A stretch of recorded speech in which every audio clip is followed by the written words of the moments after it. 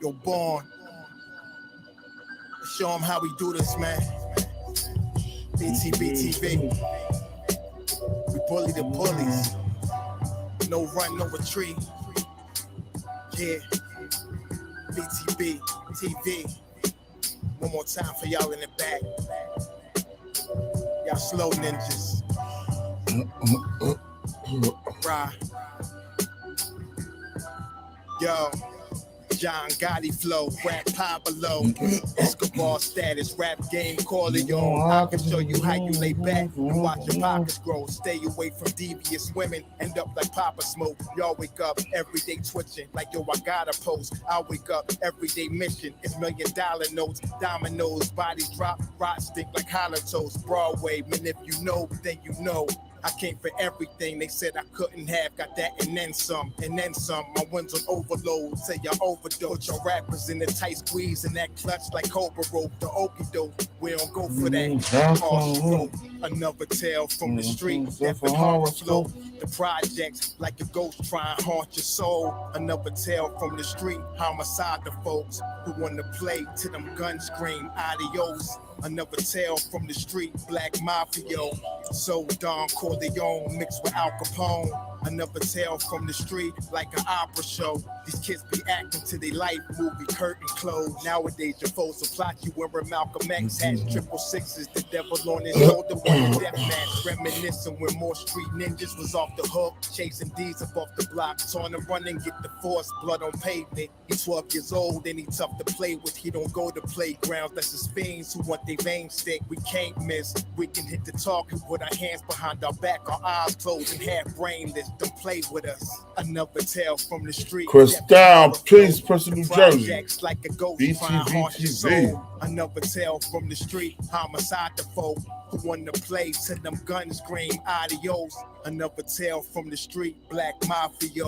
So Don Corleone mixed with Al Capone. Another tale from the street, like an opera show. These kids be acting till they like movie curtain close. Yeah, BTBTV.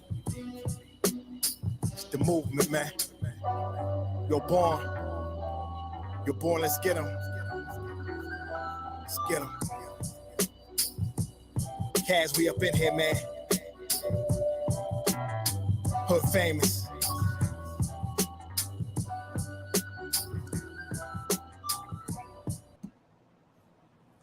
Yo, peace to the 5% nation of God's and earth. Salam alaikum, alhamdulillah, rahman to Allah, to all the Muslim brothers and sisters out here in this YouTube world. This is the King of New Jersey. This is BTBTV. We bully the bullies. Y'all already know what it is. They show I'm about to do. I'm doing it because someone asked me to. Yeah. They came in my comment section. They told me they want to know about the war between the Haitians and the Americans back in the 90s and early 2000s in Elizabeth, New Jersey, and how it started and what happened to people that was involved in it. And I'm going to say something about that. Wax Dog Salute. Now, I'm born and bred in Elizabeth, Eastwick to the fullest, you know what I mean? Yo, Kay Harris, salute. Kay Harris know about them wars. She was doing that shit was going on in the WIC. When everybody was killing each other over a park.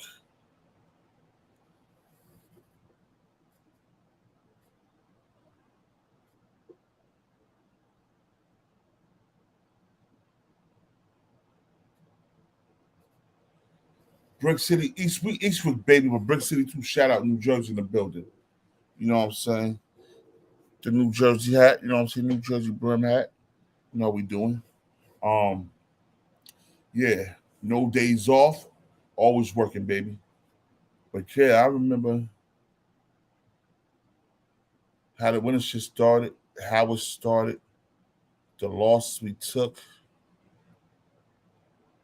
the people that got hurt in the situation, the years it took to rebuild the trust between the Haitians and the Black Americans in Elizabeth, New Jersey.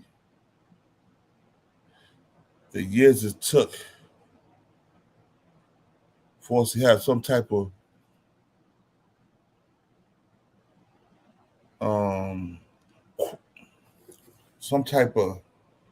how can I say it, righteousness with them.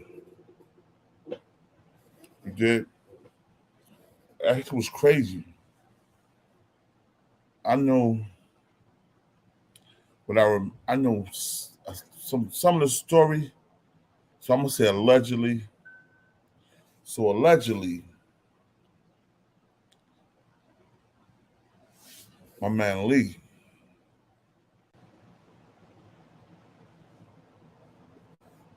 New Jersey J in the building. Yo, Jersey, we about to this story right here, bro.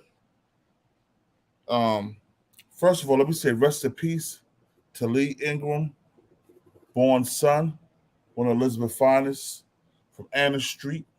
Mm-hmm. He got murdered in the Haitian Black American War of the 90s and early 2000s. Because the shit lasted a long time. People don't even know that. Oh, man.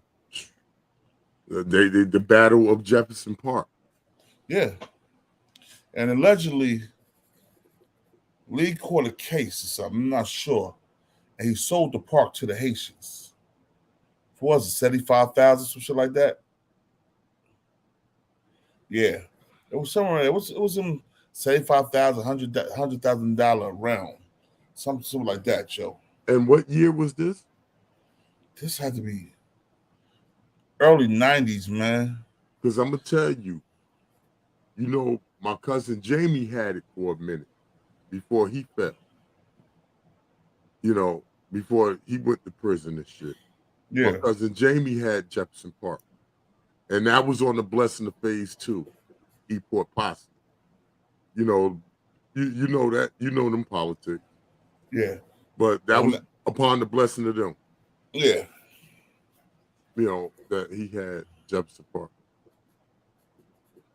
But after my cousin went to jail, like the politics of it kind of fell. But when you think about it, if you were around there in the 70s and the 80s, all them buildings on Madison Avenue and Jefferson Avenue, yeah, Anna Street that surround the park, there were Haitian people in them buildings in the 70s. Yeah. You know, so geographically they had rights to bang for it. But you know what you gotta say, you gotta understand this too. There was Spanish people in them apartments too. Yeah, but was the Spanish people on the neighborhood wave? They wasn't out there like us. And the Haitians wasn't out there like us. For a while. They started smelling themselves. They started smelling themselves in the late 80s, and they started coming out. Because, listen, I'm going to be real with you. There were some Haitian dudes I went to school with that I'm, like, solid with. Me too. You know what I'm saying? Like solid motherfucker. And, like, when they come out, they're around us. They gravitate to us. It's love. But damn, look, I've been living here since I was 5, 6 years old. Man, I should be out here doing this. This is my shit. I'm watching y'all from off my porch, out my window. Yeah. You know, so like in some instincts, they have some kind of right to that. I mean, it's right there. You can consider it their soil, they live there. Now, check this out. The Haitians that was living there wasn't the Haitians that started the war. Because the Haitians that was living there was the Haitians that grew up with us. Most of them was born in America. Right.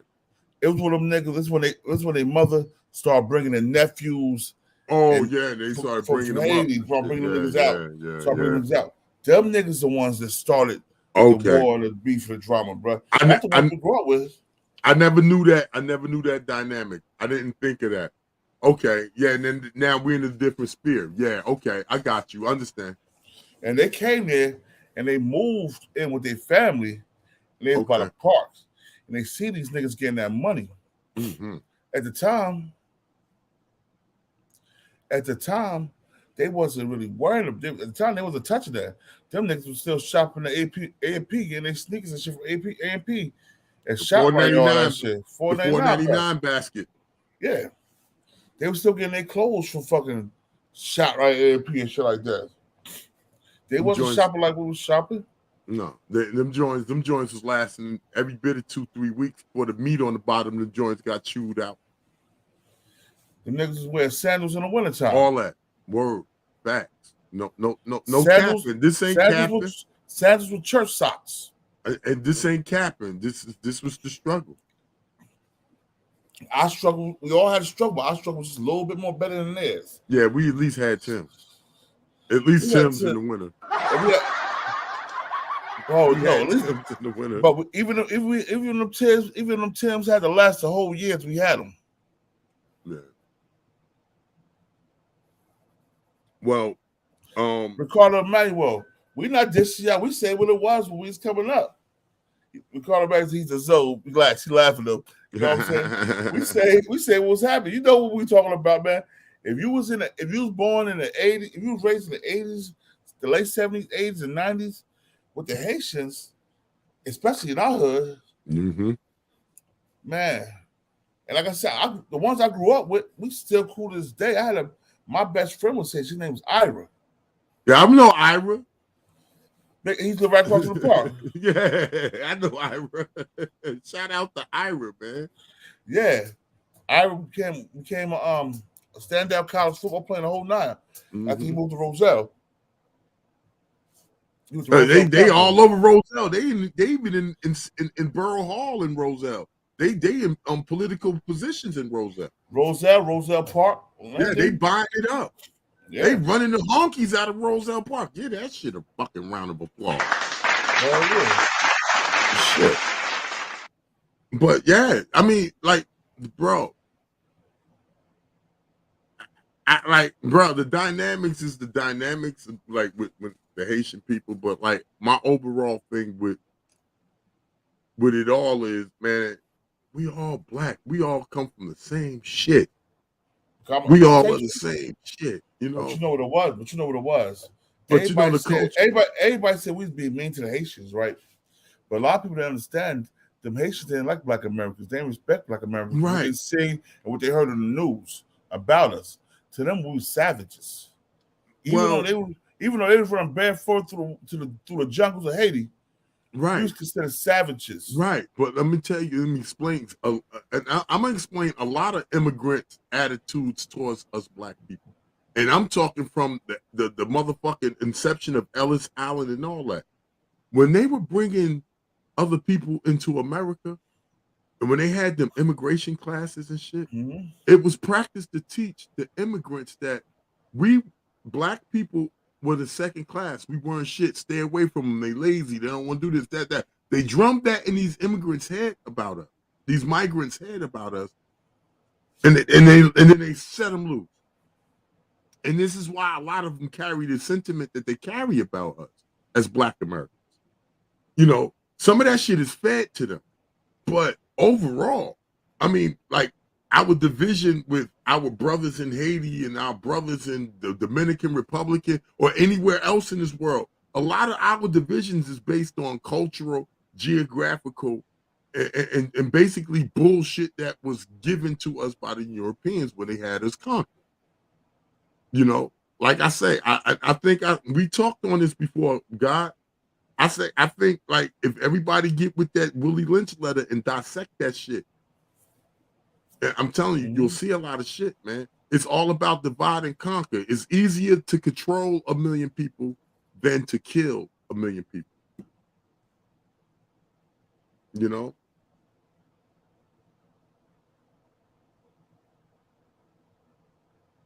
So Randy. You talk about Randy Green, right? My cousin Randy Green, you talk about, right? Rashad Little. Rashad, hit the link, bro. You from Eastwick, bro. You know the dynamics, bro. I remember Rashad Little. Randy when he was 23. That started the war between William Street and Jefferson Park. Yeah, I mean, because East Grand and Captain was popping too. My cousin Bobby Craig, BC, was over there. Them Robert Jeffries and shit. Yeah.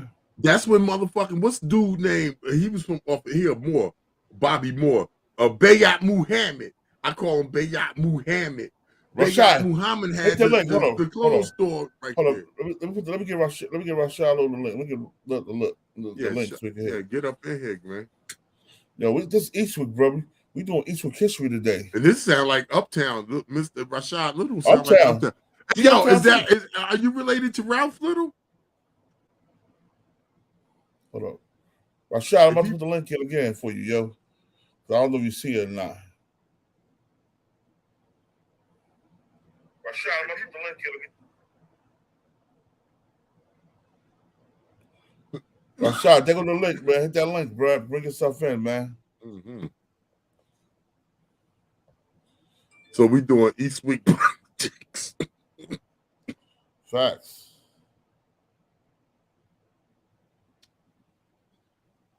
Eastwick politics. Eastwick politics right now, man. You know what I'm saying? Let me see if I get Hussein in here. I seen him on Facebook earlier. I should have hit him. Let's see. See if I can cut Hussein. Question for you. Hey, question for you right quick. What's up? Did you get to check out that whole hour and 6 minutes of that podcast I sent you a link to? I checked out most of it. I didn't look at all of it, but there was some good music. Did you? That's what I was going to ask you. What you think of the music? He was nice. Yeah, he ready to go. So I'm that's my little cousin, man. I'm just trying to push him, man. You know what I mean? Facts. No, that's how you're supposed to do, bro. You gotta push him, man. Hold up. Copy one. I know I ain't got no bail money. I ain't got no bail money. So you get locked up, nigga. You do booking. Facts. I do this for you. I ain't got no bail money. I'm just saying. Shit. Yo, Ra, you coming in? Hit that link, bro. It's right there, man. I put it in for you, bro. Oh, you know what I learned about Streamyard today? So unless I'm doing something wrong, you can't do this shit on the phone. You can't do it on a tablet or phone. Oh, you can? Yes, you can. Yeah. Well, I gotta redo it. I gotta retry it then. Well, maybe I'm doing something wrong. No phone. Yeah, and I remember this day, man. Like I said, Lee's supposed to have Sunborn was supposed to have sold the park to the Haitian niggas. So I think Sunborn thought he was going down do a lot of time, but I believe I ain't gonna say he beat his case, but he didn't get as much time. You know what I'm saying? Because he was able to fight with a good lawyer. Right. So he came home and he said, and are we putting the name on who was supposed to have sold the block to him? Yeah. Who? Sunborn. You talking about his last name Williams? Ingrams. Yeah, Lee Ingrams. He's from Anna Street. He lived on Anna Street, right on the corner of Anna and Jefferson. You remember the house that Kiki is? Kiki George, Kareem George. Kareem George. The house they lived in? They all lived in the same house. All right. It's that greenhouse. Yeah. All right, okay, yeah. All right, I'm familiar. All right, so he sold the block. So allegedly he sold the block. Now I'm kind of. I mean, like in the midst of the war, was that what started the war? That's what started the war. What started the war was him coming back and taking the block back when he came out. And what year was that? Allegedly. That was like that was earlier than that, but that's like 91, 92. Right. Bro. Now, do you remember the incident where they was having the party at the PAL and they ran up in there, motherfucker had some kind of assault rifle, and one of them motherfuckers had a stick of dynamite. Yeah. I remember the PAL. You remember that shit? I remember that part. Yeah, definitely. Yeah. So that's when it was probably beginning then, because at that time my cousin was locked up already. Because he didn't lost his position by default as far as handcuffs. You know what I mean? Nick Q, welcome back. I hope you're feeling better. Y'all got shout out to Nick Q, y'all. She's getting over COVID. Oh man, bless your heart. She was down for a minute. You know what I'm saying? You know my insensitive nigga ass don't pay attention to shit like that because I sick. I don't give a fuck. I'm gonna ride it out. Yeah, well, listen. So niggas are sick. We're some insensitive black niggas. Listen, we'll come to women being sick. When we get sick, we want the world to know. Yeah, well, listen. You drink water and walk slow with it. You know, get better. Yeah. Hope everything works out for you. I see you, Jersey Rich. Yeah, man. Okay, Jersey Rich. Yo, they was in East Orange too. They was in East Orange, Elizabeth and Irvington. Heavy. Bro, they got Irvington. They got Irvington in the Cobra Clutch right now. Yeah, Irvington, the Cobra Clutch. They got that motherfucker in the Cobra Clutch, the doo-wah twist, the camel clutch. The camel clutch. They got the niggas in the figure four. The figure four leg. Hold up. They got them niggas in $1 million dream, like.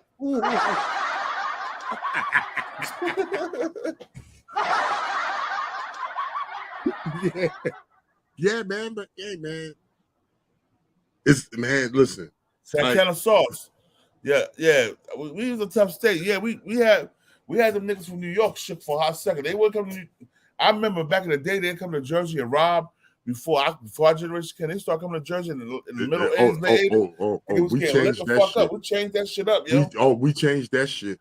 Hey, yo, New York run out Jersey like this. I'm gonna tell you some shit that happened to us. We on Flora and Catherine. Yeah. Motherfucker pulled up in a burgundy Pathfinder. They was from Philly. Never forget it. They showing us jewelry. Yo, man, we trying to sell this, blah, blah, blah. And they showing us jewelry and shit. Yo, it's real, blah, blah, blah, blah, blah. Remember Al B? Yo, shout out to Al B. Hold up. Watch this right there. This is what I'm gonna do. Since these motherfuckers be bullshit. You gonna call him? Hell yeah, I'm gonna call that punk ass nigga. Hey, yo, call him and ask him about when niggas pulled up on us. We was on the corner of, we wasn't even on Flora Street. We was on the corner of Emma and Catherine.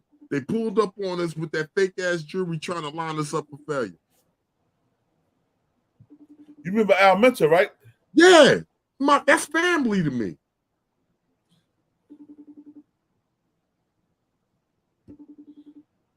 Hold on.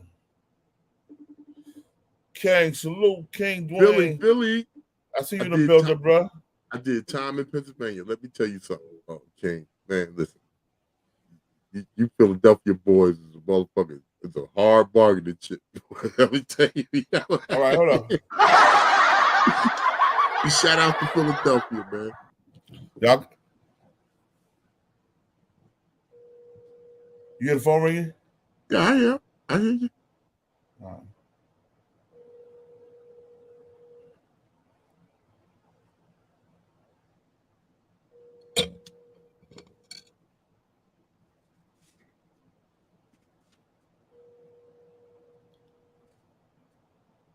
I know this nigga ain't drinking no Henny right now. Talking about Al. Oh, no, it's tea. Please leave your message for 9. I'm taking a break. I ain't taking a break. Where my bottle with, nigga? Hey, nigga, I got a bottle around. All right, now listen. Not the doocy. That doocy, nigga. Ooh, get that doocy a round of applause. Yeah. And it's not the little bottle, nigga. I just got big hands. Ooh, you should have moved. It's not the little bottle, nigga. I just got big hands. You just got big hands. Yeah, man. I dig it, man. Not the doocy. But yeah, we sitting on the corner. Motherfucking truck pull up, Pathfinder pull up. Yeah, all this jewelry talking about they trying to sell it. That's when Al B had that Taurus. Yeah. And something about it wasn't right. They was like, nah, right? I don't know if you remember Tyrone Brown, tall brother. He used to play basketball. Tyrone, my bro. That's my big bro. We used to play ball together. He was there. He was like, yo, they about to rob us, bro. I was one of the first niggas to go, pew. I took flight. I got the fuck back, nigga. I was hitting fences. Tyrone Brown was like the Michael Jordan uptown. Yes, he was. That motherfucker had a jumper. Yeah, that nigga jump out the gym. He was tearing Mickey Walker Community Center ass out the frame on that basketball court. But that nigga can read cat in the hat. He can't. Yeah. Well, that's No, that's my bro. I'm joking. You know. Sorry. You know we ain't go to class. We play basketball, nigga. We ain't go to class. Well, nah, I was the opposite. My mother, the school. About Orange 2 King of New Jersey. Yeah, man. Look, Orange is the shit. I love East Orange. I say East Orange, North. I mean Elizabeth and Irvington. Them Haitians migrated there. Yeah, it was like, and then we ran them niggas out of Elizabeth. It took a long time. We ran them niggas to Roselle. Yeah, they King Dingling out there now. They on top of the pile out in Roselle. They even in, like I said, they in the borough hall. They in politics. I don't know if they marry Haitian or not, but they got a black mayor in Roselle right now. That's Jamel Holly. That's my family. That's family. Yeah, you know, Jamel Holly, but it's black people in politics. Like I say, but when you think about Roselle back in the 90s and the 80s, it was ran by white people. Peace, bro. Yeah, it was ran by white people and the Klan. Like some of them people and white people were clannish in that area. Joe, what niggas don't understand is at one time, Roselle and Elizabeth were one town. Yes, sir. That's what Elizabeth was. Yes, Roselle was Elizabeth, and we was the capital of the state of New Jersey. Now listen, I'm gonna give you also another tidbit that a lot of people don't know. The majority of the landmass of the Newark Airport is in Elizabeth. It's Elizabeth. Hey, like 75% of it, yo. 70 to 75% of the landmass of Newark Airport is in Elizabeth. They pay us for that shit. They pay us rent. You give that shit a round of applause. Hey, Newark, don't be late with your rent. Or we're gonna shut your planes down, nigga. Shit. Yo, Ricardo Manuel said that's Elizabeth. The airport is Elizabeth. Facts. And the water, majority and the docks, of it is. And the docks Elizabeth too. Oh yeah, port. Yeah. The port, even the Port Newark, that's still Port Elizabeth. Port Elizabeth. But seeing being that Newark was the biggest city in the northern region, it's like the I know it's the seat of Essex County, but geographically Newark is a big city. You know, it's little New York, and everything got to go through there. But you know, the WIC was so big they had to break off a piece of 1 acre park to give them Roselle to make Roselle. So yeah, yo, Elizabeth's huge, man. Elizabeth was huge at one time, especially we had Roselle, and then we had the part of Linda by the highway that was relocated Bayway. Remember, they turned most of Bayway into Linden. Because at one time, half of Linden was Elizabeth. Yep. Around that area. Yep. Yeah, man. I love my city. Oh, Mr. Executioner, man. I used to be around PM. I'm from Uptown, baby, man. Uptown and migrated downtown, but I used to be a PM. I had Westminster on Smash or Smash Lock from like 91, 92 all the way to 2002, man. Dude, I did time in between that time. You know what I'm saying? Population-wise, they're the biggest city. Violent is the biggest city in New Jersey. Landmass. Elizabeth is one of the top. I don't know what percentage it is, but Elizabeth is pretty big landmass. AK said he the king of Jersey. AK is a pillow biter that sucks off whack 100. Ooh. DJ Academics. Sorry, AK, that don't sound kingish. Oh, this nigga said Angelo Maximus. You hear what this nigga said about Jersey City? Let me see. Jersey City is the second biggest. That could be argued. No, because Jersey City is pretty big. It's small. Really? Remember Jersey City? Then they got Hoboken. Then they got Union City. Then they got West New York. Lafayette Street, Uptown in the building. What's up? We see you. Then they got East New York. You know what I'm saying? Think about it. Yeah, East New York. All Bayonne, that Bayonne. All that is a part. Union City. Union City. It's a lot. Yeah. Jersey City. Jersey City about this big. Then Bayonne, then Union City, then She said Hoboken. Newark, Jersey City, then Patterson. Patterson small. Beetlejuice, the king of Jersey City.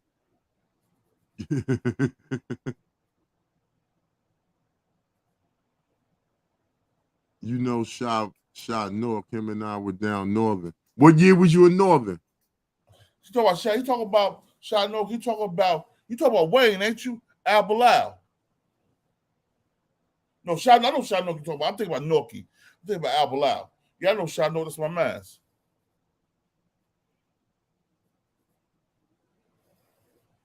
Angelo says 3 biggest cities in New Jersey is Newark, Jersey City, and Patterson. That nigga high as hell, bro. Let me see. Patterson and Jersey City small. In the Bayway side. Okay, well, I grew up uptown. I'm my feet planted on Jackson Avenue now, but I grew up on Emma Street. Yeah. The Catherine Street side. I grew up on Bond Street, moved to Anna Street. And the highway, that was a Florida highway. Then I moved. No, I was at Bond Street. I grew up on Bond Street and Bond Street and Henry. Then I moved to Anna Street like some years later. Then I moved to Warner Street. He said, "Would you box AK in a celebrity boxing match?" I'll smack AK in a celebrity boxing match.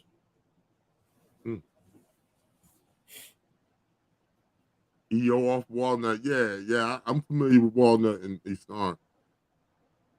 All right, shout out downtown. Huh? Ain't that what the club was in Walnut? In East Orange, the club. What's the name of that club?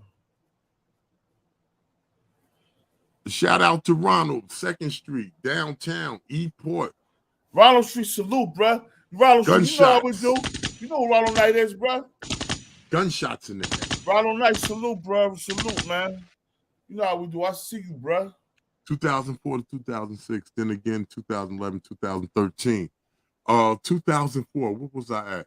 I was in Pennsylvania by that time. Because I was in Northern State when they first opened it up, like the first 2 years. I started a bid in there in like 92. From 92, I ain't last long there. Yo, Ronald, hold on, Ronald. I still know your ass for letting your pit bull bite my sister on the leg, nigga. Ooh. I went to jail, I can't catch you. Nah, Ronald, Ronald and his brother used to have pit bulls and shit. They used to breed pit, they had pit bulls. Them black niggas had pit bulls and shit. They had a bunch of them. They're from Elizabeth? They're from downtown. And I remember my sister seen one of them. You ain't talking about Dookie D people. I'm like, it might be Dookie D people. Dookie, you know, he was on them dogs heavy back then. Yeah, he was. Yeah, he was breeding dogs and shit. Yeah, Ronald, I forgot Ronald's brother name. Ronald Knight, his brother something else. His brother named something else. Can't remember. Hey, Ronald, what's your brother name? They look just alike, though. I thought they was African. That's how black they were. They was black with curly hair. Hey, Angelo doing a lot of Googling. I think he Googling. Okay, Maximus. All right, that's what's up. Right now. Right, so Newark, Jersey City, Patterson, Elizabeth, then Tom's. All right, we in the top five. Yeah, we top five. Fuck it. Right now, how right now doing, bruh? How right now doing? Yo, Ronald, hit that link, bruh. Hit that link. You know what went down when that shit was going down. You know how we was beefing, man. Ronald, the link is in the chat. Hit the link, Ronald. I know me and Ronald, we grew up we always grew up I moved downtown to the Pioneer Homes. Mm-hmm. That's why I met Ronald and his brother. You know what I'm saying? Downtown to Pioneer Homes. Ronald was a little bit younger than me. Ronald hung with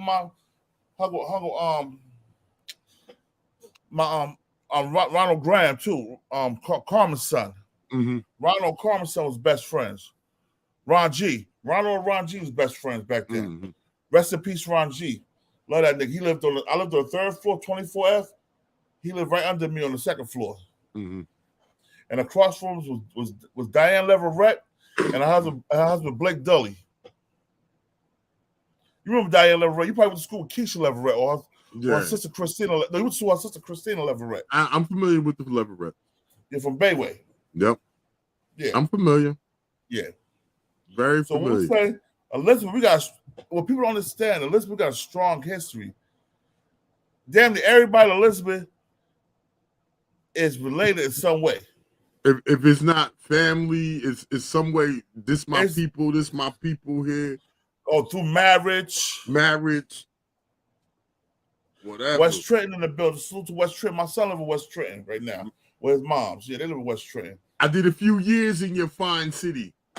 Well, not much time in West Trenton. That's where Kraft at. But Trenton State. I was at Assad in Trenton. I was at Assad in Broadway. I was in Assad and Trenton, Assad and population in Trenton. Salute Baltimore. I see you at a building. But now we getting back to the Elizabeth. Let's get back to the Elizabeth. The Elizabeth and Black Americans and Haitian beef. Right. I don't understand. P. White, UK. I got my UK general in here. P. White, UK BTBTV general. Salute. He been riding with me since I started my channel back in 2017, bro. Salute to you, brother. But when that shit jumped off, there was a lot of stuff going on. And you know what? I'm gonna tell you something. When they cousins came from Haiti, the ones that 050 Wax AP, my brother here, he made it. Yo, bro. Hold on. Guess who he is, bro? Guess who his family is? Bro? Who that? No, I'm talking my boy Jay. Guess who your family is? Oh, you telling him guess who my family is? Guess who his family is, Jamil? Who's the biggest family uptown? The Bakers. He a baker. Yeah, he a baker. He one of them motherfuckers. When they come, they pulling up. Hold up. The Bakers pulling up with kids in the stroller with a stick in their hand. The dog coming with a stick in his mouth. They come to rock. And they coming from all over Elizabeth. Shout out to the Bakers. Yo, bro, I'm going to keep it real. The girls are harder. The girl bakers are harder than all the nigga bakers. Yeah, the girl bakers will fuck you up. They will roll you up. If you go with one of them girls, you cheat on them, they gonna the whole squad on you. Don't even go with one of them. Stay away from them. Don't even date them. Just stay away from them. How you doing, beloved? I'm cool, bro. How you, man? I'm blessed, man. Every day above ground is a blessing, bro. I'm good. What's going on, bro? Man, we chilling, man. Hey, right on night, I told you to tap that link, bro. I put the link in the description at the top. Tap the link, nigga. We all Eastwick, yo. This is Eastwick shit. Rashad Little, hit the lick, yo. It's Eastwick right now. We dealing with that beef, the Haitian and Black American beef in Elizabeth from '90s to the early 2000s. That's a fact. I say that, yo, bro. I was in high school, bro. I'm gonna talk about Lee in a minute, but I'm gonna tell you some stories of this shit, right? I remember we was in high school, bro, right? And them motherfuckers jumped my cousin Tyree. Salute to Tyree, Davenport, Bone. You know, here in Jacksonville. I'm here in Tampa, Florida, right now doing this thing. But I remember them niggas jumped my cousin in high school. And I was, matter of fact, me and my best friend, my cousin Leon Hobson, we was fucking in New York City shopping. You know what I'm saying? We had we had caught a lick. You know what I'm saying? So we like, you know what? Let's go shopping and get us some grams. Went to New York, we closed shopping, got about, I think we got about 200 grams of crack. You know what I'm saying? Yeah, we were shopping with the McDonald's. You know what I'm saying? So by the time I got back to the high school, it was lunchtime. They're like, yo, them niggas just jumped your cousin. Like, who jumped my cousin? They're like, them Haitian niggas. I like, what Haitian? What Haitian niggas did it? They was like, oh, it was Ghostly. And I'm like, Ghostly? I'm like, all right, bet, I got this. So, you know, the Haitians all hung at Edison High School. That's a tech. Fact. I walked my ass down to Edison Tech. You know, fire extinguishers that hung on the wall? I took the fire extinguishers off the wall. The first Haitian I seen, I cracked him in the head with a boom. Them shit hurt. His boy ran up, I hit his boy. Boom! I had like 6 Haitians in the head with the fire extinguisher. Yo, by the time Mr. Gatlin and Mr. Grant, what's his name? Mr. Grant was the principal at Edison. By the time they was able to get the security was scared to touch me. Them Haitians was like, they ran to my cousin the next day, right? I got suspended. They kicked me out of school for a month. I got suspended. They see my cousin the next day, like, yo, man, your cousin crazy, man. He crazy.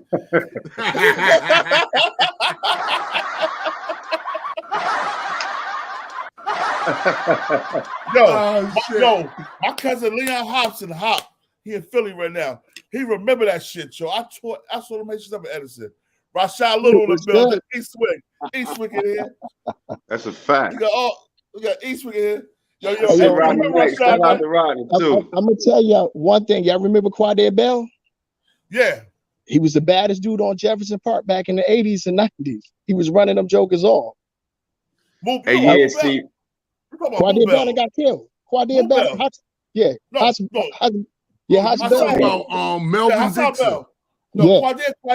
Dixon.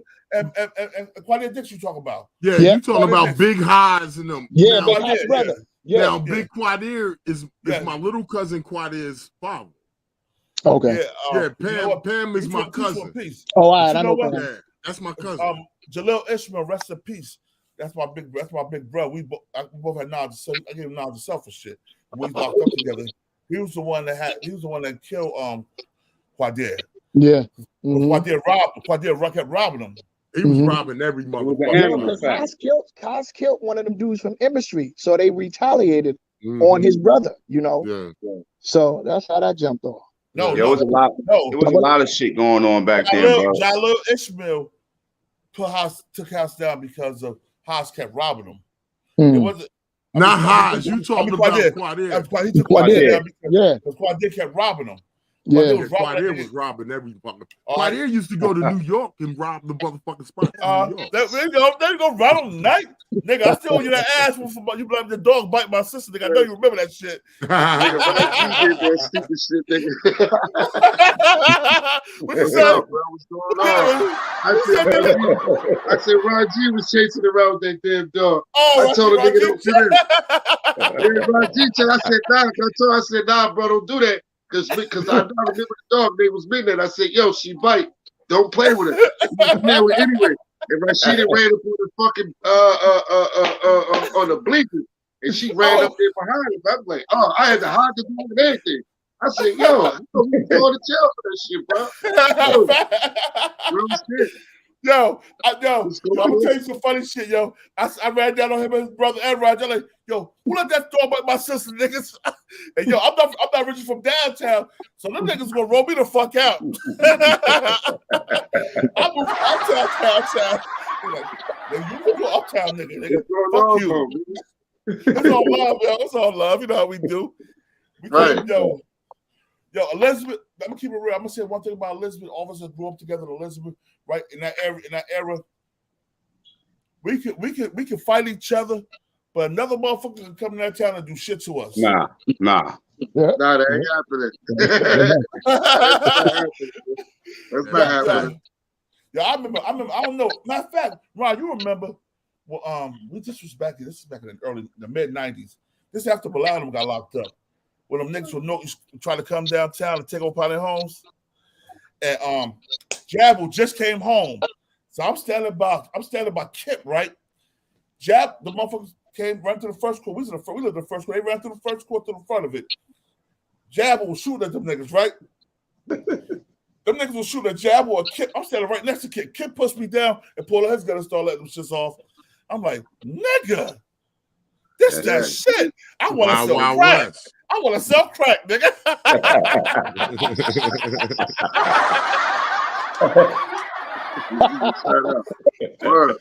That was crazy back then, bro. Word, it was real crazy back then. Wild West. When we beef with the Haitians, though, everybody in Elizabeth was beefing with the Haitians at one time. That's a fact. PM, Walnut Street, Flora Street, Grand, Flora, Midtown, and downtown. Everybody. Y'all meet up right at that park. Yeah. Facts. Right by Jeff. The park by Jeff you're talking about, right? Yeah. Right, exactly. Yeah, Jackson Park. I came out of Jeff, it was like 100 of them, bro. We come out of school, it's like 100 Haitians right there. I'm like, damn, they deep. Bro, but y'all remember the ones, deep. Y'all remember the ones we grew up with that was born in Elizabeth? Mm-hmm. When their parents brought their cousins and shit from Haiti, them the niggas started all the drama. Because we was talking to motherfuckers. Yo, they got tired of being picked on, telling them they need deodorant. Mom, Haitian body Haitian body Yoda. So so they just got tired of that shit. The niggas just stood up though. That nigga used to come downtown in the station wagon in the army. Yo, and like I said, I'm gonna keep it real. We incited a lot of that beef between the Haitians. You know what I'm saying? Because we used to pick on them and crack on them and all that shit. That's a fact. We used to, them niggas used to wear open-toe sandals with stress socks in the wintertime, bro. You had to crack on them, nigga. Yo, who was them 3 big triplet Haitians that was in Elizabeth? The real big fat ones. Them was the big. Yeah. The one that had the big boy Acura, the white one that used to come up to the high school. He had the white Acura big boy in 95. I know you're talking about. 95. You talking about Al Bilal? You talking about Al Bilal? Al Bilal, that's Wayne. No, that's Wayne. I'm talking about them Haitians, them 3 triplet Haitians. They was real big and fat. Yeah, it was a Haitian called Al Bilal too. Oh, I don't know. No, Bilal was a Haitian. Bilal was a black Muslim from North. He moved to Elizabeth. Me and Bilal was hustling together at first. And then Bilal started hustling with Clifford and them in Jefferson Park. Right. Clifford, Kiki, Zoom, Fecky. Lil Phil, Kiki, Zoom, Fecky. That's when all them niggas was up there at the park. Right. Mm-hmm. Yeah. I remember that shit because Bilal, the reason I cut Bilal off because what's her name? Kia Patterson. She was going with Noel, rest in peace, Noel Negron, right? And me and Kia Patterson, we was flicking our tongue at each other in the lunchroom, fucking with each other, talking shit, right? So the nigga, I'm never gonna like this nigga. Hassan Robinson, Chinese ass, funny looking ass, tall, Bigfoot ass, goofy ass nigga.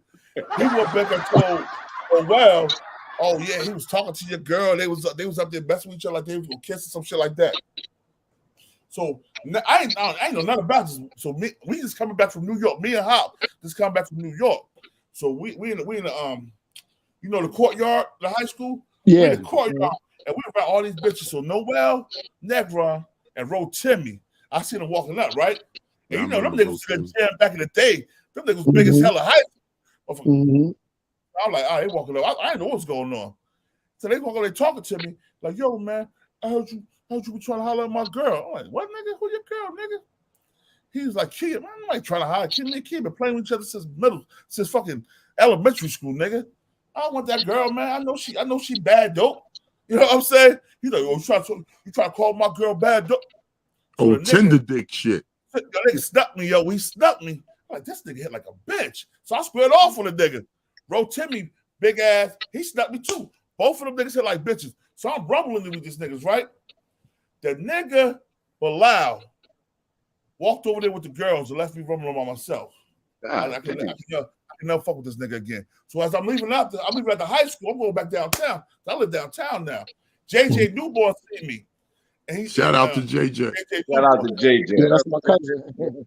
And JJ was like, yo, where you going? What's going on? My clothes was all torn and shit. I'm like, yo, niggas jumped me down. He's like, who? I'm like, Noel and Bro Timmy. He's like, yo, I'm taking the G house right now. So he took me to G house. And so G was like, yo, tell them niggas they gotta shoot my cousin, the fair one. Noel never shot me the fair one. That nigga ducked me. By the time I seen that nigga, I already did my first bid. And now I'm born divine almighty Allah. I'm not just Kwayum no more. Right, I'm the God now. 6'7", about 330. Yeah. That's what it is, nigga. So did y'all scrap? He didn't fight me. That nigga gave me a hug. You should have kicked him in his balls. Hold on. Listen, that nigga gave me a hug like, yo, peace. I'm glad you home. Look at these niggas like. You should have kicked him in his nuts. Let me tell you something. Hold on. Hold on. You remember they grabbed their mother on the motherfucking Candyland. Remember that shit? Yeah. Facts. Their mother on Candyland. Right. What's that? Bond Street right there? Bond Street. Yeah, Magnolia. Magnolia. Magnolia was on the corner of Second and Magnolia. That shit was in the middle. That's Bond and Mag. With a Chinese stores at right there on that side and James on that side. You talking about what Hassan used to be at? You talking about what Hassan used to be at? No, the candy lady. Yeah, Candyland. I'm trying to remember. That's In the middle. Okay, The Bond shoe, yeah. right, Bond, right? Yeah. Right. Yo, right. That was Noel and them mother or grandmother's son. So they used to live. I remember they used to live there. Now you Noel Negron. That's who you talking about, right? Yeah. They got family name Michael Negron? That's his big brother, and Arthur Negron's his other big brother. Right. Art Negron. Yeah. Art used to ball. He used to jump out the fucking gym.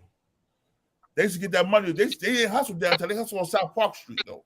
You know, Donald Johnson Sr., DJ C, the prosecutor for the Union County Jail. He was like the head nigga at Union County Jail, the director or some shit like that. Wow. DJ. You remember what I'm talking about, right? Yeah. DJ, little DJ father, Donald Johnson Sr. He ran the CEOs of Union County. Wow, I didn't know that. Yeah, he was the head nigga. That nigga walked around in a suit, yo. He was like internal affairs for the county. Wow. That nigga wasn't doing his job. Hell no, we all gotta ask about the Burt brothers. Yeah. I used to fight. Hey, they whooped my ass. Hey, listen, hold up. They used to whoop on me, but I put it on my mother and my dead homies. I used to bang with them. I swing back. Yeah, you swing back, but them niggas was whooping. You gotta do it. By the time because you gotta do it for everybody, right? Because you gotta get your shit off. Because once they get you in that hole, dog, you better. Your ass. That's why to this day I play dirty. I'm coming with kicking you in your nuts. I'm gonna poke you in your fucking eye. I'm gonna hit you in your fucking throat. I'm gonna get the advantage because I don't know what's behind you. Fact. And I got that from fighting prison guards and shit. Yo, you know what I'm saying? I better get off before the rest of these niggas come. Because if they come, it's over. Y'all remember when the Latin Kings came to Elizabeth? Y'all remember I was probably gone by then. Yo, this is 96. I was in the county from 94, and it's 96. Pilon. You know Pilon for First Street. I know y'all know Pilon. Yeah. There's a Pilon for First Street. That nigga got jumped by this Latin King nigga named Jazz and his boys. So Pilon, so what happened was Pilon went to the hole and came back from the hole. And Pilon was like, yo, they're gonna try to jump me. They put me back on the same thing. So I called Jazz to the window. Like, yo, Jazz. Not him, bro. I grew up with him. That's my man. So leave him alone. They was jealous of Pilon because they want Pilon to pay. But Pilon hung with the niggas. He ain't fuck with no Puerto Ricans like that. He's like, I'm a nigga. So they want him to pay. I like, yo, leave him alone, bro. The gods, we got his back. They was like, all right, whatever. But Pilon, I don't know where they shipped Pilon somewhere. So I'm on the chair. It was me, OG Eric. You know Eric. They used to hang with Manute and them. They used to coach Eric James. He's coaching basketball. Yeah, old head Eric. So old head Eric was in the county with me, and the same Latin Kings jumped Eric over a bowl bitch. You know how you talk to bitches in bowl in the county? Yeah. Bust the bowl. They jumped him, right? So I was like, boom, I got a flush.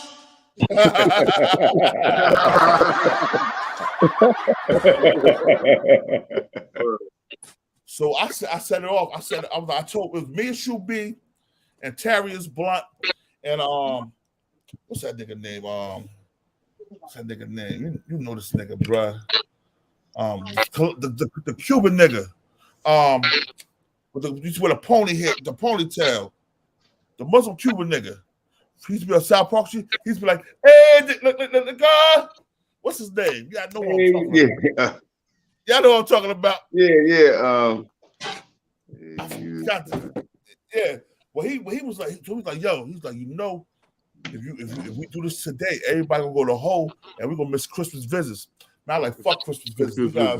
We gotta make a stand right now, yo, because if we don't, them niggas. And I'm the only one. Me and Tarius was the only one that's God body at the time. All the rest of them niggas was Muslim regular street niggas. Like, we gotta roll these niggas out right now. Because if we don't, they're gonna think we're sweet. Man. Me and Shoe B was like, yo, I told Shoe B out of the song, bro. None of them niggas came out that room but me and Shoe B. Well, I set it off for the first Latin King. Man, like 5 of them niggas was on me like fucking hyenas. I'm a big nigga. Oh shit! I backed up against the wall, and the motherfuckers start throwing jello on the floor. You know when you fighting them sandals and socks, that jello you slide everywhere. Everywhere. Shoe B came out of nowhere. For the guards. Shoe B came out of nowhere. So hook the nigga. Boom, get them up off me. So we rumbled them niggas real good, right? So I'm in a hole, and the CEO's like, "What happened?" I'm like, "I don't know what you're talking about." He's like, "Who you fight?" I didn't fight nobody. He's like, "Why you got a puncture wound? Them niggas was trying to stab me the fuck up with the plastic spoon and shit." I'm like, "What puncture wounds?" I don't know what happened. Yo, they're like, "Why that guy facing that hamburger meat? You don't know what happened?" He said you did it. I'm like, "I ain't put my hands with nobody." So I sent a whole like a month and a half, some shit, right? And they sent me to the old jail, R tier. I go to R tier. Shout out to the old jail. Shout out to the old jail. My roommate got 200 years. I'm like, oh hell, I'm like, this nigga gotta get the fuck out of here. Nigga, I only got 5. He gotta go. Put me in a room with a nigga with 200 years. R tier. Now that was like one of the top floor tiers in the old jail. Yeah, one of the murder tiers. Murder tier. Now, what was that? Was that a 12 cell tier or a 16 cell tier? Oh no, 12. Yeah, it was like 12 cells. Yeah, 12 cells. Yeah. Yo, them tiers back then, you hear me? It was survival of the fittest, nigga. Get your ass on that gate, nigga. If you can't make it back here, nigga. Ain't nobody coming back here.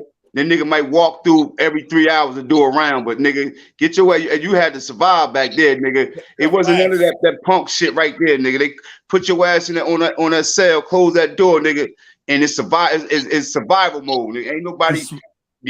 Listen, all right, listen. If y'all familiar with the old jail, if y'all was going to the old jail in the early 90s, there was a guard on A tier named Mr. Banks. Remember old man Mr. Banks? Mr. Banks. Old CO. In 91, 92, that nigga was close to retiring. Oh, I came in 94. So I probably Mr. 94. Mr. Banks, there was a white boy came on A tier because back then A tier was reception. A and B tier was reception.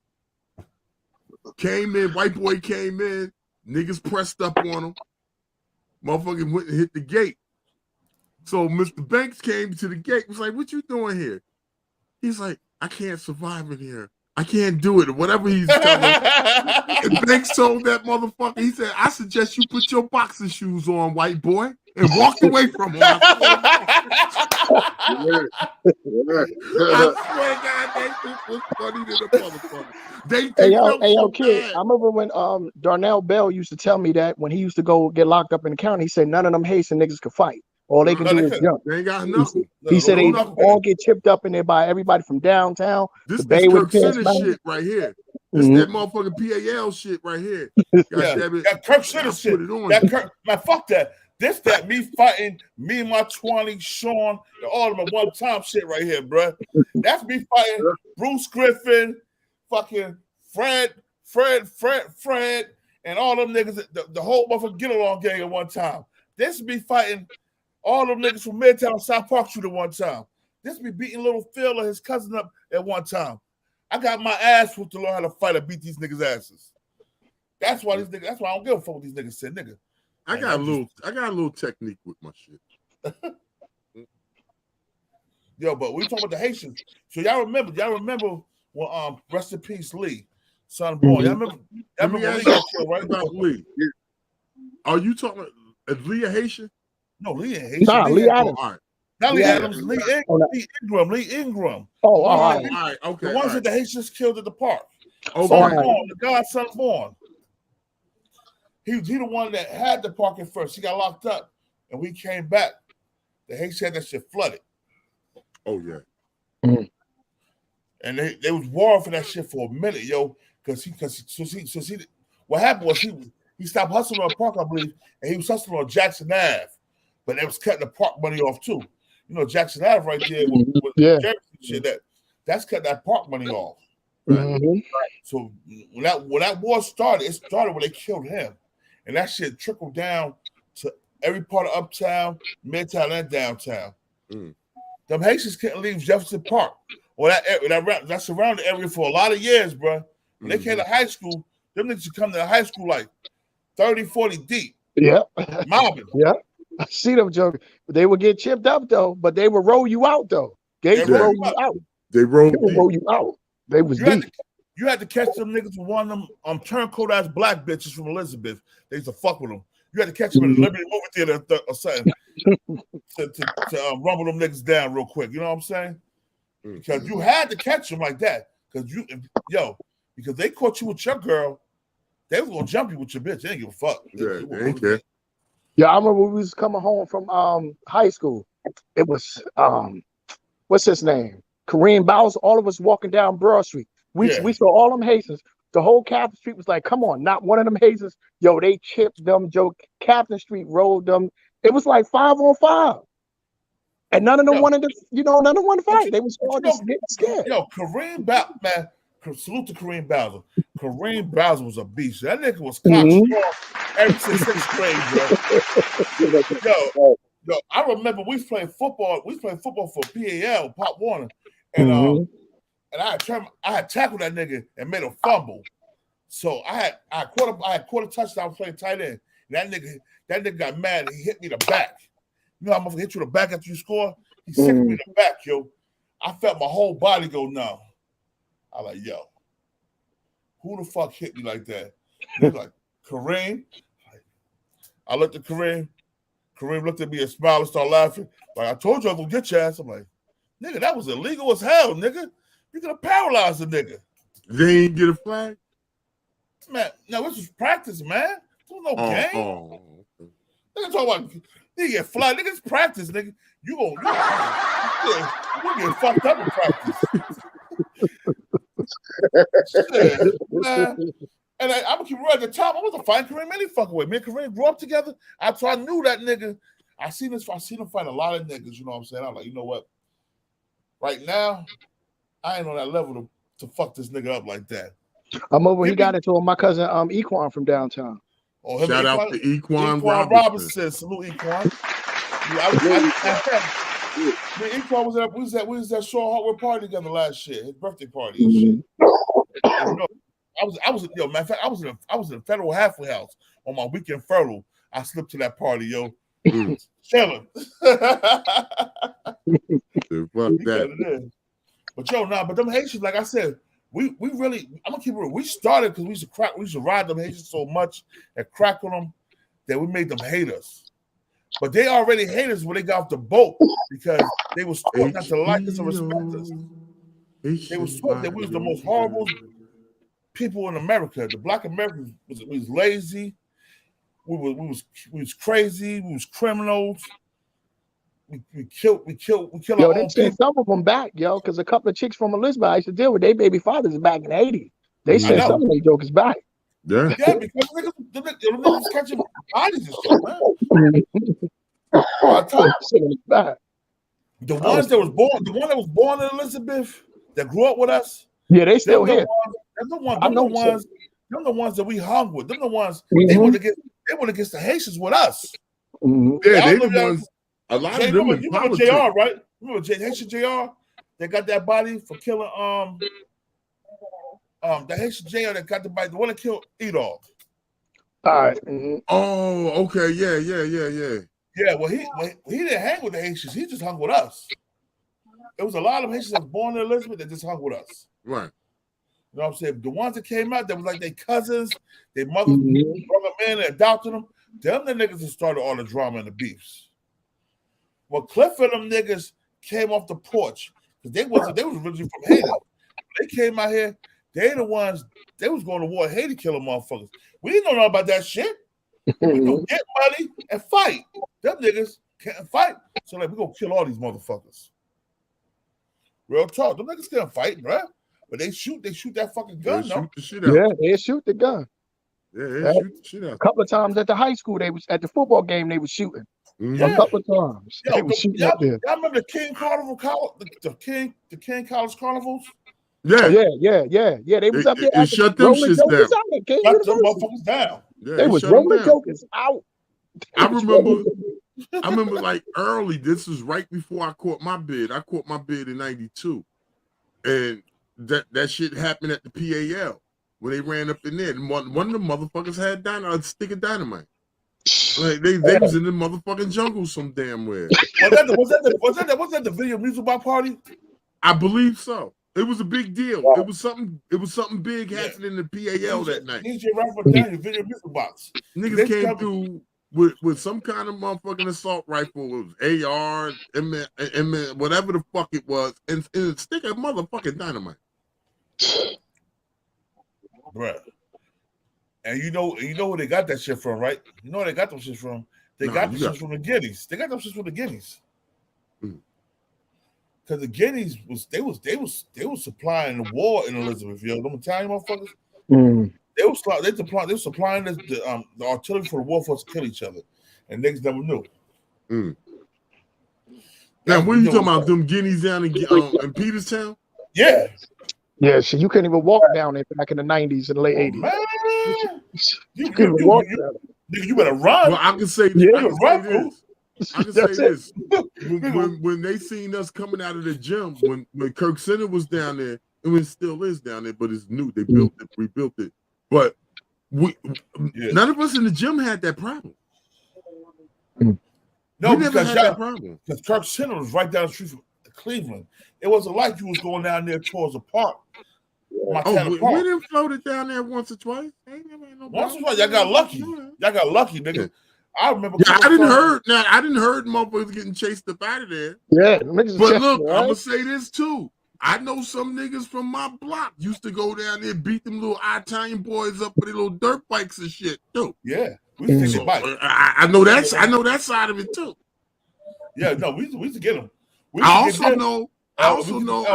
Bikes. Yo, that nigga Ron right there, that was a bike thief right there. Ron was the bike thief. Facts. Yo, Ron, you're like, who the fuck did they get that bike from? That nigga just had a BMX the other day. That nigga got that bomb goose and shit. They used to get the bikes, bro. He was getting the word. Definitely was. Yo, them niggas, him, Ron G, his brother, you see them niggas, they always had new bikes. Nigga, we all live in the projects. None of us was selling drugs at the time. Where the fuck you getting them bikes from, nigga? The 399 The bike boys. I found it. I done found it. Well, you found what, bro? Huh? Yo, what you find, Jay? Huh? What you find? Nah, where you get that bike from? Nigga, I found it. Oh, yeah. I found it. Yo, they just go Elmora, Bayway, beat them little white. That was the prime. That was for prime pickings. That was prime pickings right there. That territory. Especially Elmora. Elmora's definitely prime pickings. Sweet. Naive white people. Oh, poor black kid. Can I ride your bike? Yeah, I'm just gonna go around the corner. That's where you have the best bikes at it. Elmora had the best bikes, bro. Around one leg. Yeah. Had the best bikes, bro. They had the best bikes. Every time you went to Elmora, you got a bike. A brand new one. It's something nice. Something nice. Yeah, something nice. Remember the GT Performance, the 4 pegs? Yeah, right. You was getting GT Performance more, bro. Dinos, Dinos, all that shit. Red line. Yeah, the red Skyways. Line, Remember the Skyways? Yeah. Shit. We could get a BMX to our parents. Nigga, you ain't get no dyno. None of that shit. They want to know where that's from, bro. Yeah, word. Because them dinos was like $300 or $400 a pop. Diamondbacks. Exactly. Yeah. Diamondbacks. Yep. All that shit was expensive. We could afford that shit, yo. Yeah, shit. That shit. We could afford it. We used to go to places like Elmora and shop for them. We had them. God damn it! Look, I know some jokers I grew up with had a backyard full of bike frames.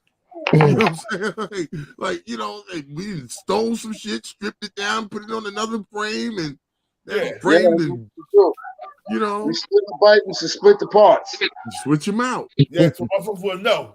Yeah, they would know that thing back in there. Yo, goddamn bike chop shop. No one should do that shit all the time. Quantisa and Andre Nash. We from uptown. We off of Bond Street. Yeah, Quantisa, behind the Nash. center. I remember the Nash is Andre Nash. I live right behind the center. Yeah, I live right behind the center. My house, my backyard was the center's wall. It was the center. All right, so their backyard was the swimming pool. No, their backyard was over there on Magnolia. Oh, so they lived across the street from. They lived across the street from right across the street. Okay, I got you. Yeah, that shit was like, yo, that shit was yo, man. Where's Andre Nash now? Here in Virginia. How's he doing? He doing good. I talked to him like a couple of weeks ago. Kenya called me. And she called me on FaceTime, and Andre was there. We was all talking. They're like, "What's up, cuz?" Like, "What's up, yo?" Yo, we had a ball growing, but that like I said, that Haitian war where that shit was popping, that shit was really popping. A lot of niggas wasn't safe. We had to run them niggas up out of. Yo, we ran the ones that was doing all the murder and shit. We either ran them out, they got shot up and killed, or they went to jail. And we went to jail, they got deported. Mm-hmm. When they was in jail, 80% of niggas in jail was a PC. But all right, let me ask you a question. What's the politics around Jefferson Park now? It's empty. Ain't nobody done. That's what I thought. It looked gutted, but everything is on Jackson Avenue now. Yeah, everything's on it. You go over there, it's like 20 dudes over there. Yeah, all them niggas Grape Street niggas. They Grape Street. Right. Now, what I was going with that as far as the Haitians, you said they were either killed off, locked up, and then deported. Now, to my recollection, in prison, I've met some Haitians that fall under the blood or Crip set or whatever too. Now, have they broken themselves down to that? A lot for most part. They get it when they fit in now. They get it when they fit in. Either they blood, they Crip. But you know what? You gotta think about it. We all black at the end of the day. It took them a long time to realize, nigga, you just like we're in the same boat. We're the same boat, nigga. We're in the same boat. We're the same boat. Just rowing against each other. Right. So, you know, it took them, they realized it, but it took them a while to realize that. Like yo, because I thought Jefferson Park was bad. I heard them Haitians in the Irvington back in the 90s was worse than them niggas. Yeah, them motherfuckers. Listen, them niggas on Jefferson Park, from what I used to hear, they used to go get niggas from Irvington. Yeah. They used to go get that Irvington was they reinforced. Mm. And when they used to come through, that's when I heard that's when the problems were. Because when that shit was popping off, I was locked up. I was gone. Mm. You know what I'm saying? I was gone from 92 to 2000. Yeah, I got locked up in 94, from 94 to 98. Yeah, I was gone. And like I say, I come home, you know, it was what it was, but then I had left. I went to Pennsylvania. It was two of the turncoat niggas from Elizabeth that fucked with Haitians. It was Bilal and it was Little Phil. Little Phil, which Little Phil? Little Phil.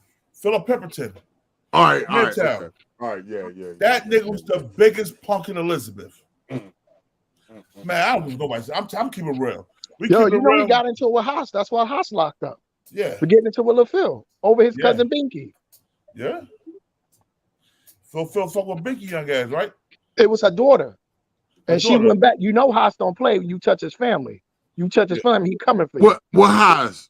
Haas Dixon. Big he locked up now. I know. He caught a gun case or some shit. It was against Phil.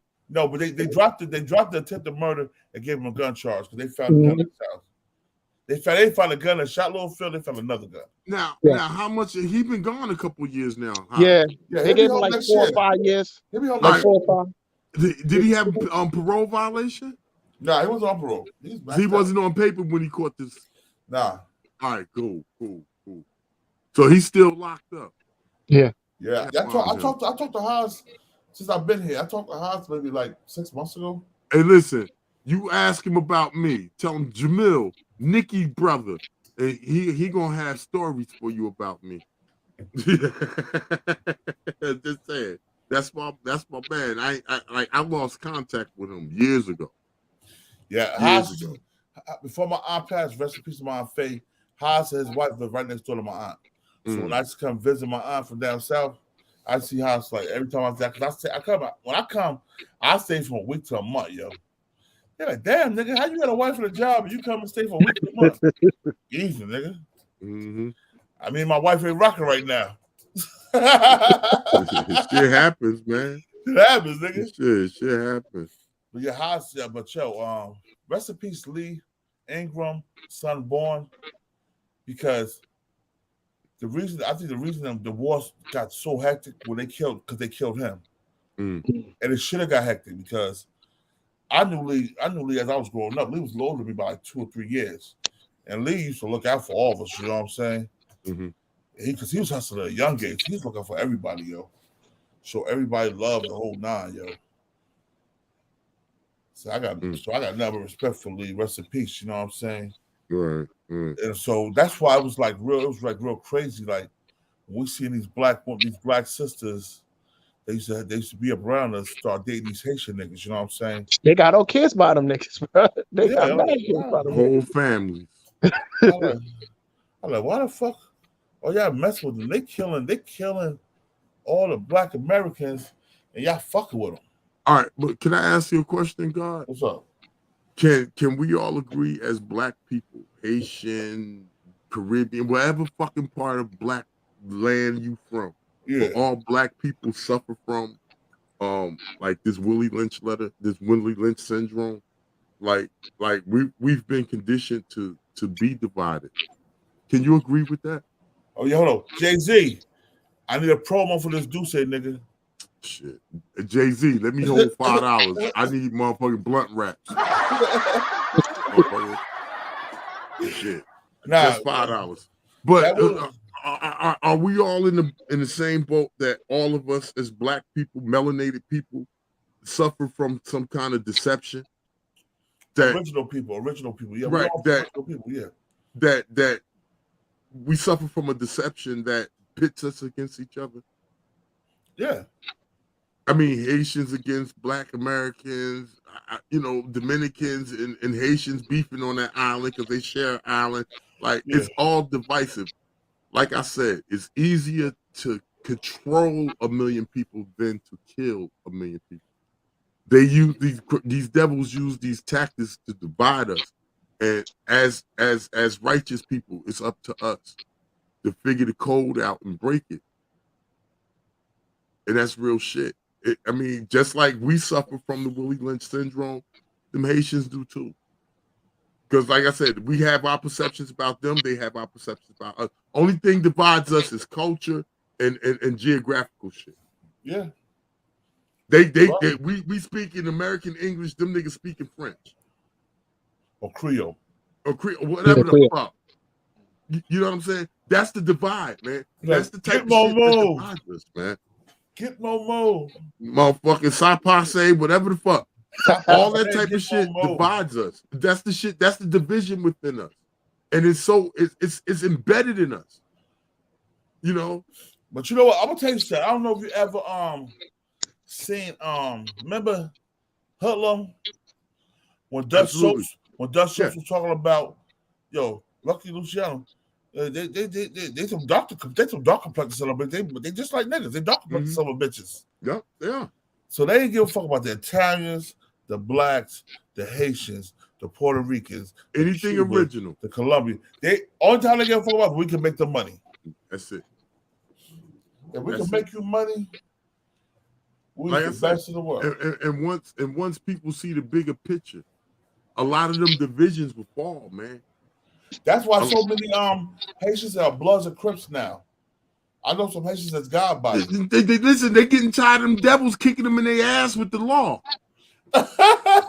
Now you guys gonna put me in the pit of niggas. I gotta be one of these motherfuckers now.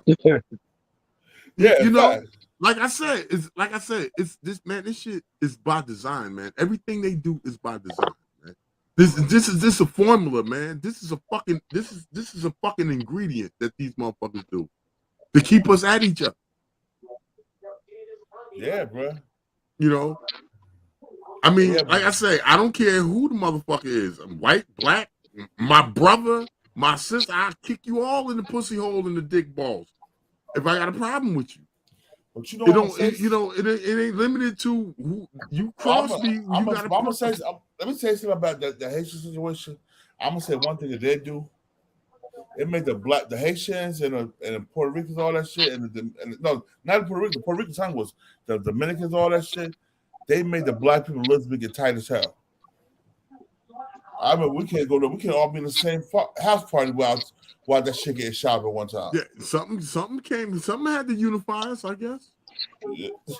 I remember. I said you remember I said my parties in my house, my apartment in 24F. Yeah. And how everybody come from uptown, Newark, right?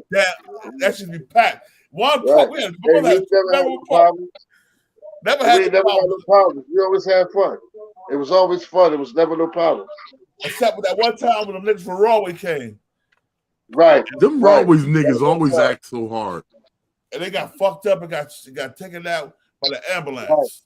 Right. Not the ambulance. The ambulance. The ambulance. Yeah, I don't know who worse, Rawway or Plainfield niggas. I don't know who worse, Plainfield niggas or Plainfield niggas worse. I lived in Rawway. I hung with Rawway niggas. A lot of guys from Rawway. A lot of guys from Plainfield too. But Rawway niggas was cool. Plainfield niggas worse. Hey, now let me ask you something, God. You said you hung with guys out of Rawway? Yeah. You remember Merce? Merce was my brother. Matter of fact, me and Merce, we hung together when me and Merce lived in the same complex. We lived on the corner, East Hazelwood. Ave. East Hazelwood Ave. And we lived right on the corner. We lived in the duplexes right there. I know what you're talking about. We live right there. His daughter's mother is my cousin. Oh, so the mother, because that's his wife. Nah, they ain't married no more. Oh, they not married no more? Nah, he didn't Ike Turner his situation. He didn't Ike Turner that situation. Damn, Merce. He was on some Ike Turner shit. Nathan, you Ike Turner people? Oh, Ike Turner ass nigga. Yeah. Wow. Yeah, but I know Merce. Me and Merce was in jail together. That was a Rawway together, right?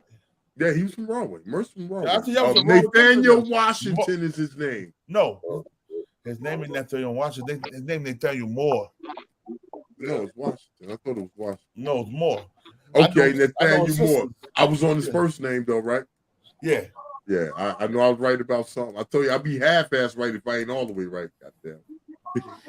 Like I said, me and Merce, I'm still tight Merce today. I fuck with Merce. He just got that Ike Turner gene.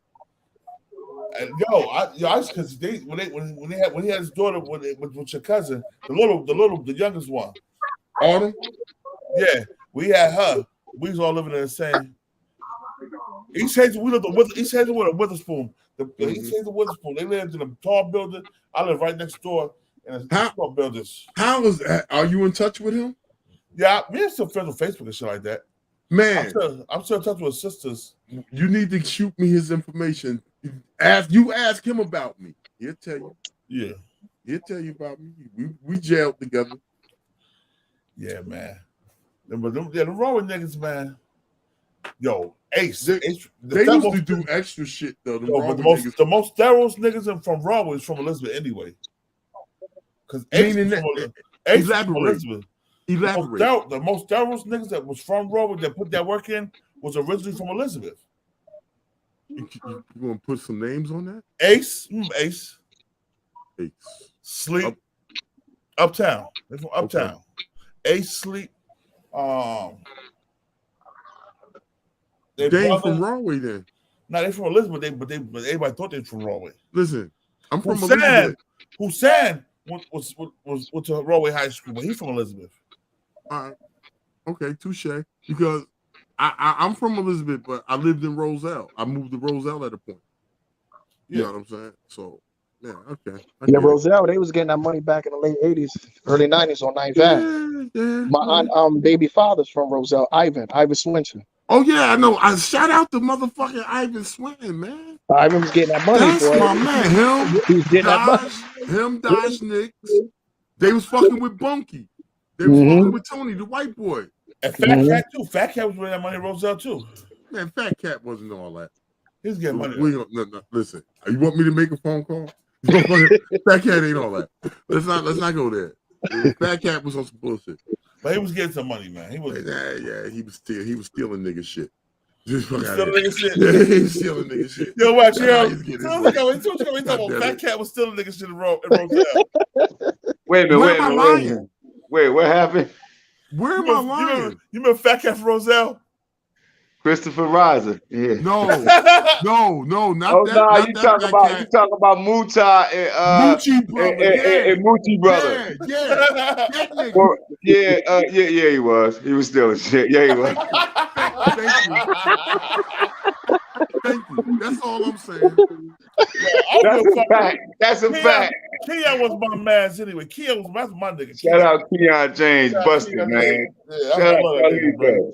Yeah, that was my man. That nigga said he was stealing shit. He was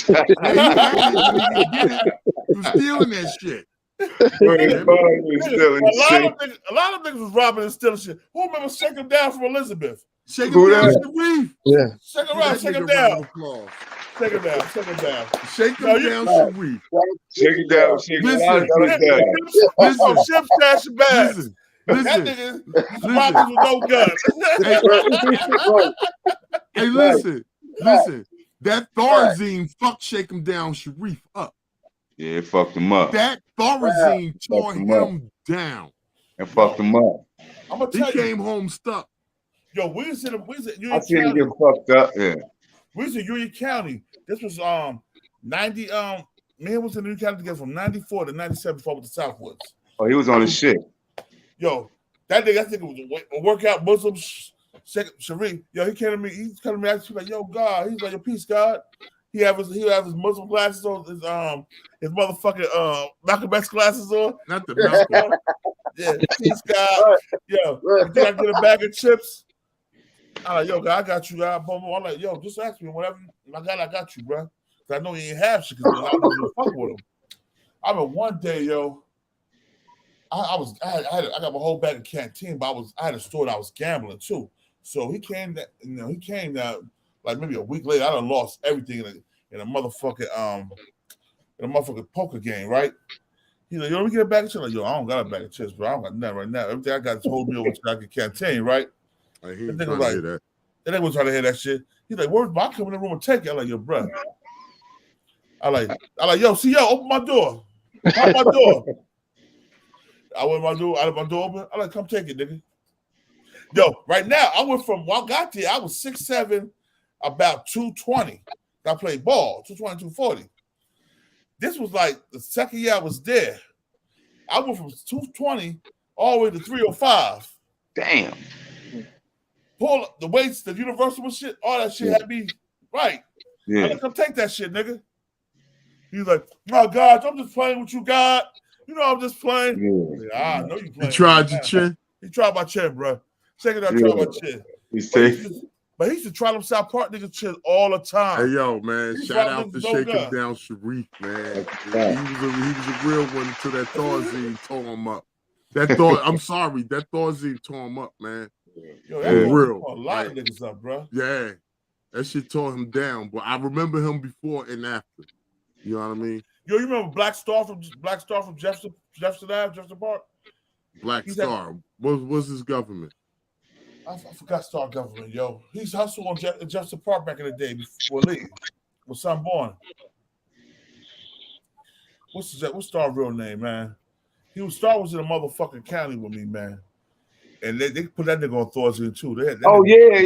Nah, that nigga from Linden. I was waiting on him. He crazy as fuck. He be walking around looking at the stars, doing all that astrology shit, doing that crazy shit. Yo, he got body.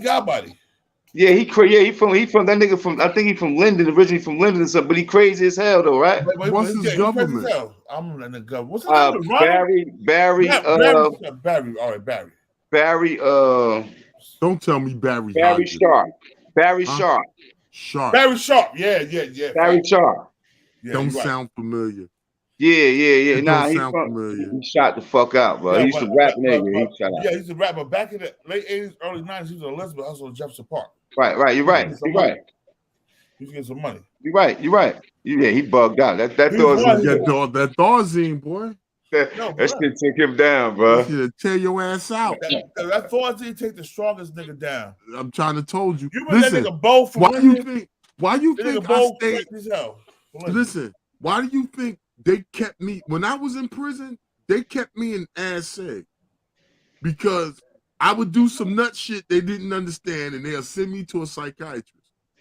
And they'll tell me, yeah, you're this, that, and the third, you suffer from this, and we need to give you this. And I used to refuse that shit. Man, I'm not going to do the Thorazine shuffle with the rest of these niggas.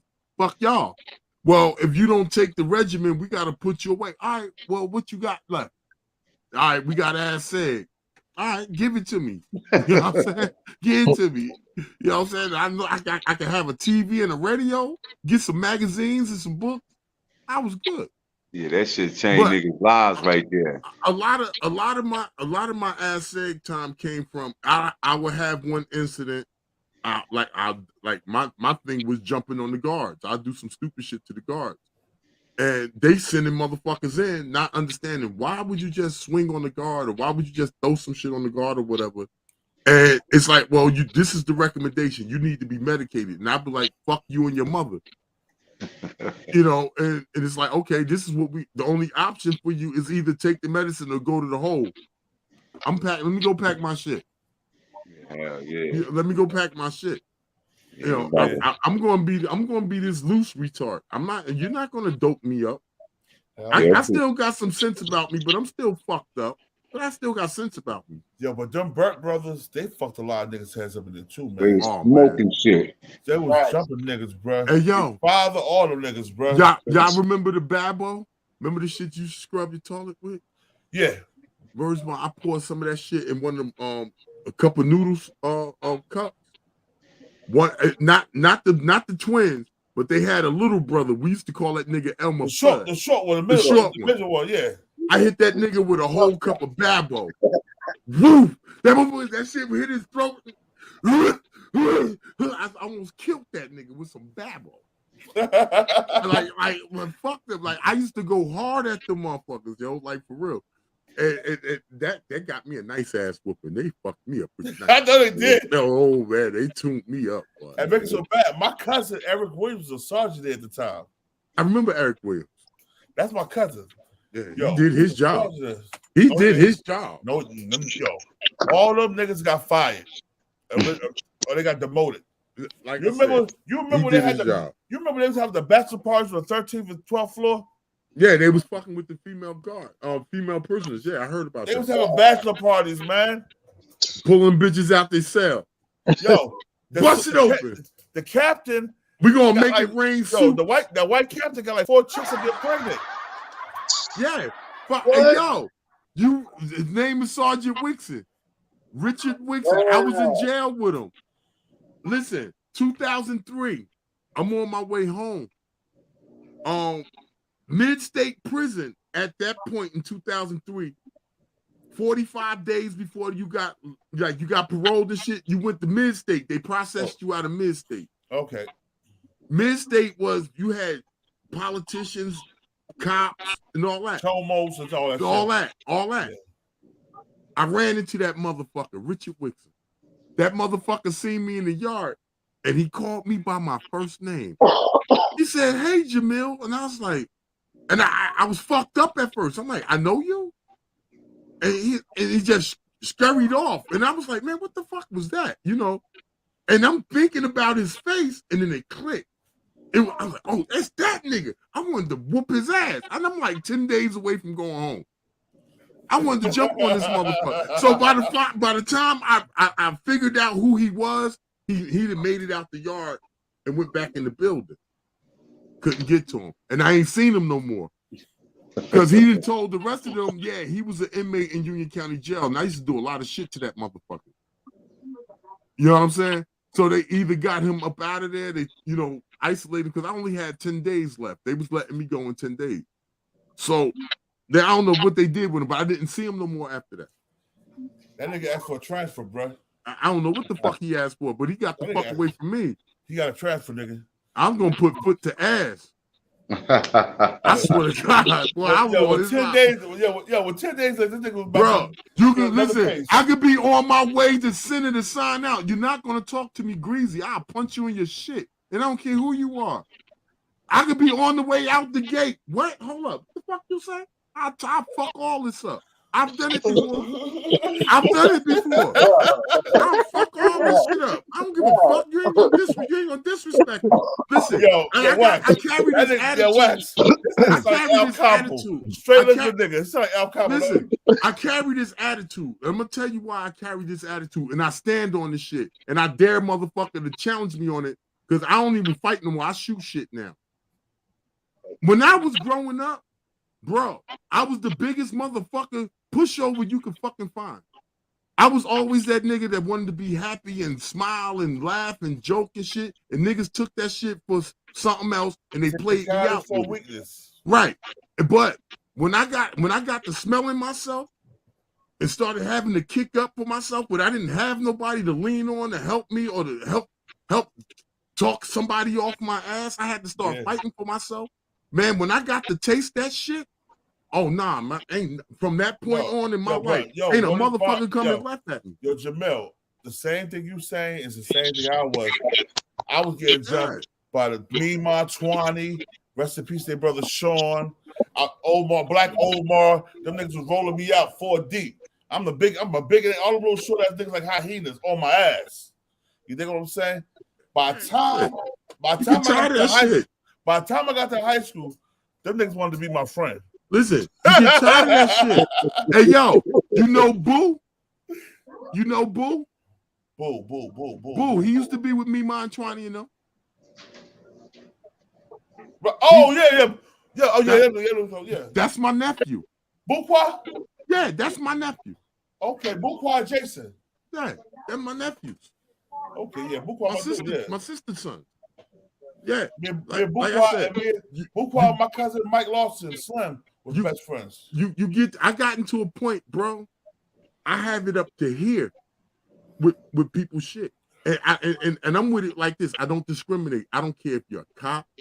You can be a judge. I done threw a chair at a judge in the courtroom because he done pissed me the fuck off. I don't take shit from nobody no more. It came to that point in my life, man. I'll give you the best I can of me. I'll give you the very best of me. But if you shit on me, it's hell to pay. Yeah. I'm not having nobody run me over no more. You understand what I'm saying? That's my attitude. 100%. But otherwise, man, I'm the sweetest person you can want to know. Blackout TV, salute, man. Salute, bro. Blackout TSTV. We see you, bro. Yo, we start reminiscing about the hood shit. Niggas just disappeared out this motherfucker, didn't they? Mm-hmm. We had about 67 people in this motherfucker. Now some niggas can't stand on no hood shit. And listen, I'm gonna say this. I might not have been out front doing big shit in front of everybody, but you can trust and believe this. I know a lot of shit. And the only reason why I know a lot of shit, because I was that nigga always in the cut like this. Right? I was always in the cut. I might not have been a millionaire. I might not have been a kingpin, but I got money. I fucked a lot of these niggas that had a lot of money, bitches. And I got money now. Now I got money now, motherfucker. I'm rich. You know what I'm saying? I'm up now. You know what I'm saying? Not in comparison to back then. I'm doing great. But I'm just saying, it was just, I wasn't really out there. I mean, I did my shit. I was a little bit everywhere. I used to slide around everywhere. I used to be everywhere into shit. But when I was around, I was the quiet one. I was always quiet. I'm always that. Antoine like Queen. this. Who's you know Antoine what I'm saying? Queen? I was always back. Huh? Who's Antoine Queen for Elizabeth? Antoine Queen. You know the Queens from Elizabeth? The Queen family? They lived on Anna Street. Anna and Henry. I think so, yeah.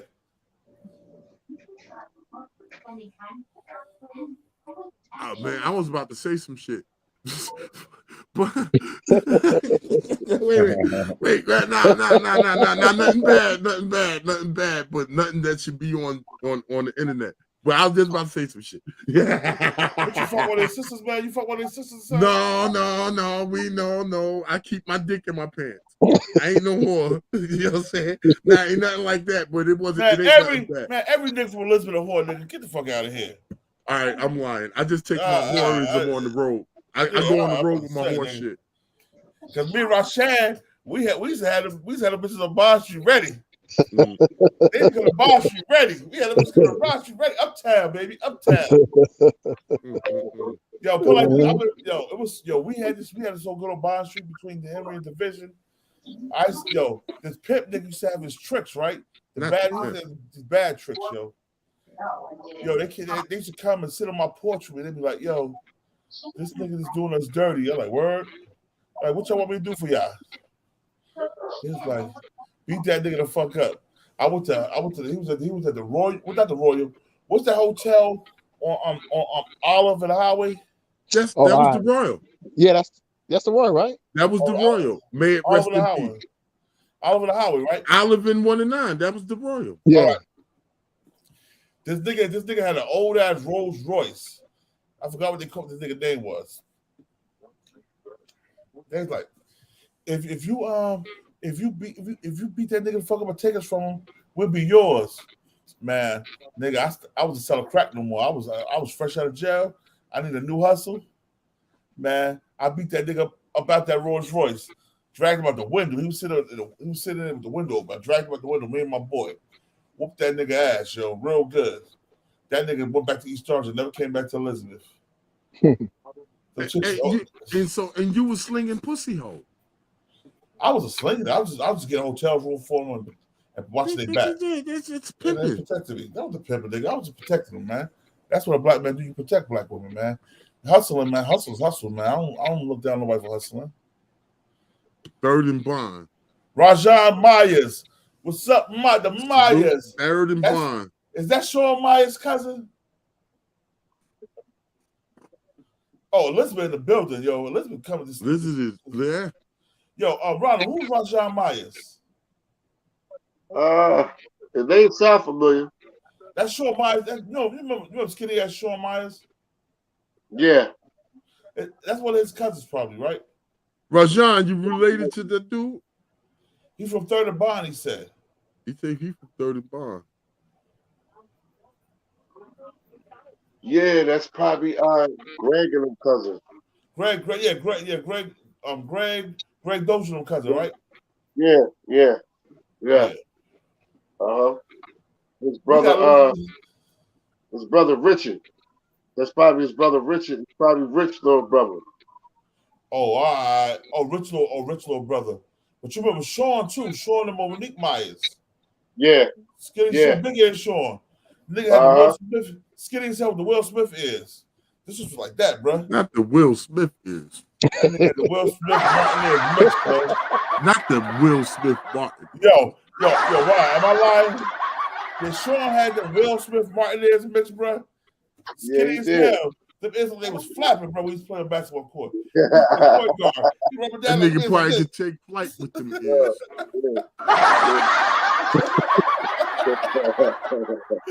Yo. Yo, I remember, yo, it's so much shit, yo. That after that beef with the Haitian, that's Sean's brother. Sean, your brother. Okay. Right? That's Salute. Sean, brother. Sean, my brother. Yeah, salute, bro. Peace. I see you up in here. Sean, when he was hustling, he said, "You know him, Nelly boy."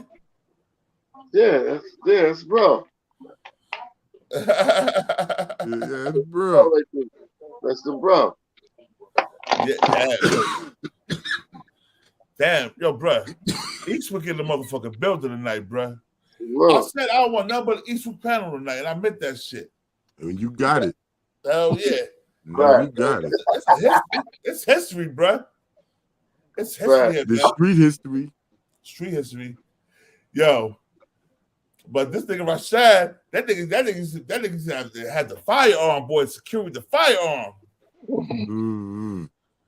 You still armed security, Rashad? Nah. I'm retired. Nah, I don't do that no more. He said, I'm retired. I ain't took my pension. I'm a Walmart greeter now.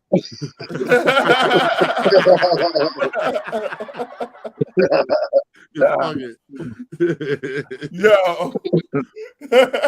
Bruh. Rashad, I tell you, I should have Bond Street lit. He said Uptown lit.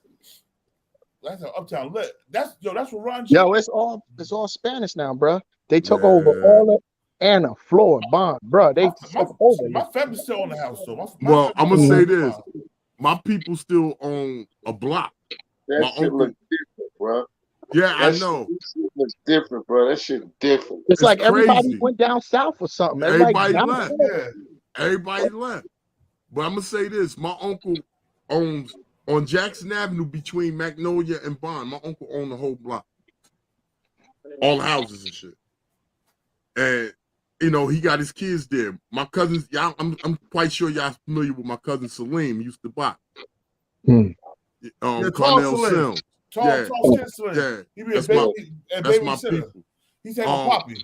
His father owned all that up and down Jackson Avenue between Magnolia and Bond Street. All that shit. His sister, like, she looked like she was a dyke at one time. What's her name? Sean? Queen, yeah.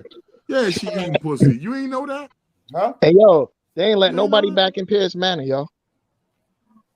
Pierce Manor just straight gated up. I don't know where everybody going, but they said they got to go down to Pennsylvania, or they got to go to North Jersey. You know, Elizabeth ain't going out there. What? Yo, they ain't letting Pierce Manor back. Yo, it's all gated up, bro. And this was last September that it flooded. It's a lot of Eastwick out here, though. There's a lot of Eastwick out here, Allentown. A lot of Eastwick out here. Oh, you in Allentown now, bro? Yeah, word. Yeah, but it's off the chain out there. I like Allentown, bro. It's off the chain out there. I just have fun Allentown. Now, y'all got a lot of Spanish people out in Allentown, yes? Yeah, true. And they be kicking up, yes? Yeah, true. I know.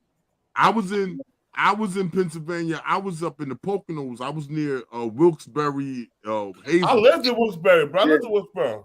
Well, I was living in this little town outside of Hazelton called Freeland. I was about the only nigga in like a 10-mile radius. Right. I was about the only nigga in a 10-mile radius. That's how it is. And it was a coal mining town. Hazelton had mad white people in Hazelton. Yeah, a lot of motherfuckers, but a lot of them poppies from New York came over there and took it over now. It's fucked up in Hazelton. Murder rate is kind of high and the whole shit. The only thing Hazelton have is industry. They got a boss-ass industrial park. They got a fucking a steel plant in one of the industrial parks out there. So they get money. They got jobs and whatnot out there. That's what keeps the city stable. But as far as like people coming in, like the Spanish people got up in there, man, they tore it up.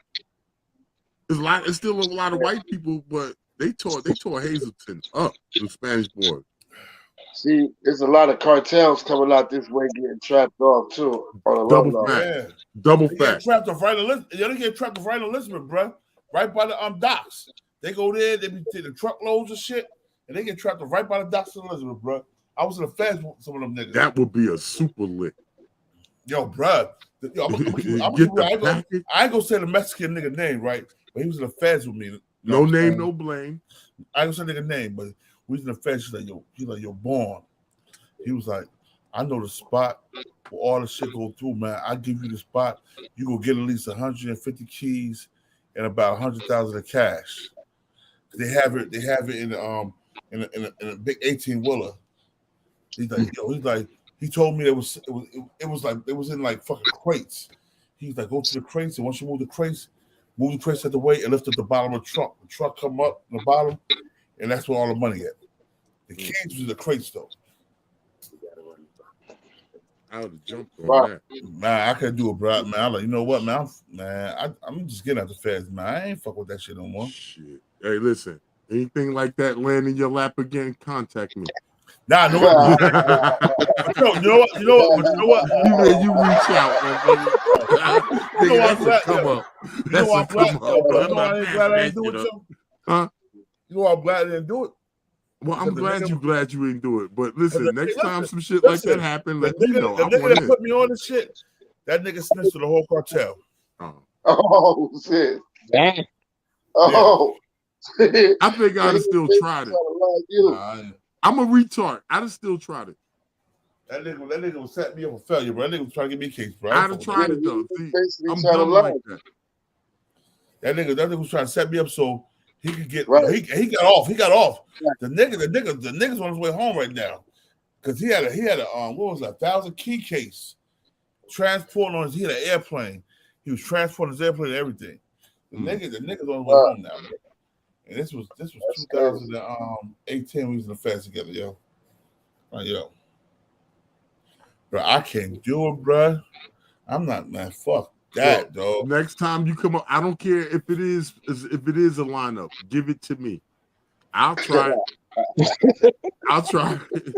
And listen, and I'm arrested. Listen. You're right. This is like Mikey. I'll try anything. I'll try anything.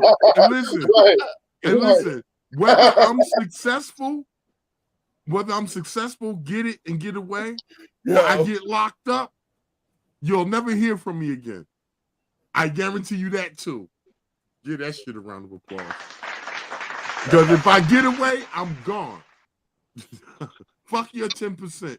Yo, I'm gonna tell you some funny shit, yo. When I came back to Jersey in 2017, right? I moved to North, and I was in South North. I was on Avon and South 13th, right? Yeah, I was on South. Oh, that's what my ex-girl used to live at.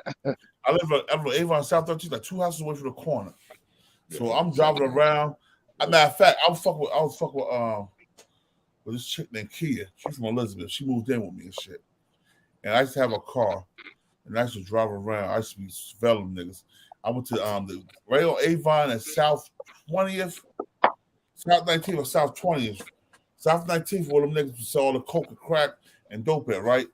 And South 20th, they did it too. But right the next block over, I could look through an alley. I could see South 20th and South 19th. You know what I'm saying? So I'm squatting these niggas. I'm paying these fucking trick bitches, the bitches that they selling pussy. I'm paying them to go get their shit. I'm lining that shit up, seeing how they moving in and shit, seeing the shift changes. Yo, because the feds already hit me. The IRS hit me for like 65,000 cash, ripped my account for failing to pay back taxes. I still owe them motherfuckers like 10,000. Fuck them, no. Right? Wow, you better pay them motherfuckers. Fuck them, shit. Like don't say fuck them motherfuckers. Dude, don't fuck with the I, the R, or the S. You don't fuck with them 3 niggas. You leave them people alone. Fuck them right. Fuck them niggas. Bro. Like I said. But the funny shit was, right? So them motherfuckers hit my account, man. I went to pay my rent, right? So I went to draw money on my account to pay my rent. And them niggas like, it's a freeze on your account. The freeze on my account lasts for like a month. Told you stop playing with them people. When they took the freeze off my account, I was negative $120 on my account. Right, nigga, how the fuck you negative 120, nigga? Yeah, peanut butter and jelly sandwiches. Bro. Fuck your whole appetite up. Bro, leave them white people alone. Yo, I squatted the niggas from New York for like 2 or 3 weeks, yo, watching how he was moving. I wasn't sure how much money they was making over there in that bando they had, but I knew it was killing them, bro. All the shifts was packed, yo. I wait till the shift change, early morning shift. They about to run up in there and do the switch. I ran up in there with a big ass AK. Everybody lay the fuck down. I don't give a fuck. Shit old now. I don't matter. They were drug dealers. Fuck them. I robbed all them niggas, yo. I got off with like 28,000 cash, 1,500 bottles, 1,500 dime bags of crack, and like 50 bricks of dope. Wow. You better pay them white people. Yo, bro, I was up. And you know what I did with that shit, bro? I paid all my shit off and partied like a rock star, bro. Had hotels, Molly, bottles of Henny. Yo, bro, I turned all the way the fuck up, bro. Listen, you better pay them white people. I'm telling you, they'll fuck your life up, boy. They've been fucked my life already. You can't get blood out, turn up, nigga. Hey, listen. I don't got nothing to give you. Listen, I'll go hit a liquor store to pay them niggas off. That's real time. I'm doing something, man. I'm getting these things off my back. These things like a heroin habit, man. Them motherfuckers like a heroin habit, man. Once they on your back, it's hard to shake them niggas. Right. They don't fuck with you, but they don't fuck with you like for 10,000 under. They fuck with you when it's like that big shit, bro. Shit, the motherfuckers is all in my asshole for my motherfucking 3,000. They about to motherfucking put me in the Cobra Clutch over 3,000. What the fuck you talking about? I don't know what the fuck. I don't know how 3,000 you got, nigga. I've been to the feds. I've been home 2 years. No. Knock on wood. You know we talking about paying them white boys. Them white boys we call the IRS. Yes. Yeah. I say if you in debt to them, that ain't the collection agency you want to be in debt with. The rest of them motherfuckers, fuck them. The IRS don't owe them niggas. They'll fuck your whole life up. How they gonna get money out of a nigga that don't got no money? All right, but listen, when you get it come up, all this can come bite you in your ass. They can have it there, nigga. All right, well, take that shit on the back end, nigga. I get shit to you now. My man. Take that shit on the back end. Well, let's get you rich. Let's get you rich. Listen, so let's get your platform pop and get you rich so you can get the motherfuckers off you. Yeah, bro. That's my whole point. Bro, I might be doing it in a joking manner, but them the motherfuckers you don't want on your top. Yeah, bro. I have bitches sell pussy if they push come to shove, bro. Hey, tell them bitches to pay that shit off. Let's go. We gotta get them monkeys off your back. Yo, nigga, Pennsylvania Ave been dry lately, nigga. Pennsylvania Ave, the highway been dry lately, nigga. You gotta get the bitches out to get that money. Yeah, that's for the strip. Yeah. Pennsylvania Ave and the highway by fucking what's that shit called? That gas station over there that all the bitches be like? Wawa's. Oh yeah. Pennsylvania Ave and Wawa's been dry lately, yo. Wow. That COVID fucking shit up. COVID got them on hideout. They like, nah. Yo, them bitches selling pussy for $10 a pop down right now, bro. Wow. They get the bags, you know. They get 2 for $5 and shit. It's hard, boy. It's hard out there in them streets, man. Yo, remember the motherfuckers who get them 30s? They can't afford the 30s no more. They gotta get dope now. It's serious, yeah. It's serious now. Got them dope now. Yo, Ryan, how you found the channel, Ryan? I fucks with your channel. I like it. I'm gonna be on your channel more often. I'm gonna be up here more often. Yo, you gotta get my you still got me on Facebook, right?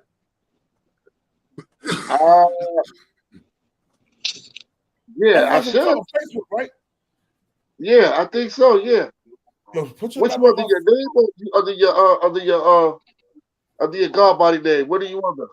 Under my real name, man. You know, Quayum, man. Quayum Davenport. That's Facebook. Facebook won't let you get no real names. Don't let you get no fake names no more. I got New Jersey.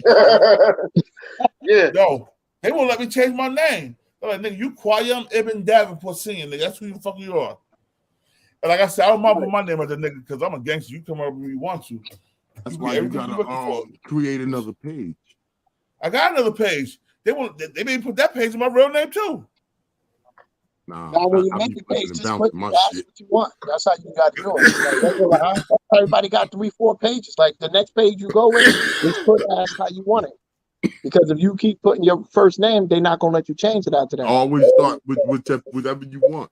No, bro, I started with my Born Divine Almighty Allah. 2 years later, motherfuckers changed my shit to my birth name. I don't know how they worked that. Wow, I'd have told them to kiss the blackest part of my head. I tried to, but they wouldn't let me get it off, bro. Them motherfuckers like, no, your name is Quayum Davenport. That's how we go. Quayum Ibn Davenport. That's who you are. Like, Kunta Kinte. Your name is Toby.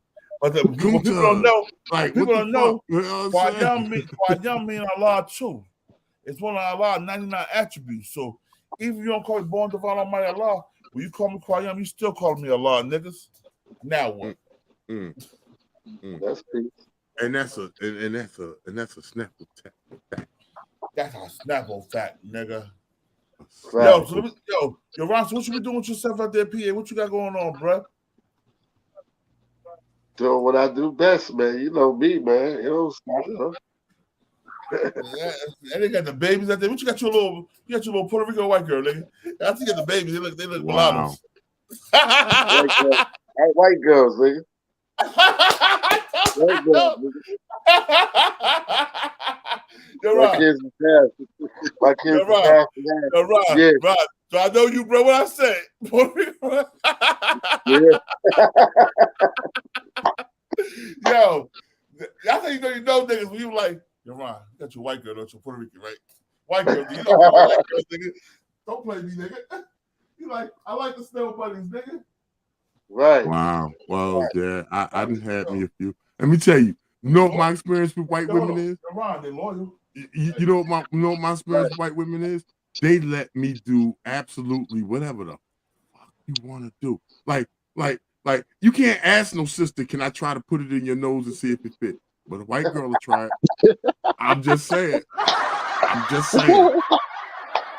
They'll try it.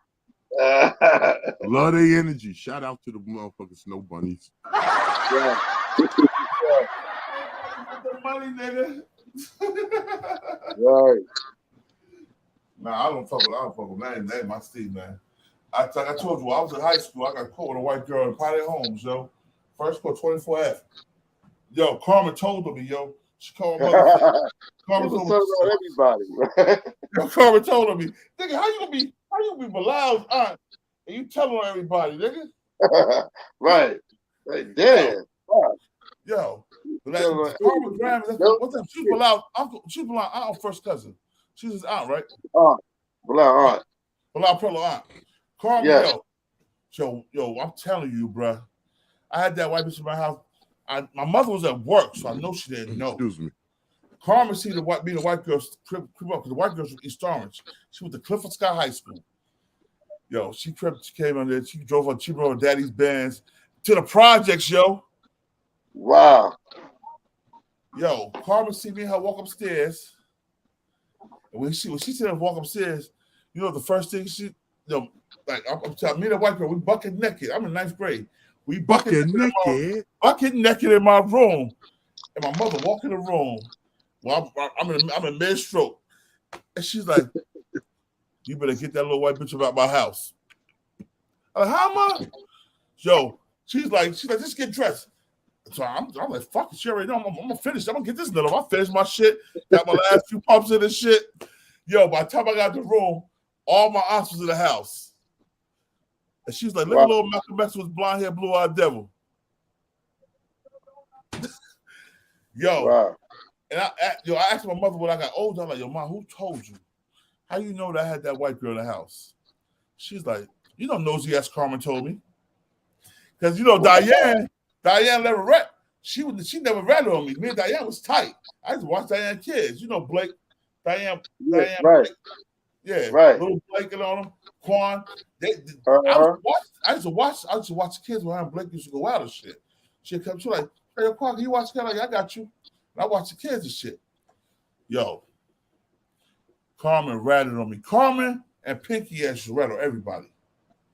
Right. Now, ain't Mother Pinky, Miss Pinky. That's first court. First court. I don't give a how long you in first court. You all become family because everybody go tell on every fucking body. Exactly. Your mother don't know. She gonna know that day because they gonna tell. You gonna learn today. Right. Yo, I still laughing about that shit, yo. And I used to, me and my sister used to get me mad ass, but that day I was bad as hell at y'all niggas, bro. Every time I did something, my sister would tell on me. Until I started giving her money to shut up. Oh, you fell for the shakedown? Oh yeah, I fell for the shakedown. Yeah, man. I don't know, man. I don't know. You don't know my mother, but Ron know my mother, man. Right. My mother been clean like 27 years now from the heroin, but even when she was getting high, bro, my mother was fuck. She was still mom. She was still mom. Yo, I was big as hell, bro. But she was still mom. Still mom, and I could beat her. I know I could beat her, but I was just scared to beat her. You know what I'm saying? You better not beat her. You better not beat your mother. The whole process whoop your ass, nigga. Right. Man, you better take that. Yo, beat you from the donut to the motherfucking third floor. You better say nothing. That's fact. That's how it was. Now you see how these little bastards are now, bro. You say something about kid, they get mad. Let me say this: your mom, man. You know, happy belated Mother's Day to all ladies that's out there. But let me tell you something. Your mama is the only person breathing or gone that can call you by your whole government in front of anybody without any repercussion. Yo, if your middle name is Bartholomew, you're gonna get called Bartholomew in front of motherfuckers, and you're not gonna challenge her. Yo, you're not gonna play. Don't call me that. But if I was to call you Bartholomew, you'll knock the rest of my teeth out my mouth. Facts. Yo, I'm gonna tell you the funny shit, yo. Kareem Baker came on. Kareem Baker be coming on. He got his own podcast. So he on YouTube now, right? Okay. So he came on. I had to pull him on one day, and he's like, "Yo, quiet, ain't this right?" I'm like, "Who, nigga? My name Born Divine Almighty Allah. No Quad, nigga. What's the fuck wrong with you? Quad died in 92, nigga. God, nigga, ain't no nigga crazy. Yo, ask Fudge B. The niggas was called me either the God, Born Divine, or Allah. It was no Quad Young since like the 90s, yo. All of them called me the God. They were like, that's the God. What's his name? Like, what's his name? They'd be like, God. Mia Hove, Cornell was the only motherfuckers that they called God in Elizabeth. You know, he married to my cousin. Oh, I got something to sing you too, bro. Who, me? I got something to sing you, yeah. Oh, yeah? Yeah, bro. Is it good? It ain't gonna be a bomb, is it? Yeah, it's a bomb. Some tattletale shit, bro. Ooh, paperwork. Oh. On GOD. Oh, who? What? Huh? On GOD. What? Yeah. Is it official? Official. Or who? Against who? Was it a wiretap? No, it's the paperwork. I'm saying in that paperwork. Yo, yeah, for Corey. Corey said, Corey said it to me. Okay. In the wire, in the within Corey, that got Corey that got locked up. Corey Vincent E4 Posse niggas. Yeah. I got the. All right, now wait a minute. Are you talking from that paperwork back then or some recent shit? That paperwork back then. Oh, back then. So you said he sent paperwork home saying what? So I got the niggas that told. Well, you know what? I'm gonna say this, and I'm gonna put my mom and my dad homies on this. I was in Jamesburg with Andy, Jack Pugh, Cassius Pugh, Kevin Cashwell. It was a few more. Yo, hold on. I'm gonna put one person out there. I don't give a fuck this nigga. I never liked this nigga. This nigga been ratting on me when I was in middle school. What? Little man told all them niggas at Plainfield, got him a whole ass full of time. I ain't know that. But I'm gonna say this. Them four jokers I just named off. Man, put it like this. In 2000, I went for sentencing, bro. In the county, I was going for sentencing. I just went to court, I got sentenced, and they sent me to the county. These niggas ran up on me a 6B. It was like, yo, you from Elizabeth? Like, yeah. They're like, all I said to show you. All them niggas brought me paperwork, yo. Tashawn Davis, little man. Wow. He enfolded shit, huh? The nigga home now. Niggas, the feds ran out of them niggas. All them niggas home. Middle school born. Magnificent. Yo, whoa. Talk about. Talk about. He home now. Yeah, he home. I mean, what did he go away for to be home? Man, the feds ran on niggas on 3rd Street like 2 years ago. That nigga been home a year, bro. All the niggas that case been home a year. I don't know if the case still now. They go to court fighting that shit. But them niggas home. But I'm gonna say this, right? Because in that E-Port Posse Phase 2 case, I know a lot of niggas that I still got love for that's still here. And I'm gonna say this. New Jersey on the Radar podcast. Y'all subscribe. New Jersey on the Radar podcast. Hey man, subscribe. blast that comment for me. Right here, I'm gonna say this about them cats. I was in Jamesburg with these niggas. Bilal was in Trenton doing that gun case before the feds came to chew him up. Yeah. He got a letter, and it's to my man. And listen, fuck it. I'm gonna say it, and he gonna be like, "Yo, he right, but you shouldn't have said nothing." But Andre Williams, aka Andy, Andy, my man. I talked to me, Andy. Yeah. He got a letter from Bilal, and Bilal in the letter told them niggas, "Yo, do what y'all need to do for yourself. Yeah, y'all need to talk. They need to talk because so whatever niggas but no, did, but listen, but niggas told on Corey too. Well, he said tell on me. He didn't say tell on Corey. All right, but wow, I don't like the Corey situation. I'm a little complex about because I like that nigga shot my nigga shot my cousin. We ain't go to the police on that shit. On. Matter of fact, let me see if I can find something for you real quick, yo. All right, but look, Corey, you talking about Corey Grant? Yeah, Corey is locked up right now. Corey Grant shot my cousin, man. When my cousin Jamie got shot in the face in front of the 901 back in 88. Yeah. That was Corey Grant. My cousin ain't flip on them. My cousin ain't tell on them. My cousin, all right, he took that shit. It wasn't for my cousin, but they shot my cousin nonetheless. They paid him off. Here, take that. We good. But yo, tell me what y'all see of this. I'm about to let y'all see a little bit of that, man. See what? Life, bro. I'm about to show you something. I'm about to share something for the Eastwick family, man. This little son, you know what I'm saying? I don't know what it said. I don't know what it said. It's just paper. I just found a piece of paper real quick.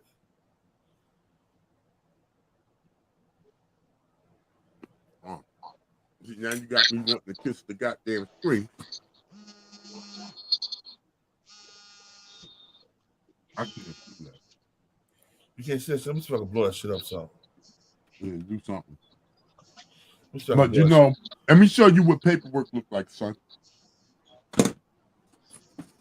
Where's my paperwork? Hold on, let me see. Hold up. Yeah, see that? Hold on. Y'all should be able to see this right here, though.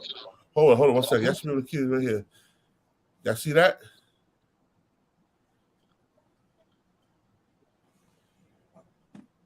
Yo, y'all see that? Yeah. You see it, but yeah. See, this paperwork is so sacred. I gotta bury it.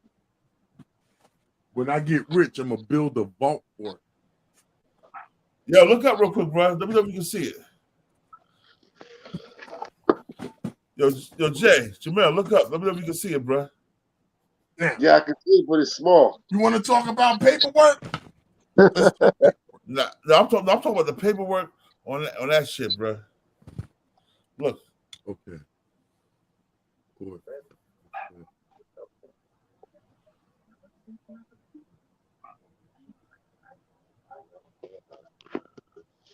Melanie, you talking about Melanie Baker shit? Yeah. I mean, I know that whole situation. Yeah, they said she took 25 stacks and spent the money. That's what they said about this. They said she took 25 stacks. Said Bilal told her to put up. She took a key and money.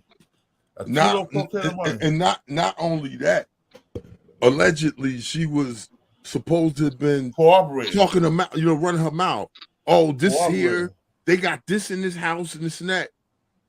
And you know who brought her in? Who? Feel Good. Phil was fucking her. She was from Roselle. Yeah. Phil was fucking her. He brought her in. I don't know how far around the cruise she got, but Phil, that was Feel Good's problem. But see, Lover J. Philip Best. Philip Best, but Lover J, Jamel Dean was writing, and rest in peace, Mutar Sessoms. I ain't never seen no paperwork, but they say he read it. Well, they didn't even have a chance for that nigga to develop paperwork. They didn't have a chance for that shit for Mutar to develop paperwork. He got locked up. He got bailed out. He got kidnapped and killed. So how much paperwork and how much validity to him being a rat? Because they was giving the paperwork. They were sending the paperwork to everybody's address. What he told, they were sending the paperwork to everybody's address. That's why when they did that big ass raid, remember when they did the choir? Remember when they did the raid in the Pioneer Home all day? That was because of that shit, bro. They sent all the paperwork that when he snitched, they sent all the paperwork to everybody's address. Wow. That's how they got him. This why is why would they let him out? Why would they let him? Why would they let him out? They let him out the same day, bro. He was getting furloughed. He was there a couple of days. Yeah, he was locked up a minute before he got out. No, it was $1 million bail. He was only locked up 2 days, bro. What are you talking about, Muta? Yeah. He was locked up longer than 2 days. Nah. Yeah. 2 days, that's it? He was locked up longer than that. That's what I'm thinking. He was locked. He was in the county for a minute. He had $1 million bail. We talking 89. Bagulo, you must be from Eastwick, nigga. Nah, I'm actually from Trenton, New Jersey. All right, shout out to Trent. Shout out to Trent, yo. Yeah, I just wanted to touch on, the whole Haitian thing situation, because I had that issue as well. Because in 1987 I came to the US. And I went to a hood school. Y'all niggas been here. Y'all know how the hood is. Yeah. Yo, we got it too. Look. The hood's gonna crack on you. So my parents used to buy me bobos. so the hood's gonna pick on you. Yeah. So technically it really starts in elementary school, you being from a different country. So, Black American kids not knowing better, you know what I mean? They're gonna pick on you. And to me, that's how the beef between Haitians and Black Americans started. It all started with kids picking on each other. Yeah, true. That's what we said. That's what we were saying. Yeah, it derived from some of that. But yeah, like I said, but you gotta agree with me, sir, that there's a huge cultural divide between us. Well, yeah, again, you're looking at two group of people that are ignorant to some degree. And I'm gonna have to say Haitians are more ignorant. You know what I mean? If I had to say out of the two, which one is more ignorant, I would say Haitians are more ignorant. I'm gonna tell you why. I didn't become conscious if it wasn't for the Black community. Okay. If it wasn't for Khalid Muhammad, if it wasn't for Malcolm X. So niggas living in Haiti will never be conscious unless they come to America. Okay. You know what I mean? Now I walk around with a pro-Black ideology. I'm for Black people. Yeah. Where did I learn that from? I didn't learn that from Haiti. I learned that from the Black American community. Respect to y'all. Yo, bro, say that again, bro. I'm gonna blow your ass up because you know what I'm saying. So look at you that solo layout. Say what you said again, bro. Because remember how Dominicans. I remember I had a girlfriend named Patricia Rome. I was in love with this girl. She rest in peace, Patricia. Not Patty Rome. Patty Rome. Her brother, Alex Rome. No, I don't know her. I just like the name. Yo, so they lived on Livingston Street. They lived in this big ass house on Livingston Street. They had this big ass tall gate with a star on the shit, right? And she brought me to her house one day and introduced to her mother. Her mother started speaking to me in Spanish, and I was like, "Huh?" I had long hair. At the time I had long cornrows, so I probably could pass for a Dominican or something. She started speaking to me in Spanish. I'm like, "I don't understand Spanish." She's like, "You not Dominicano?" I'm like, "No, I'm Black." And she started talking Spanish on mad. She walked out the house, walked out the living room, and she was in the living room, walked out the living room. 10 minutes later, she's like, "I see you in school tomorrow." The Dominican, and they was the same complexion as me, bro. Yeah, but the difference is these people are ignorant. They're not stupid. They're not pro-Black. They're not conscious. They're not woke. The only way you're gonna be woke, you gotta come to Black American community. Then you'll know what the real deal is. Over there, these people, they're living on $1 a day. They ain't got time to be worrying about being woke or being conscious. They're trying to survive. Facts. Exactly. They're on survival mode. 3 years ago, I went to Haiti. Man, 35 minutes out the airport, I'm getting robbed at gunpoint by 2 niggas. Yeah, they're like, "Oh, these niggas fresh off the plane from the US. I'm getting robbed at gunpoint, bright daylight." Get up. So you have to understand the poverty, the abject poverty, and the ignorance. Right. So what does that create? It creates a desperation. Facts. Yeah, well, even here in the hood, if niggas get desperate, look out. Well, I'm gonna say this. I'm gonna say this on behalf of Haitian people. Y'all stick together, and y'all are a force to reckon with when y'all want to kick up. And that is throughout history. No, sir. Y'all the first people, the first black people to kick up against slavery. That's because our back was against the wall. What happened when your back against the wall? Motherfucker, our back was against the wall. We had to wait for the white man to say, "Oh, it's wrong." White man didn't save us, bro. Harriet Tubman, nigga. No, bro. I'm talking about on the whole. I'm talking about on the whole. That's on the whole. I mean, you had pockets. You had pockets of people fighting slavery in America back then, but they didn't do like what they did in Haiti. Let me ask you one question. When they put us on the boat and they had us all chained up and they hung our women up by their arms and had their legs hung and they cut the babies out their stomach, that's applying fear into black people, bro. That's right. A lot of shit to do that. No, I mean, if you've been to prison, you've experienced that type of shit too. Where the guards do some stupid shit to you in front of the rest of the people. Bro, the guards there fucking, they know I go ham. Nigga, I'm 6'7" and I was 320, 330 in prison, bro. Dang. They're gonna have to rock out, bro. Okay, I'm just saying, I'm just talking in the metaphor. Metaphorically speaking. You know what I'm saying? Because the guards used to do the same shit in prison. They get a hold of motherfucker and make an example out of them. It's a tactic. Right. It's a method. It's a formula. So they're using fear tactics. Yes. Like I said, I'm gonna say it one more time for everybody. It's easier to control 1 million people than to kill 1 million people. It's so much easier to control them. And they did the shit that they did to divide us, to break us, our mental. Right. And you think about the slave ships, bro. Yeah, that's what I'm talking about. Yeah, listen, they stole the malnourished and underweight slaves overboard, Joe. And it got so bad that when the sharks seen their slave ship ride through the water, they followed the slave ship. They knew they were gonna get a free meal. Well, you know what I like to say about that? I mean, I'm not discounting that. You know what I mean? Because the Mid-Atlantic slave trade did happen. I just don't believe it to be on the scale that history dictates it to be. And furthermore, I believe more of us were from here before them devils got here. And they don't want us knowing that, because if we knew we were the true Native Americans, just like they kicking up to the so-called Americans. We was everywhere, bro. How you think that's what I'm saying? That's my whole point. Them motherfucking white boys didn't know how to make no fucking sense. All right, that's my whole point. So, like I say, they set us up with this African American shit. We was the first pirates.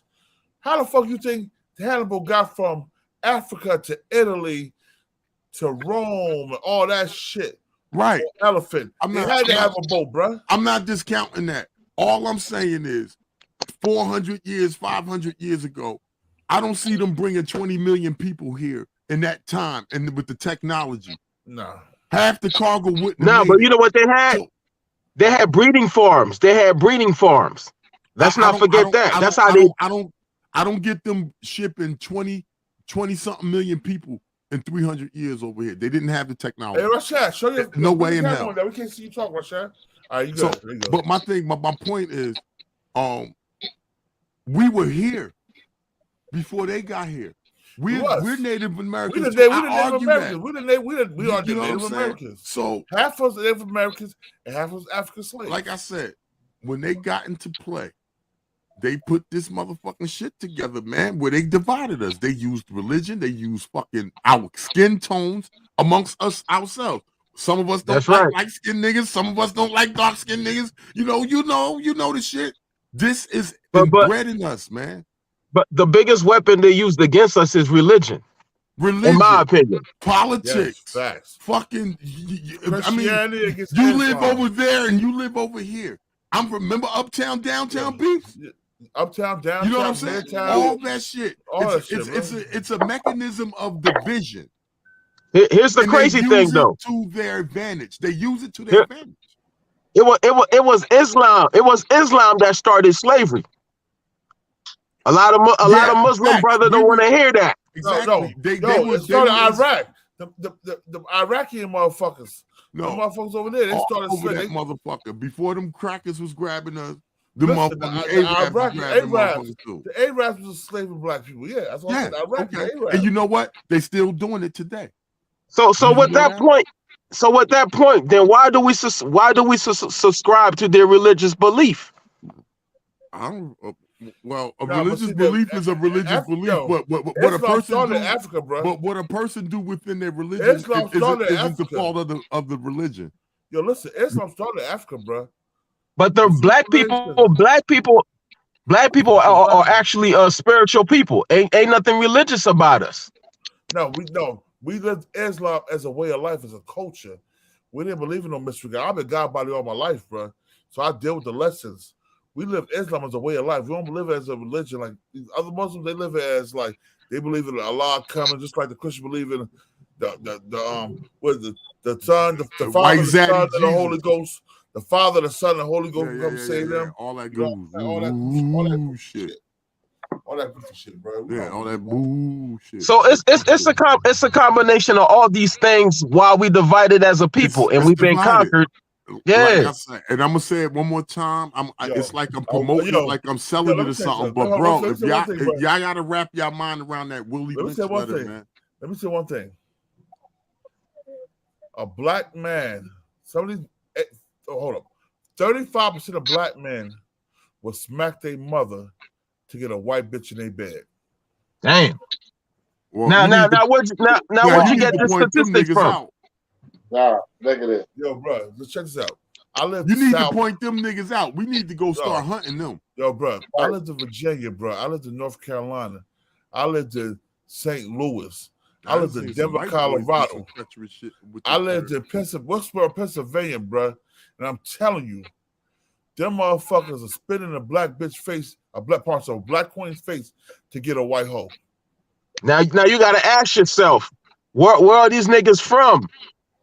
These niggas are from Africa. Okay. These niggas are from the hood. Okay. No disrespect. These niggas are from Haiti. Right. I'm gonna tell you why. My sister's married to a white dude, and I'm like, what the fuck? How that happened? How the fuck that happened? So till this day, I don't know how the fuck she end up with a white dude. Can I ask you a question with that? Is she happy? Dog, this bitch left the country. She live in Europe with the white dude. But is she happy? I don't know if she happy, man. I had to cut her off. Oh, okay. So make your point. I'm sorry, I didn't mean to cut you off, but make your point. My point is, ain't no sleeping with the enemy, man. Facts. My nigga. I love you. That shit a round of applause. Yo, what's your name, bro? Mugabe Bakula? Mugabe. Bakula. I'm just gonna call you. Yo, hit my DM, bro. Hit my DM, bro. Hit my DM and hit my DM on Instagram, bro. Send me information, bro. We gonna get it popping, yo. You know what I'm saying? All right. Hey, can I say something right quick? What's up? New Jersey J on the Radar podcast, y'all. Anchor.fm, Spotify, Overcast. I'm on YouTube. I'm like bird shit. I'm everywhere. The new Juxico movement is coming. Music, podcasting, promotion, leg breaking. We're doing it all. Yo, hold up. And we selling holes on the side, yes. Yes, we do selling holes. We got the plug. We selling bootleg motherfucking Air Force Ones. You know. You come see New Jersey bootleg New Jersey hats. Bootleg hats. Listen, we got the Fidels on deck. We got the Fidel Castros on deck. Like we doing it all. New Jersey J on the Radar podcast, y'all. Please tap in, man. Like, share, subscribe.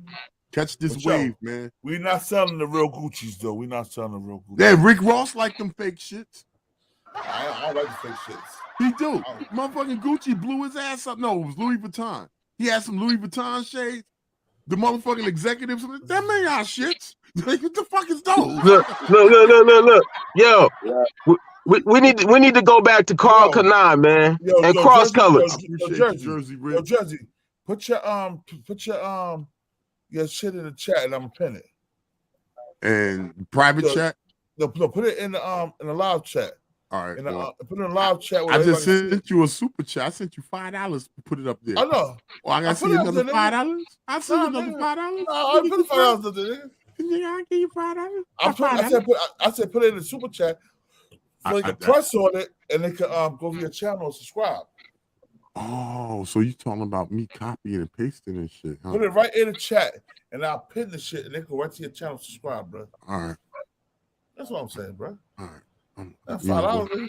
Yeah, like you see $50. Yes, like you see $500. I don't know how much I sent you since I started fucking with you. Because every time I come in here, I do something. $1, $5, $5. Nigga, you can get a wrap. You can get a blunt. No, nigga, you can get a blunt wrap. With the money you sent me, Lucy's. Yo, bro, with the money you sent me since I've been here, I can get a bottle of this, nigga. All right, well, let's get it, nigga. Hey, look, I'm about to send you 5 more. I'll send you 5 more. Listen, make sure you get some blunt bills. You know what I'm saying, bro? But I will shit, look, buy them for me. I'll give you some gummies, nigga. I'll give you some gummies. Listen, I'm gonna be up there this week. I gotta go. They about finished with my truck. You got some gummies? I got butter. I don't know, but I want gummies, nigga. Well, I'm telling you, I got the can of butter. Yeah, the can of butter. So I can put it. I can put it. I can make my whatever you want with it. Whatever you want. Whatever you want. I bet. Whatever you want with butter. Them home fries. Whatever you want with butter. Rice with it. You can put it on your pancakes. Oh shit! Now, man, shit. I be high as hell. Be hungry as hell. I'm telling you. I advise everybody. I advise everybody that fuck with my butter because I sell the shit. If you ain't got when you use it, make sure you ain't got shit to do. You ain't got to go nowhere. You know, you ain't got no kids to watch behind or nothing because it's gonna comatose you. Your body just gonna be like, I ain't doing shit. Yeah, man. But back to the subject, man. That beef just started in elementary school, junior high, and high school, man. You're right. Yeah, I've been jumped by American dudes, man. They see me now, man. It's like we were friends. I'm like, man, you and your homies and your cousin, y'all jumped me, man. He was like, oh, man, we was kids back in those days. I was like, damn. How old are you now, he said, I'm 43 now. I'm 46. I'm 46. Yeah, so we're going back to the 80s, man. The mid 80s. Double facts. Yeah, you couldn't come to school wearing bobos, none of that. Yeah. Yeah, you're gonna get roasted and they're gonna start cracking on you. But you gotta think about it. Think about the black dudes that was poor as hell that was a school with you that was wearing bobos. Then they get cracked on too and roasted. Everybody got roasted. Everybody got roasted. Because it's the hood. It's the hood. That's the hood mentality. Everybody got roasted. It's how you carried it. How you carried it roasted. Because my funny ass, I bust on the nigga back. Niggas be wanting to fight me when I'm finished. Exactly. You know what I'm saying? Like when I'm finished talking, oh man, nigga, put your hands up. Man, I had many of fights in the battlefield. Coming home from Lafayette. Yo, hold on. Let me hold on. I know. Yo, hold on. Yo, check this out. I'm about to do something real quick. I'm about to show you. It's about to go down, bro. Oh, what you We're about to get my bro up here real soon. Hope we get my bro here real soon. But nah, on that paperwork though, I'm gonna slide that back to that for 1 second. On that paperwork, when it comes to homie, telling writing a letter to the little homies when we were in Jamesburg, yo, just let it rip. Just tell them what they need to tell him. Because he had the gun charges and the feds was about to come get him. You know what I'm saying? He knew the feds was gonna come get him. He wrote the little homies and told them, nah, whatever they want. Because a lot of them niggas caught fed cases. I was in Jamesburg when they was getting snatched up and taken to the feds. They took motherfucking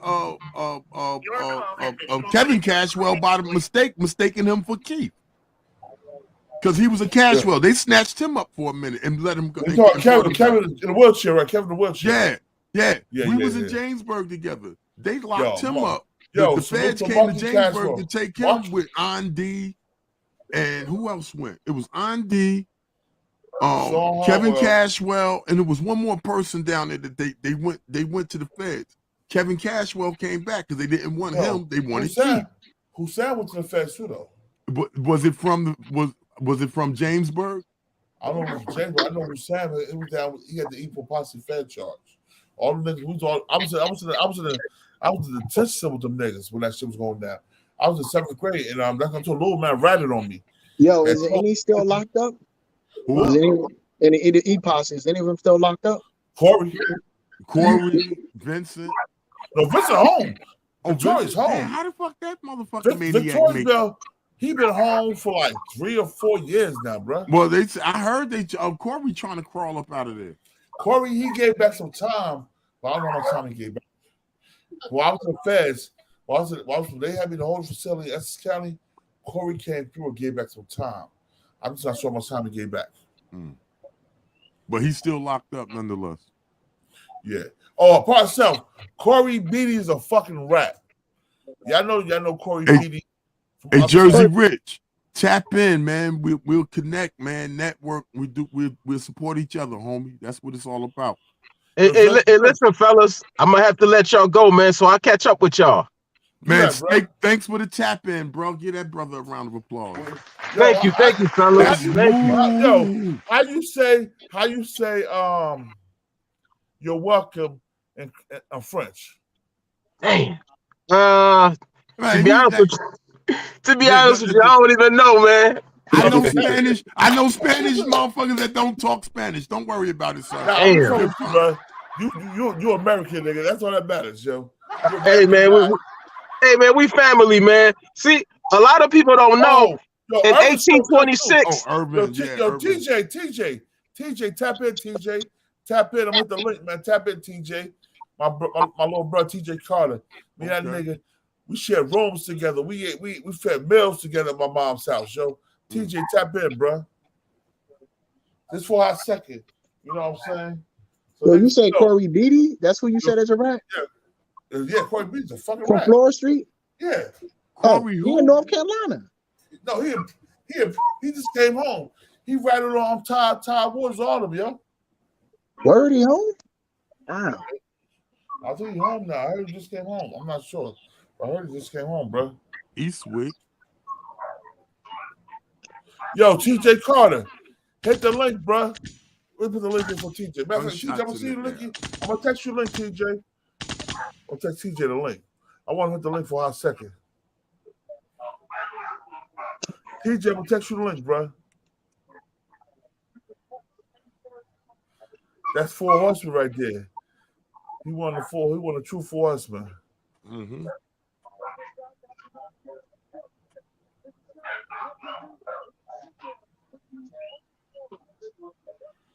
TJ, I just text you the link, bro. Hit that link real quick, bro. Come in and say peace, bro. Show your face. Yeah, but hey, listen. But I was trying to tell you what's the name. You know what's the name? Married to my little cousin. Who? God. Oh, word? Yeah, he's married to my little cousin. Yo, God is my god brother, bro. Yeah, he married to my little cousin. Yo, God is my god brother. And that's Salim's daughter. He married to. A word? Yeah, that's Salim's daughter. Damn. Y'all hear? Hold on 1 second. I'm trying to wait one.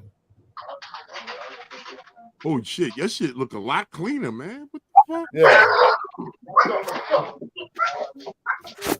Look like you got a whole fresh paint job in your room and everything. Like your room was up at Earl Shire's somewhere. Shit. I just want my screen down, bro. I want my screen down, bro. He looked like he had a whole remake over that. Yo, hold up. My little bro right here. Salute. Peace. Salute, champ. Salute, man. All right. Yo, y'all know the one of the 4 horsemen, one of the legends of Eastwick, Pioneer Homes. What up? You know what I'm saying? Salute, bro. Salute to the city, to the OG. Salute to all y'all for having us up here. You know, it's only about time for you to speak about our city, bro. You know, everybody else getting this recognition. Yeah, we need to turn it up. Bro. We got history out in Elizabeth, man. But a lot of brothers from Elizabeth don't support, bro. Yo, when I came home, matter of fact, when I was in a halfway house, and TJ came downtown, I was at my cousin's house for my weekend furlough. TJ was like, yo, bro, I see what you was doing before you got locked up. Continue doing that, bro. Show that, you know what I'm saying, do your thing. Right. He told me that when I first came home. Niggas still not really supporting. I love Sean. The worst of Sean, my big brother. Me and my Vita was together for a couple of years. You know, Sean, my big brother. You know what I'm saying? But a lot of older niggas, man, they don't support us like they supposed to, bro. Well, can I throw out one viable excuse trying to just be funny? Maybe the motherfuckers don't know how to work their phones and shit. I'm just saying. I don't know. TJ, we used to fuck bitches off of chirps back in the day, bro. Hey, bro, we come from the dirt, bro. I'm talking about, you know, the early 80s, 83, 84, you know what I'm saying, 85, you know what I mean? It's real talk. Even TJ, even when we was in high school, bro. Facts. TJ was the first nigga my mother let stay in my motherfucking house, bro. Facts. I was out on my own. I was probably like 13 on my own. He used to be in my house, yo. TJ, hold up. And Carlisle used to have these fucking Carlisle took who was that was going with Christine? Was that Carlisle was going with Christine? Christine Leverett.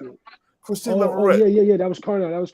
Yo, Carlisle took Christine Leverett 8-ball Charlotte from her and brought it to my house. And he's like, yo, Quad, put this in the closet, God. That shit was in my closet in my grandmother's basement since 91 or 2 or some shit like that. But when my grandmother passed, that 8-ball Charlotte was still in her basement hanging off the rack. Hey, bro, you really got to dedicate some time, man. You probably should really reach out to a few of them, like whoever else really want to talk. You know what I'm saying? Because we deserve our city, not necessarily, not me, but you know, we got enough people that led the way. You know what I'm saying? I be seeing a lot of these people on here that don't be, you know, people gotta start doing what you have to do. You know, listen, like, subscribe, and share the room. You know what I'm saying? You know, if it's recording to me, you know what I mean, I'll definitely help you get your views up. You know what I mean, bro? I've been supporting you on this joint, and I always will. You know what I'm saying? So I'm always gonna keep encouraging you, though, man. Without question, I love the movement, bro. I just don't got it in me myself to do, but I love to see somebody else do it. You know what I mean? Yo, bro, I'm gonna tell you something, TJ. You know, we were from fucking neck bones. I ain't even pork. I was eating pork. My mother boyfriend Calvin Williams. Pork. I ain't pork. No, I ain't pork. I don't know. I used to eat the rice and vegetables, nigga. Hey, bro, I remember one point in time, man, when I was living out on my own, bro. It was like this had to be like 9-3. You know what I'm saying? I was going to the spot on 2nd Street. Chinese people had me fooled thinking I was the little rib tips was beef, bro. I was dumbfounded eating them, killing them shits. You know what I'm saying? I thinking there was some real life beef rib tips. Yeah, I found out, man, it was over with, bro. That's probably my last time ever messing with that joint. Yo, the only Chinese restaurant I eat at now is halal Chinese restaurant. Oh, yeah. North like 2 or 3 halal Chinese restaurants. Aisha's. It's a couple more. There's a couple more. But I eat at Aisha's. She's the truth, yo. That restaurant, yo, bro, they're expensive as hell though, but I'll fuck with it. I'd rather fuck with that than the city. Bro, I would like to see you tap into the people of the city, man. There's some people that really, you know what I'm saying, whether it's about, it depends what you trying to talk about on your platform, whether it's about dudes doing wild time or dudes just doing some positive stuff or athletes who made it. You know, we got a lot of people from, you can go back, you know what I'm saying? Whether you can start with Hip Hop Posse, we got some athletes in the city. We definitely got some rappers coming through the city, you know what I'm saying? With Cashapp and them, you know what I'm saying? First class MCs and point blank MCs and all them. You know, we got a lot of stuff. I got Cool V coming. Me and Cool V, we got interview coming like next week or sometime. Facts, man. We got a lot of stuff to talk about. A lot of money getting. Yeah, we got a lot of stuff to talk about. You know what I'm saying? Facts. But you know what the crazy shit is, man? I told Shorty Fresh I'm gonna have him up here. I told Sean Hartwell I'm gonna have him up here. You know, that's what man. I mean, Sean Lane, Andre Lane. I'm gonna get him up here. Yeah. You know what I'm saying? Because he's doing his thing still. I'm trying to make everybody up here just so, man, fuck that, man. People don't know about Elizabeth. Everybody sleep on Elizabeth. They talk about Newark. They talk about Jersey City. They talk about Camden. Yo, that's Ron. That's Ron, yeah. Yo, me and Ron got history, so that you already know what it is. Oh, Potty Homes, nigga. Facts. Ron was with the squad. Facts. Hell yeah. All first court niggas. All that's facts. He was all rocking out of first court. Right. Ron was with the Shoot family. hopscotch with bullet cases. We shoot hopscotch with bullet cases. The bullet cases, niggas who have shootouts, the kids who play hopscotch, throw the bullet cases on the motherfucking numbers. Remember that shit. Them bullet cases should be all through the first, second, and third quarter, bro. Yo, park my camera for 1 second. I'm still here though. All right. Yeah. All them bullet cases should be through the first, second, and third quarter, man. Yo, I remember they built gates in the Pioneer Homes when they put them big ass gates up, bro. I remember those. One way in and one way out of each court. Yeah. Yo, we learned how to hop them gates in a matter of a day, yo. Yo, the first day they start putting them shits up, we start hitting them gates, yo, the same day. Everybody was practicing. The first person to put the gates up was the first court. They put the gates up right there in my court. We started learning how to hop them gates the same day, bro. By the time they finished, them gates didn't mean shit. The police running in, niggas hop them gates like rabbits, yo, like Spider-Man on them gates. Yeah. Gone.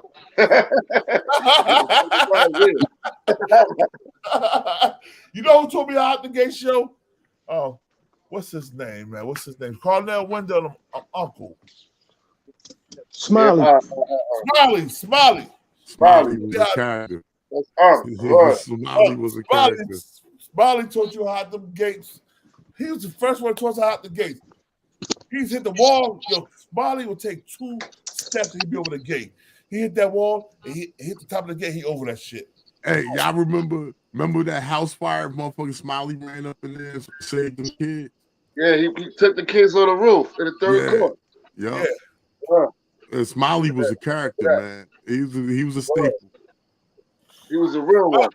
Smiley used to climb up the side of the buildings to the 3rd floor of the roof and just chill up there. Spider-Man. Everyone called him Spider-Man. Spider-Man, Mighty Side. Smiley, he's a good dude, man. Now listen, I got a question. I might have it confused. Was it Smiley that shot Cassius Pugh? Remember Cassius Pugh? Yeah. Remember he got shot in the back? Little 22, 25? I don't know who shot Cassius Pugh, man. I thought it was, somebody told me it was Smiley. Man, I was like, nah, I ain't got Smiley doing that. All that shit's old, so nobody died. And niggas nah. Cassius cool. He, he was mad they cut his coat off him. He was bitching. Nah, don't cut my coat. Yo, TJ, who that sound like to you, TJ? Huh? Who that sound like to you back and they cut that Spencer man's coat off him? Facts. Leave my coat alone. Nah, don't cut my coat. They gonna cut his coat off because he got hit in the back.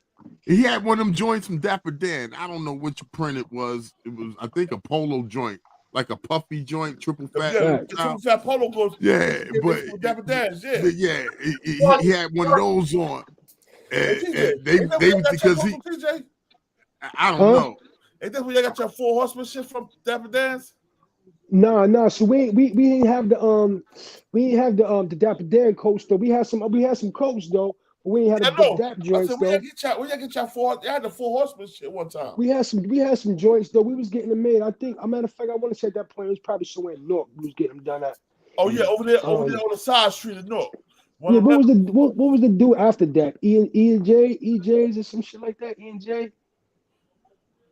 Yeah, I think so. Right over there, was it Halsey, right? Yeah, it was another dude after that came after that. It was on Halsey Street, right?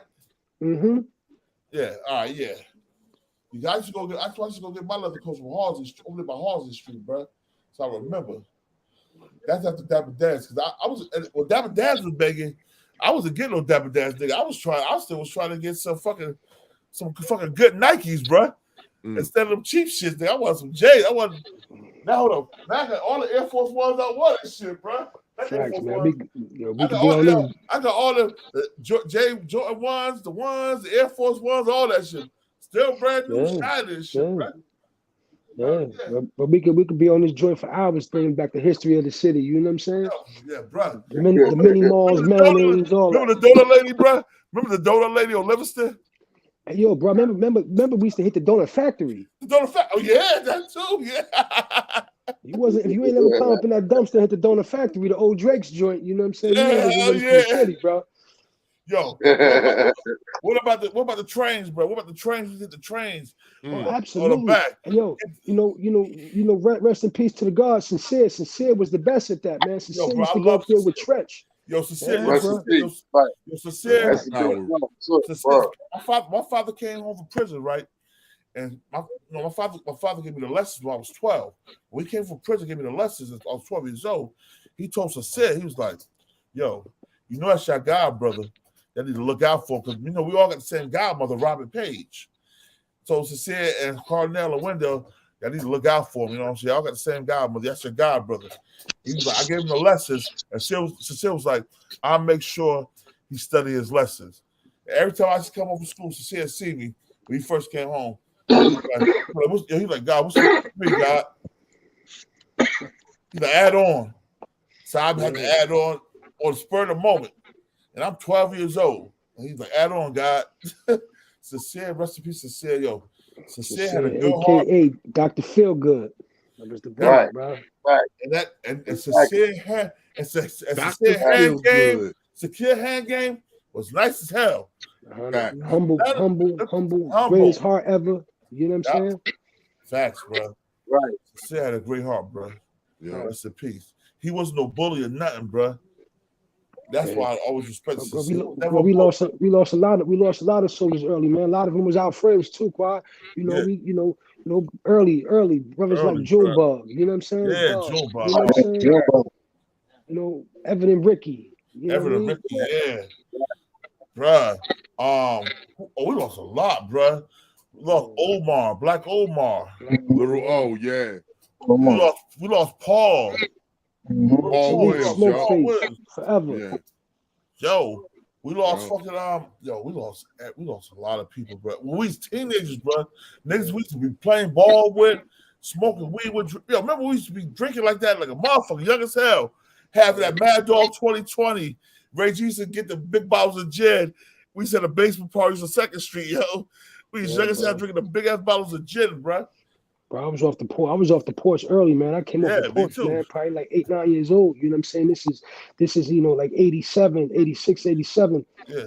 Before 88. This is when, E-Port Posse was running and we was in Bayway though. But Quincy and Holly Rosh them came to Bayway. You know what I'm saying? Yeah. Quincy, White Mike, Ray Rock. You know what I'm saying? These are some of my big brothers too. You know what I'm saying? Yeah. But from there, I'm from the whole city though. You know what I'm saying? Born in PM, lived in Bayway, grandmother on South Park, trapped downtown. You know what I'm saying? So there wasn't a spot in the city. I was born on Bond Street between Division and Henry. I moved fucking South Park Street.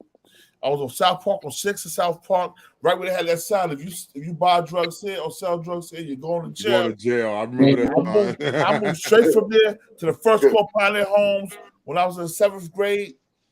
I had to fight every fucking day when I moved downtown. I'm talking about TJ. No, I was fighting 3 or 4 niggas.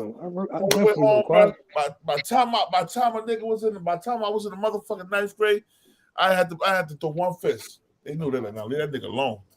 Leave that nigga alone. I was big as hell. I was tall, but I still couldn't fight. I didn't really get my fight skills. I'm talking about the prison. You had to get your heart up. My heart. It wasn't my fight skills. It was the heart. I used to walk to the party home with my Guillaume when I was in the 6th, 7th grade. Come from karate class, yo. You kicking shit.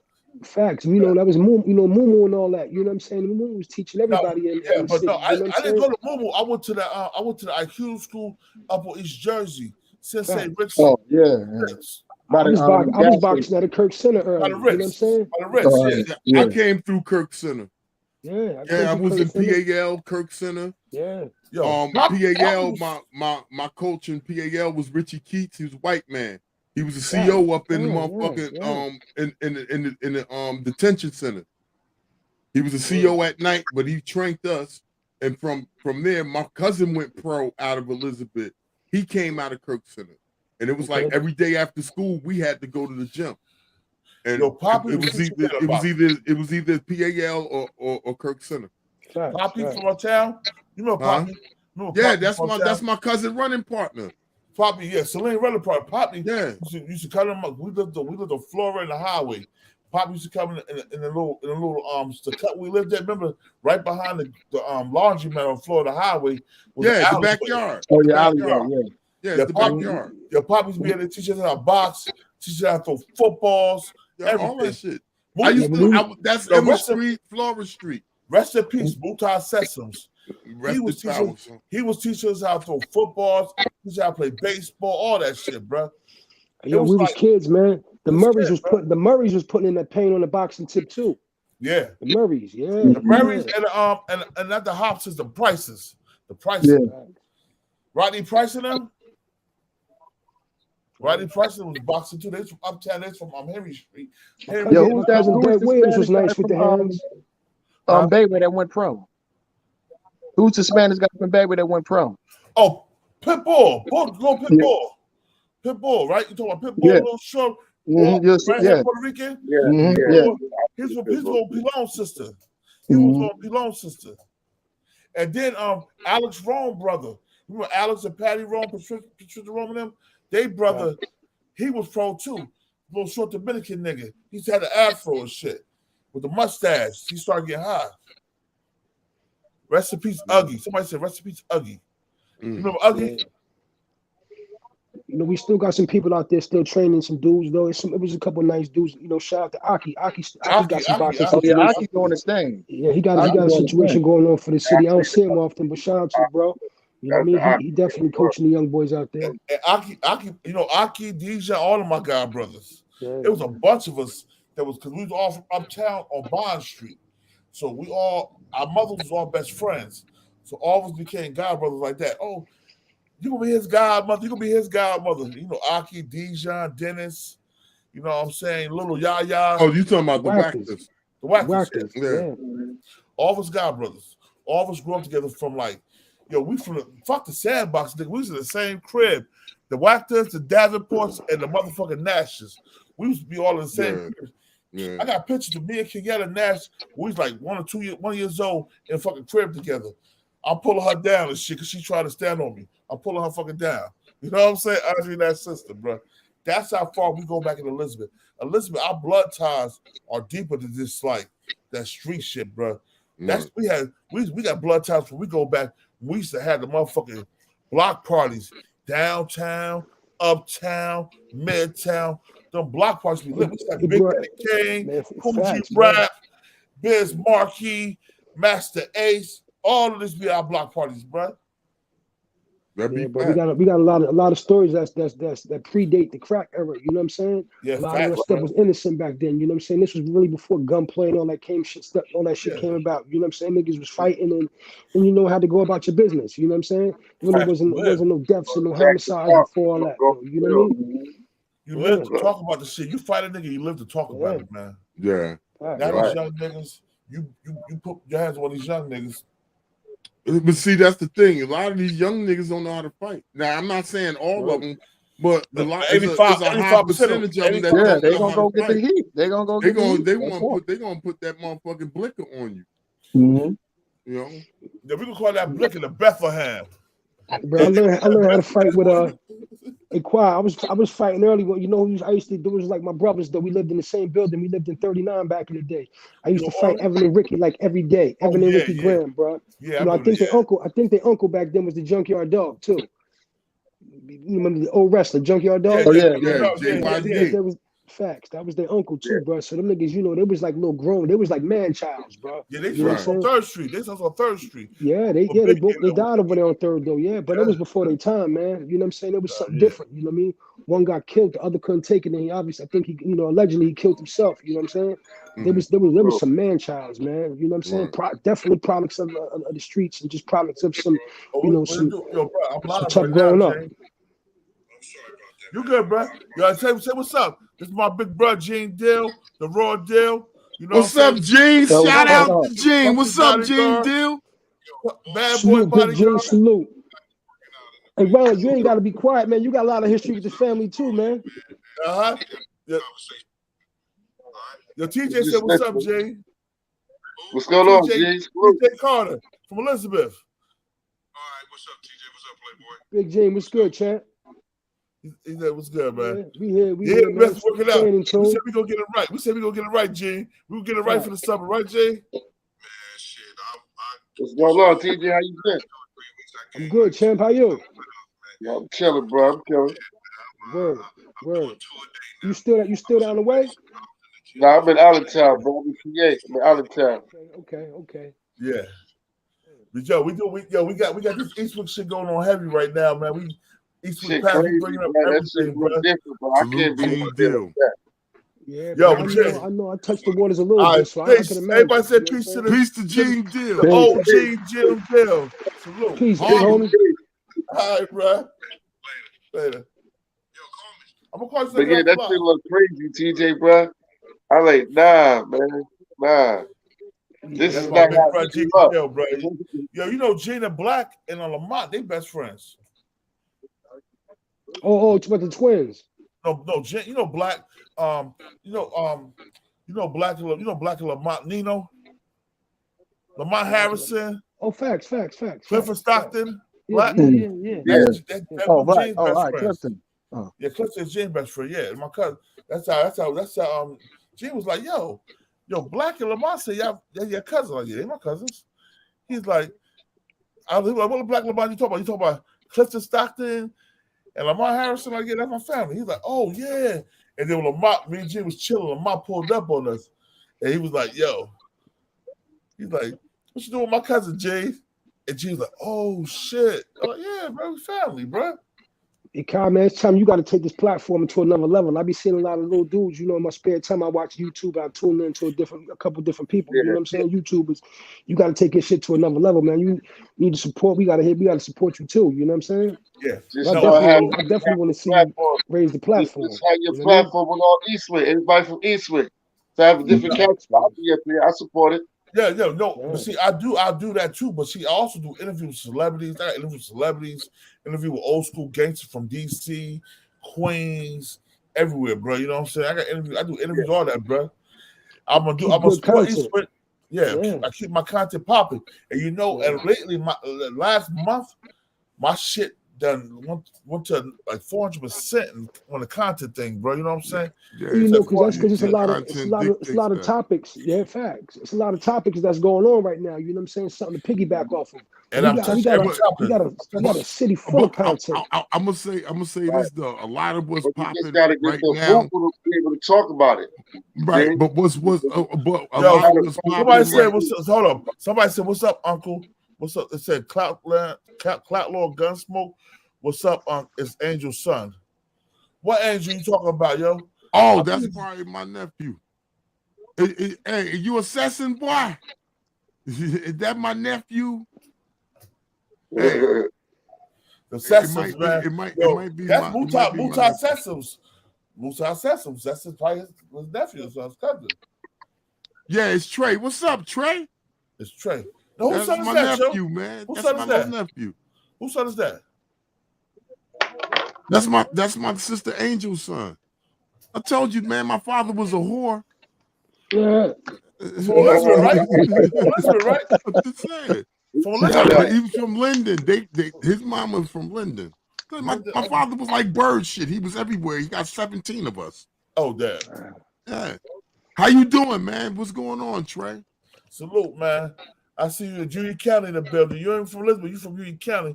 Linden was Elizabeth, nigga. They broke us up. Linden, Roselle, and Elizabeth was all one. It was all Elizabeth. But see, Linden and Roselle, a lot of Linden and Roselle used to be farmland, too. A lot of people don't remember that. It was farmland out there. 1 acre park, all that shit was a farm. It was farmland. But it was all Elizabeth. Until they split it up the way they split it up now into the townships and shit. But all that was farmland. All of it was Elizabeth though. Yeah, but it was all farmland. Is what I'm saying. It's a lot of the same families too. A lot of times when people get tired of living in the city of Elizabeth, they just shoot to thinking Roselle and Linden is the suburbs. You know what I'm saying? So yeah, that's what they say back there, bro. Real talk. Yeah. I'm going to Roselle. That's still us. Yeah, that's still us. We Roselle, all that's still us. That's all still us. Even Rahway. I be hating to see when a lot of little young boys between Elizabeth, Linden, and Roselle be beefing and all that shit. I be all the same though. At the end of the day. Word up. Yeah, I hate to see that shit.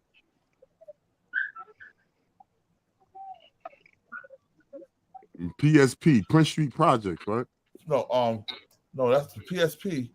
That's Prince Street Project. No, he said he was born in Elizabeth, but it's Prince Street Projects, I believe. That's why I'm asking. Is that Prince Street Project? Or is that a PS Manners? No, PSP. Shit like PSP. $P. Didn't they fucking PS Project. PS. Yeah, that's what I said. No, not Prince Street. PS Manners. PS Manners, yeah. PS Manners, PSP, PS Manners. PS Manners Project, PSP. Yeah, PS Manners. PS Manners, right?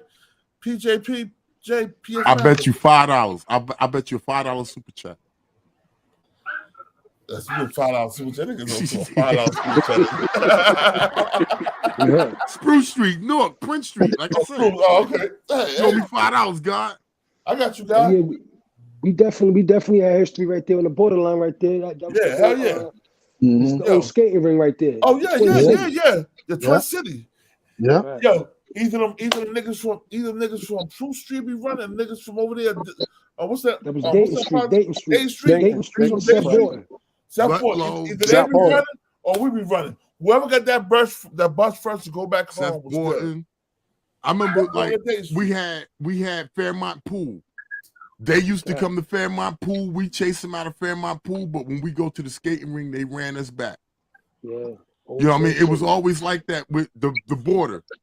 Us uptown niggas in the border, we was right next to North Elizabeth, especially Fairmont Pool.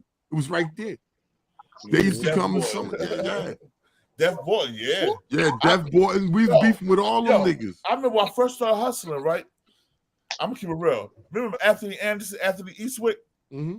That nigga gave me like 500 grams, right? And he's like, go cook it up. And she's like, just bring it back. He's like, I'm charging you 40 a gram. This was back in the early 90s. I looked at that. I was in high school. I looked at that nigga, 40 a gram, nigga. I'm like, I got you, bro. I skunked that nigga for the whole 500 grams. And then I used to go to once I finish that shit, I go to Dayton Street and get the rest of my work. Until I met the real connect. I was going to Dayton Street. I was on Westminster Ave hustling. So I had a nice plug out of Seth Fortin. I used to get some fire cocaine out that motherfucker. Yo, Seth Fortin and Dayton Street has fire cocaine, bro. I'll bring that shit back. But yo, I'm gonna tell you, when I had really got on my game when I was in Westminster, I was going to Houston, Texas. And I remember I came back with my first time I came back with a bird.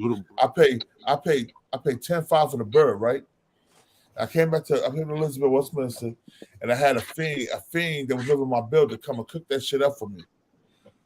This was back in 90 shit. I went to visit my cousin like 92, 93. I cracked that shit in the middle, right? I cracked that shit open, bro. That shit had rainbows in it, bro. Which one is rainbows? Rainbows. Pink, purple, all that shit. So what you had, that fish scale? That fish scale, right? I know what fish scale was, bro. I knew when I was selling wholesale clips, the motherfuckers was like, yo, let me give about 20 clips, shit like that. That fish fly. Bro, I had that. That sniffer's coat. But I cooked that shit. I had cooked it up, bro. You know, you cook it up. And when I you can cook it up, but it's like the sniffers love that fish scale. I cook my shit with speed, bro. TJ, you be smoking now, bro? Huh? That's actually TJ, do you be smoking now? Oh, nah. I just fuck with the cigars and every now and then to black them out, bro. No bud, no nothing, man. I gave all that shit up. Oh, man. TJ gonna sip Bless this. your heart. We sip this, TJ. We gonna those TJ. This is what we used to be sipping in the clubs and shit. we sippers, yo. That's smoking weed shit. I don't smoke that weed. I can't smoke that weed shit. Every now and then I might smoke no bud. Damn near 2 years now. Yeah, man, listen, God, you gonna make me count the bottle? You showing out? You want me to break a bottle out or something? I might fuck with a gummy here, really. I like the gummies.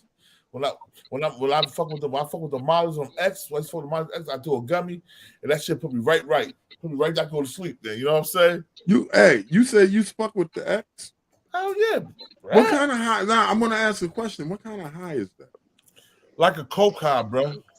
I don't know what that is. You know what? Hey, yo, for me, I was messing with the X back in the 90s, fresh out of high school, right? Yeah. So for me, with the X used to be like it was a mood enhancement. You know what I'm saying? So depending on whatever kind of mood you was in, okay, it enhanced it. Okay, I got you. Enhanced it. But it's I got you. it's I understand. Like niggas that sniff coke, that's ecstasy, man. Like I said, I ain't gonna lie, I never front nigga. I made money. I sniffed coke, I did pills. You know what I'm saying? That's all I did. You know what I'm saying? I spoke weed here and there, but I like the ecstasy, the Molly, and the powder at one time because the crowd I used to be around celebrities. And like TJ, I know he'll tell you, my bodyguard for celebrities. So I be with Nelly, and we be in a hotel room with a bunch of bitches from the strip club. We be sniffing coke, popping ecstasy or Molly, drinking the whole nine. You know what I'm saying? I was young, so it didn't bother me. You don't have some travels with some you know what I'm saying, some upper echelon people, man. That's for sure. I know, I saw it. Yeah. And yo, I didn't ever think I'd be able to do that, bro, because I came from I used to play basketball. I came from getting jumped to playing ball to selling drugs to getting my hands right, doing niggas dirty, to going to prison, to come home from prison, running security for Cinderellas, going back to prison. You was probably the one that threw me out of Cinderellas. Man, that might be Ralph. Man, that might be Ralph, bro. Ralph was a nah. I was foul. I was foul that night. I came in with a roll of nickels. I was throwing nickels at them. I didn't even get through the whole roll. They kicked me out. Right? That's it. I swear to God. We had a crazy epic. We had a crazy epic Cindy's one night, man. Me, who, X. Yo, I was there. Remember, we all. Facts, I remember. Yo, I remember. Yo, I'm so fucked up, right? My brothers in from Broadway. My biological brothers are from Broadway, and I had the guys that I fuck with from Broadway. And rest in peace, Onay. Onay kept pushing him on my man's girl. I told Onay, like, yo, that's his girl. She's not a stripper, bro. She's standing right here with him dancing. She didn't work for the club. Onay would grab her ass, yo. This nigga, I forgot this nigga name from Broadway. He was hanging with my brothers and them. Yo, he stole off of Onay. When he stole for Onay, that shit just went crazy, yo. Yo, look, crazy. So I kind of, it's crazy because I kind of like souped that shit up too. You know what I'm saying? I saw this shit happening. So I teed off on one of them too. Yeah. He was in the back. Yeah, I was in the back. Chair.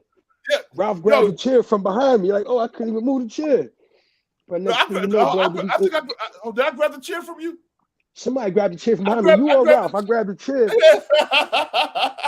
Hey, bro, next thing you know, bro, that shit started turning crazy. They cut my man Pooch's neck. They cut Hussam neck. Yeah. I got my face was bleeding. Somebody did something to my head right here. Yeah.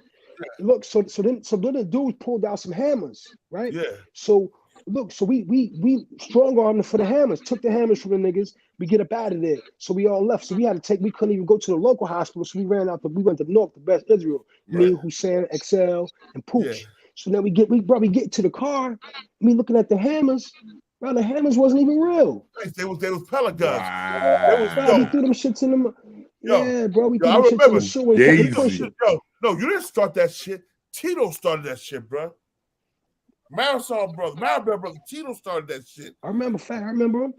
Yo, and when I told Tito, like, I told XL, yo, God, chill. We family, bro. Don't do this. Don't fuck with my job. Nigga, I just came home. We tore ass up in there that night, bro. We tore ass. We got some scars from that day. We tore ass up in there. Hey, yo, you remember that day? I was because I stopped hustling. I was working at Cinder. I was driving a taxi, and I pulled up on what was it? What was it? It was you. It was Hussein. It was XL. I picked y'all up. Y'all taking y'all to the barbershop on Jackson Ave. And y'all was like, it was just like regular with us. She was like, yo, they didn't swing on me at all, bro. When we was in the bar, they never swung on me. I was just breaking this shit up because I worked there. But they never swung on me. They never tried to hurt me or none of that shit, bro. Hey, yo, I don't think nobody realized there was cuts. We went outside, right? Yeah. So we all laughing about it. Next thing you know, I looked at Hussein. He turned his neck. As soon as he turned his neck, poof, that shit busted open. Like, oh, shit. Yeah. My man Pooch, same shit. The nigga, somebody cut them both. Like, I don't know if one of them bras gave the niggas a razor or what. No, the niggas was getting. The The niggas they was bounty hunters, so the owner never searched them. Yeah, niggas got cut with the razors, but I got cut in my forehead. My whole face was bleeding. Niggas think I got it the worst because I had a little cut and my shit was coming out my face. But nah, I wasn't cut that bad. My niggas had their necks cut. My brother, remember my brother, dark skin one? He got cut in the head. My brother, but they was packing fake hammers. No, they had fake hammers. They was a fake. They was fucking you know what they shit? You know the hammers that got the motherfucking the mace in them. The pellets. Fake. That's fake hammers. That's fake. But the bounty hunters use it. They can hit you with them pellets, and them shits hurt. We took the hammers, right? I was holding one of the niggas by his wrist. Excel pounding on the nigga. Bang, bang, bang. He had finally dropped that shit. I picked it up and put it in my waist. You know what I'm saying? Until we got up out of there and got halfway to north, we I go check the hammer, like playing with this shit, like, oh, this ain't even real. Let's get these shits up out of here before we get in trouble. Threw them shits in the sewer. They up in there with fake ass hammers. That's crazy. Yeah, bro.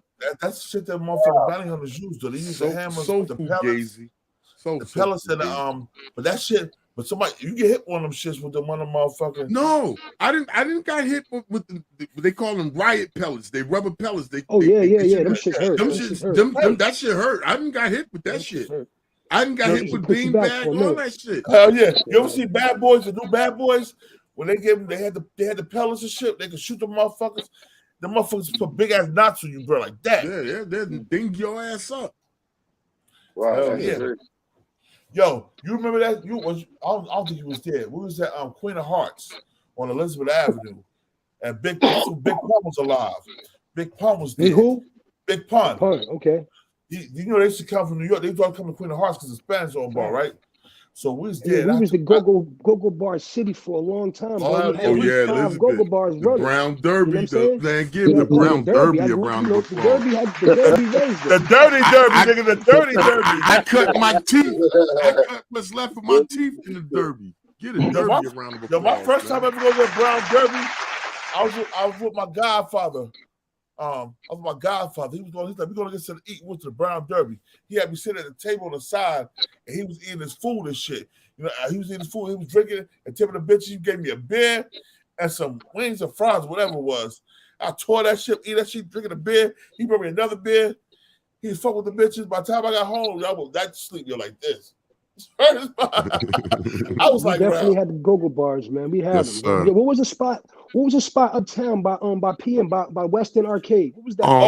The Mayflower. Not Mayflower. It was the Mayflower. It was My Fair Ladies. My Fair Lady. There you go. My Fair Lady. My Fair Lady. Yeah. And remember the spot they had? Remember the chicken shack over there on Magnolia Broad? That chicken shack in the corner. Was other chicken shack right behind it. That was a strip spot. club. Yeah, that was a spot too, yo. Kennedy's. The Kennedy Fried Chicken spot, yeah. Kennedy's, yeah. That was a strip club too. Legendary Jersey girls, you know what I'm saying? Nardones. Ass shaking city. Sherelle, drop it like it's hot, Sherelle. Drop it like it's hot. Wow. Honking them had the Derby, man, when I was young. I was up in the Derby like 13, 14 years old, man. You know what I mean? Sneaking up in the Derby. Yo, bro, you remember we was in Cleveland, bro? How we used to go to the liquor store, go to the liquor store? We definitely the same age because you're only a year older than me, Quad. Yeah, I'm 46. They used to have me buy the liquor because I was so tall. So I used to get the liquor. So everybody used to have me go to the liquor store get the liquor for me, yo. The liquor store, Elizabeth Ave. Me and Lil Phil used to go up in the Derby, man. We used to sneak in the back door. Phil all short. He's still short to this day. We was sneaking in the back door, sneaking in the side, you know what I'm saying, going up in the Derby. Bro, that shit was crazy. I didn't really understand what I was seeing. You're 13 years old, like, wow. There's a lot of just hoeing going on, bro. Yo, I'm gonna be real. Lil Phil been my mortal enemy since I moved to Midtown and downtown in 6th grade. Me and him was mortal enemies. We still I saw Brother Day. I saw Brother Day, man. Yo, we still don't fuck with. Yo, last time we seen each other face to face, this was I came home in '98. Was it 98? It was before I got locked up. It was like '94. We was at the King University Carnival, and I was fucking with his cousin Aisha. Remember Aisha, her brother Quadrice from Aisha from Court Street, Midtown. Thanks. Yo, me and Aisha was fucking around. This was '94, yo. Right before I went to prison, right? And Lil Phil seen us talking. He was like, don't be talking to my cousin. Like, nigga, I beat your little ass the fuck up in here. Yo, next thing you know, all them Haitians like surrounded me. I was with niggas from North. All them Haitians surrounded me. I was from Westminster at the time, so I had niggas from Salem with me, niggas from Westminster, some niggas from North that hung with us. I don't know if you know little Cav from Salem. He's from North, though. Little Cav. He's from North, but he was also on Salem, man. I remember him. Yeah, Lil Phil had them. He had them Haitians in his pocket back then. He was, wasn't too many African Americans from up there though. Lil Phil, my cousin Pat, Lil Phil loved him, bro. Lil Phil and Bilal. Bilal was my boy. Me and Bilal had together to fuck with the Haitians. Bilal from North. My cousin had him too. Patch Shaw. Yeah, Patch Shaw. Yeah, Patch Shaw. Patch. Yeah. Rest in peace, Patch Shaw. Yeah, man. Yeah, they had the old school Haitians. And Lamar. Yeah. All had Fat Lamar. Moonface Shaba. Yeah. Yo. They was giving it up, though. Yo, but Lee had them niggas shit. That's why they had to kill Lee, yo. Lee, Lee Ingram, Sunborn. That's my brother. Sunborn. Yo, peace to God, Sunborn. Rest in peace. But Sunborn, I don't remember exactly how it happened. I don't remember if he sold the park to the Haitians with the jail, or he went to jail and came home and the Haitians was there. He tried to take it back, and that's where the war started. A lot of dudes from the Grand broke up over there too, like AZ, Big Cordell, B Star, Marlon, Haas, all them. They had started going down there too. Yeah, so that's start getting more Americanized though. But the Haitians wasn't playing though. They had a couple of Americans they was riding with though. They was coming through. You know what I'm saying? They was definitely tearing some shit up, though. Patch Shawn, Lamar, and a couple more people. But when Lee came home and started running down them niggas, they got mad. You know what happened? I think Lee started hustling on Jackson Ave. Or Jackson Ave cut their throats. I'm not sure if I'm 100% right. But remember, Jackson Ave was right by the park. Mm-hmm. So he sold the park to them niggas for like $75,000, shit like that, $50,000 before he went to jail. He came home, Jackson Ave. He over to Jackson. He lived right in the corner of Anna and Jackson, right by the liquor store. Him and Kiki, Kareem George, and Shadi lived in the same house. Tawana is Lee's sister. You remember Big Booty Tawana that married me, Mont? Yeah. Crawford was over there heavy too. Crawford was over there on Jackson Ave. Yeah. My cousin Landy, my cousin Maurice, Black owned the house I live in. Black owned the house I live in. Over there. They was on Anna Street. They had Anna on lock. They had Anna and Jackson on lock. Cause their house was right on Anna and Jackson. That shit's crazy, bro. When niggas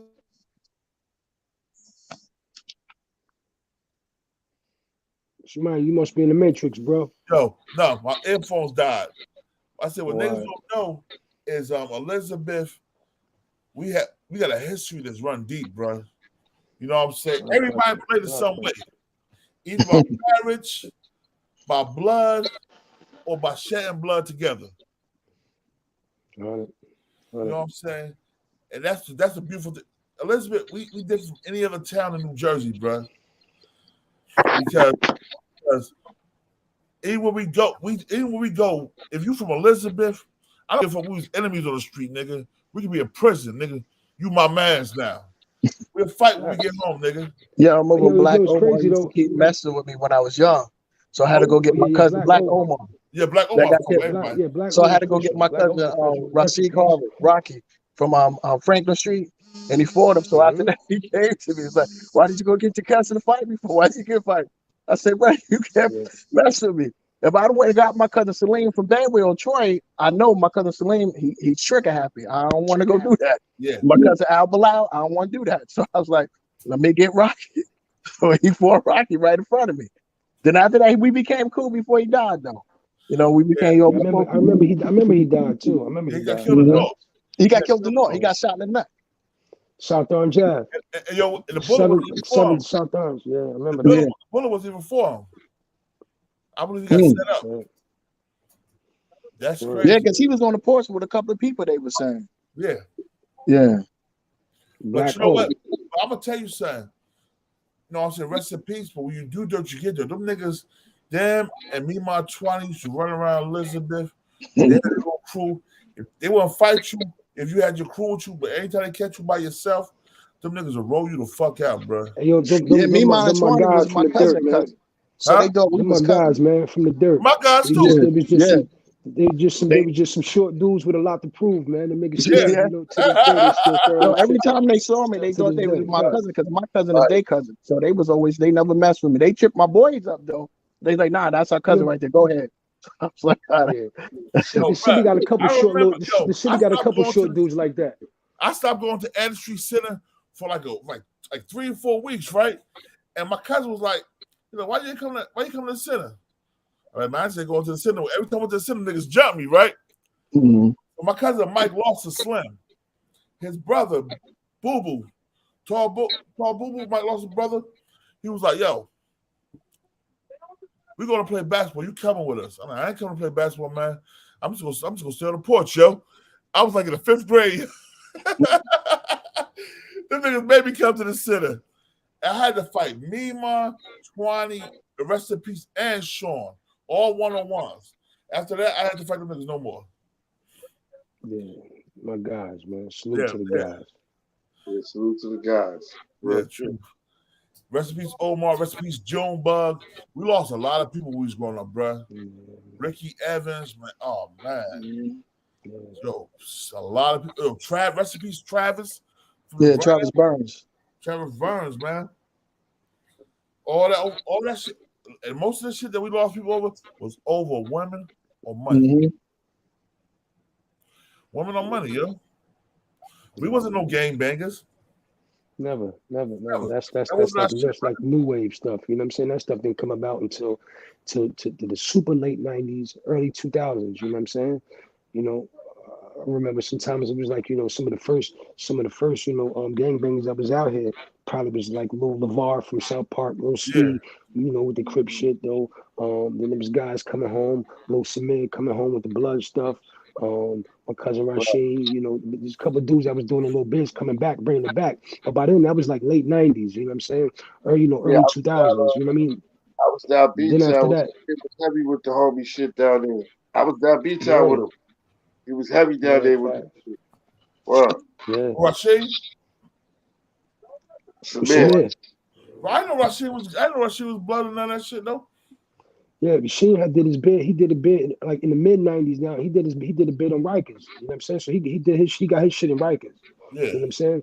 Lil LeVar Ski, he was I don't know where he came about it at, but he had brought it back. He had brought it back to Midtown South Park. You know what I'm saying? And then after a couple of years, this shit just went wildfire. You know what I'm saying? Everybody starting to go home to youth corrections facilities, going in and coming back out. And the city just went on fire with it. You know what I mean? I know, because I remember when I was even going out of prison in 9-7 to Southwoods, right? Lil Phil had just came there, brought Lil Phil to the county. He had run that blood shit. Yeah, he went to the city. He did a lot of. He did like 16 in the city, something like that. 16, something close to that. He did like 16 years in the city. He put that pain in for it though. You know what I'm saying? You know, he went out there by himself. He had to survive. You know what I'm saying? Well, you know, little nigga got a complex anyway, so he was out there. He lived. He had to do how he lived. And that's all he really gonna do. You know what I'm saying? Yeah. Yeah, but he went out there. He got his own set. That nigga put that work to get his own set. I respect that. I respect that gangbanging shit. But I respect for a man to make something out of nothing and get his own. You know what I mean? Yeah. I mean, you got to figure at the time when he went in the 90s. You know what I'm saying? When you know, when New York was still going over the oppression. You know what I'm saying? With the Latin people. But so that's so he had to go do it. No, he could have joined the 5% of the guys on earth because we was heavy back then too. Yeah, he could have. You know what I'm saying? Island, he was definitely oppressed too. You know what I'm saying? Just being lonely out there by himself from Jersey. You know what I'm saying? Yeah, fact. So I could imagine how it went. I don't hate nobody. I don't hate nobody for whatever they do, whatever they follow. That's on them. You know that's on them. Yeah. When it comes to that, that's on them. But I just can't do it, man. Even like my little cousin, my first cousin, he triple OG Brand, Push Brand by here Davenport. You know what I'm saying? Salute. He in Charlotte, North Carolina. You know what I'm saying? And I remember he told me, he's like, yo, cuz, he's like, yo, you in Virginia, bro. He's like, I make you cackle, yo. I like, bro. Not never, bro. I've been God body all my life. I can't see myself being nothing else but that. I ain't laying life down on my line for no nigga. I ain't following no niggas to my death, bro. Whatever I do because I love it. So when I'm gonna die because I love it. So like I said, I speak my niggas be like, oh, you don't care what niggas gonna do to you? Can you say something about them? I never did, bro. Nigga, we all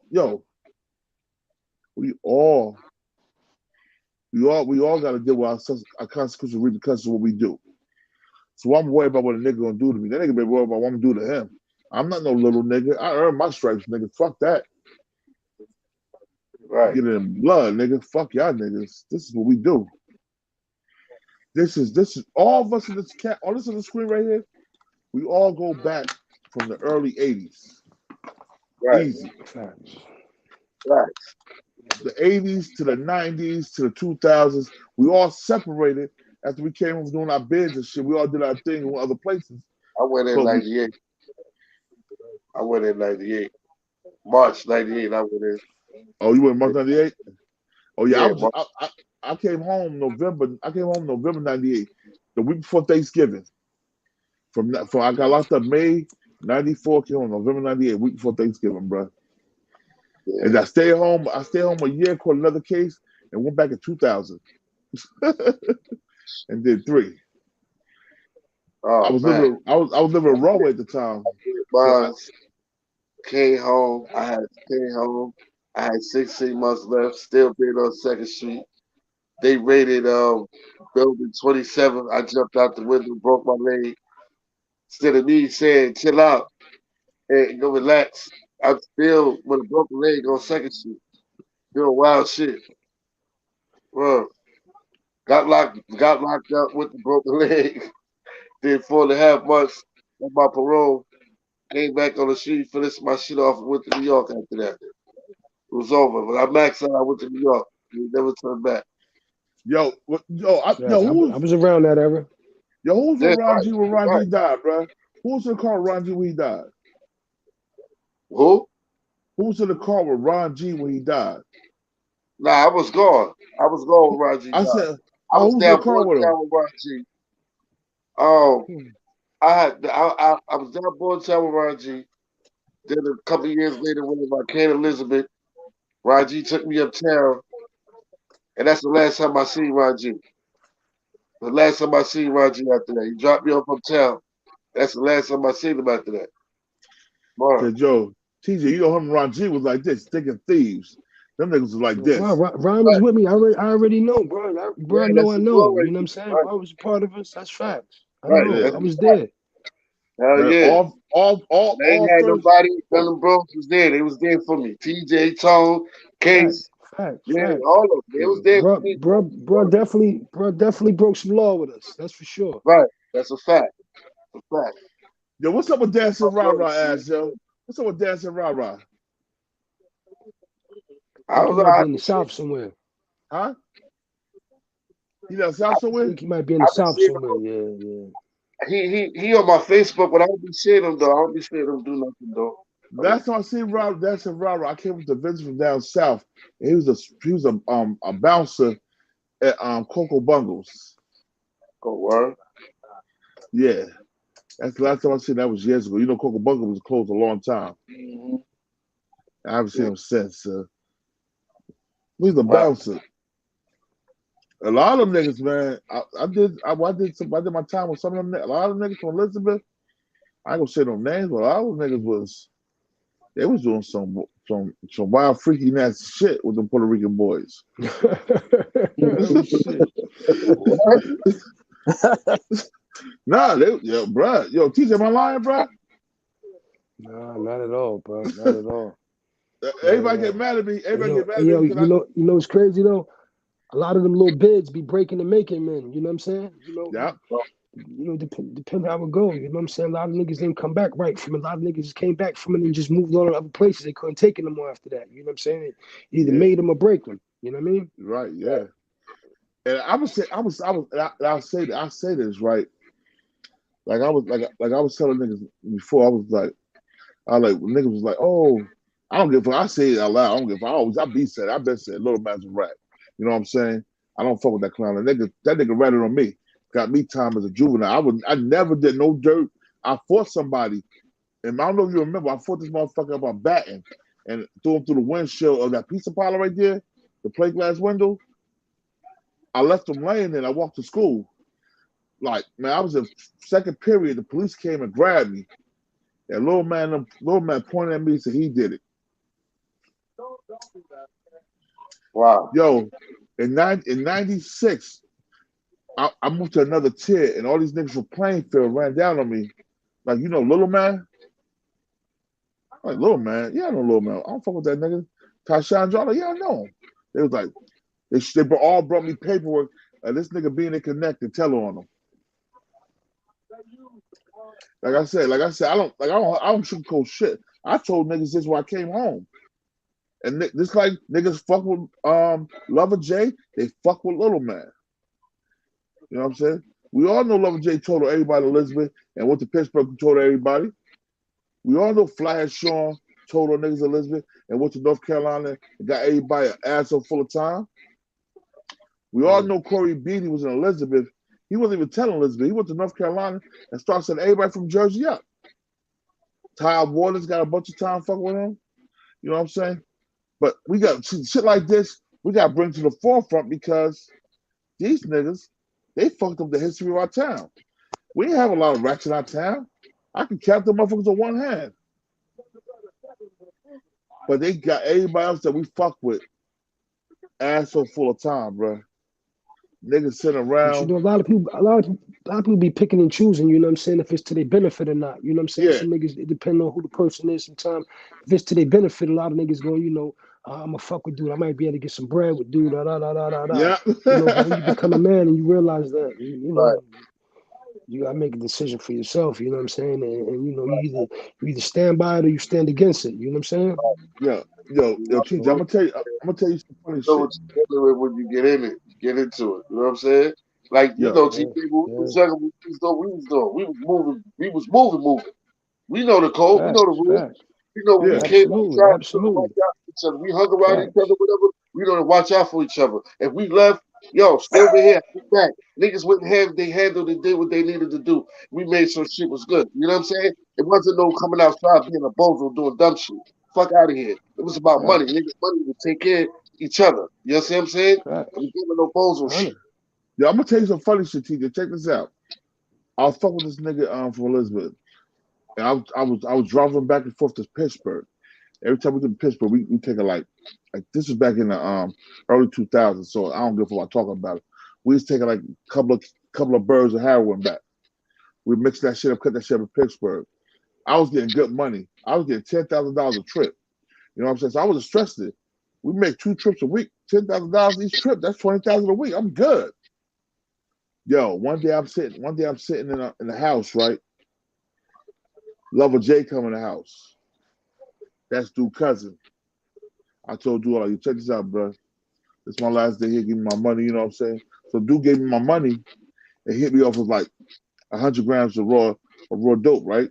I like, good looking. I left.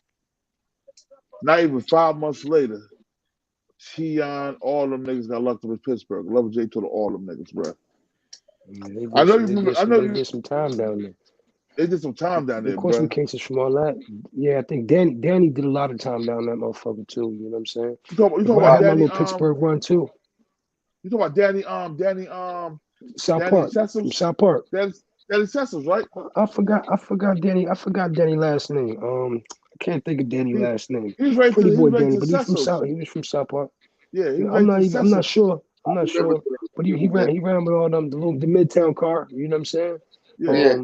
With like Lover and Troy and all them at one point. You know what I'm Ron, saying? Danny Sessoms, Hustler, right? Stone Cold Hustler. Ron, he's the Sessoms, right? He talking about Danny Sessoms. They used to be on South Park. Used to be at PM.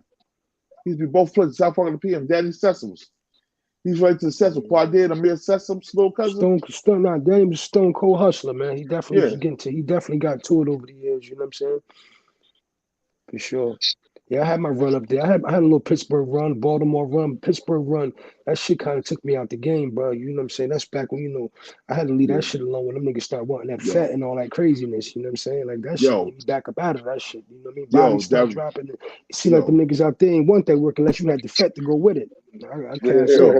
Vermont. I just go to Vermont, yo. I didn't know about Vermont, but teddy bears. But remember the Vermont bears? They used to show the commercials when we was younger. The Vermont teddy bears. State, you know what I mean? State the biggest shit. I was up there for nights for a minute. It's live up there. That shit look like zombie land right now. Can't fuck with that shit. They had a need. Pittsburgh, they was loving that Jersey smack. You know what I'm saying? Like it didn't matter if you said you was from Jersey and you was going up there with it, they wanted it from you because for some reason we must have had that smack that they wanted though, and that shit had a good run up there. You know what I'm saying? It was multiple cars and niggas going up there and catching their cases and shit. That's for sure. Yo, bro, I was going to Vermont. I was paying $100 a brick in Vermont. I was selling that shit. Some people $500 a brick, and some people $1,000 a brick, bro. In Vermont. Wow, crazy, bro. That's how. They was selling bags for $100 a bag, bro. In Vermont. When I came home my last little stretch, bro. Like it was crazy. Like nothing. TJ. Yeah, I think his phone. Somebody tried to call him. He's got me off the joint. I stopped wanting to shake loose and poison my own people. Not that it was any better, but I took my show on the road. You know what I mean? I went down like AC. I went down Baltimore. Went to Pittsburgh and all that shit. You know what I mean? I don't glorify none of that shit now. You know what I'm saying? End of the day, I was poisoning my own people regardless. You know what I mean? But you gotta think about when I came home and people just saw me doing good, like damn. You look good, you're doing good, da da da da. And I started seeing fiends getting themselves together. Like I ain't even want to put that through that shit no more. You know what I'm saying? Kids I came up with, little kids I saw starting to age now. You know what I'm saying? I just looked at them different and they probably looked at me different. Like, damn, you feeding my mom and my dad this poison. I just ain't really want to do it in the city no more. You know what I'm saying? Yeah, I cut that shit out a long time ago in the city. But I remember now, but I just stopped wanting to poison my own people, man. I don't know if you remember what my aunt Deb, remember my aunt Deb, Reggie mother? Aunt Deb, my mother, Aunt Deb was living with my mom. She was living with us. And I remember when Reggie came home.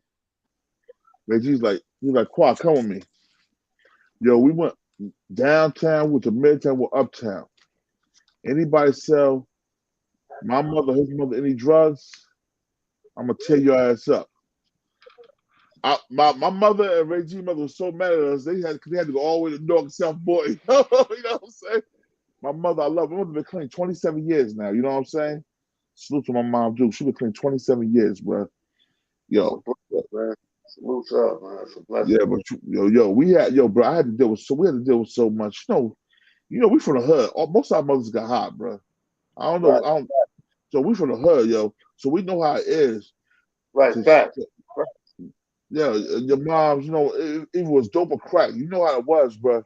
Niggas cracking on you about your mother. You know what I'm saying? Shit like that. Like, oh, yeah, your mother's a dope head. Your mother's a crackhead. Shit like that. And that shit really hurt a lot of. That shit really hurt us, bro. That shit turned you into an animal. It made a lot of us get out there and start selling this shit, even though it ain't make matters no better. But it made us get out there and do what we got to do to try to make it different. But it actually made things worse. Yeah, because instead of our mothers being just getting high, like I said, mother clean 27 years. But instead of our mothers getting high, now we put pressure on them because now we out here going back and forth to jail. Right. And even though they get high, they still love us. Absolutely. They still want to protect us. You know what I'm saying? We going back and forth to jail. Like it's like damn, nigga. What you doing? Right. Get your shit right. And like I said, I did 3 bids in my life. I'm 46. I did 2 state bids and 1 fed bid, man. Wow. And like I said, bro. I did 1, bro, and I got up out of Elizabeth, bro. Once I maxed out, that was gone. It was gone. I was going to New York because it was either I stay in Elizabeth and get the L sentence. Because we was running right. I'm on 2nd Street. Anybody want to find me, I'm on 2nd Street. Rain, sleet, and snow, I'm on 2nd Street. You know what I'm saying? I was breaking night every night on Second Street. You know what I'm saying? Like, you know, we come from the era, nigga. Look, niggas We sell all night, nigga. We sell. Ain't no shifts, nigga. You go out, right. you go out, nigga. Shit. Get that money. I'm out all day long. Ain't no stop, nothing. I'm out all day long. Ain't no shifts. Facts, bro. You have to make it. You have to make it. You have to be out there to make it. Because if you count yourself doing shifts and you didn't really have nothing, you're gonna be twisted. A lot of niggas was twisted like doing that. Even though they did do shifts, and a lot of niggas was going shopping. They wasn't saving their money and then going shopping. A lot of niggas was getting a little bit of money and just going shopping. You know what I'm saying? Even though the money was there, these niggas, a lot of niggas wasn't saving no money like that. You know what I mean? Nah. You're right. You're right. You wasn't saving money. You know, when I came home, bro, I came home and I stayed downtown on abandoned buildings. The first thing I said, where's all the niggas at with the money? Why ain't nobody own these buildings? Why ain't nobody own these buildings for the low income out here? The one thing I said about Little Man he had the whole third street on smack. He owned buildings the whole nine. Yeah, he got like Third Street from Magnolia all the way down to like where St. Pat said. He owned all that shit on the side of that liquor stores, bro. Yeah, I heard about that. Shout out to Little Man. But he said he's home. I don't know. Yo, TJ, Little Man home right now, right? I don't know. Yeah. He's still around. He's still around. He's still around. I told you, bro. Yeah, that nigga, he was out. Yo, bro, he caught that case 2 years ago. That nigga been home for over a year now, bro. Wow. Yeah, no, he fighting something though, but he's still, he not in the building. You know what I'm saying? Hopefully that shit work out good, man. Work out good for him, brother. I hate to see him down there. You know what I'm saying? Yeah, but he's still in the streets though. Shout out to my guy. Yeah, shout out to the world. But like I said, yo, it's like I said, man. All the good, yo. You remember Tahola? Yeah. Facts. Yo, I remember Tahola was, rest in peace, Mark. I remember Tahola was fucking with Mark. Tahola was getting high and shit one time. I was in North Carolina, bro. And we in this club. Tahola coming in with mad bad bitches, bro. He got all this jewelry on. He got this truck jewelry on. I remember last time I saw Tahola, he was a dope thing. That nigga was a fucking boss, bro. We in a fucking club. This nigga got all this Chuck jewelry on, got all these bad chicks with him. He was the biggest thing out there, motherfucker, bro. Hey, bro, I'm still here with you. I just got to flip my camera for a minute. I go ahead, flip the camera. You good, bro? Yo, Ron Tahola was the baddest thing out there, bro. He was doing his numbers. Once that nigga was getting that long money, bro. Yeah. Bro, the nigga had a cable link on his neck, bro. Iced out. It wasn't no fake shit. No fake and real shit, bro. Right, sure. And he just had the cable, but he had these bitches look like they walk straight out of Black Tails magazine, bro. Wow. So he was doing this thing. That's the last time I seen him. I'm not sure. I remember it was Virginia or North Carolina. It was Virginia, either North Carolina. Last time I seen him. It might have been Roanoke, Virginia, bro. Because I was in Roanoke, Virginia for like 7.5 years. Yeah. So it could have been Roanoke, Virginia last time I seen him, bro. But he was doing his shit, bro. He did his numbers, bro. Real talk, man. Where your brother at now, man? My little brother passed away out here. Oh, word? Yeah. I didn't know. My condolences, bro. I didn't know that. Last time I see your brother, we was in Potty Home still, I think, bro. Right. Yeah. Right. Yeah, bro. He passed away out there. Where you at? Yeah. 09. He got shot out there. He got shot? Yeah, he's beef with some Spanish niggas. Yeah. Oh man, shit! I didn't know that, bro. My condolences, bro. True. I was living in Lancaster when all that happened and shit. You live in Lancaster? Yeah, I was living out there when that happened. I wasn't living out here then. Oh shit, bro. Yeah. I thought that nigga was still around doing his numbers, bro. Yo, but you know, like I said, we lost a lot of people from the WIC, bro. Right. A lot of us, bro. People think it's crazy now. I know offhand, I know at least 20 niggas that we lost since we was coming up. You know what I'm saying? I'm 46. What you 42? Nah, I'm about to be 45, bro. Oh, you about to be 45? Oh, damn, yeah. nigga. I was only a year older than you, nigga. Yeah. I thought your brother was my sister age. Yeah. Your brother my sister age. My sister 42.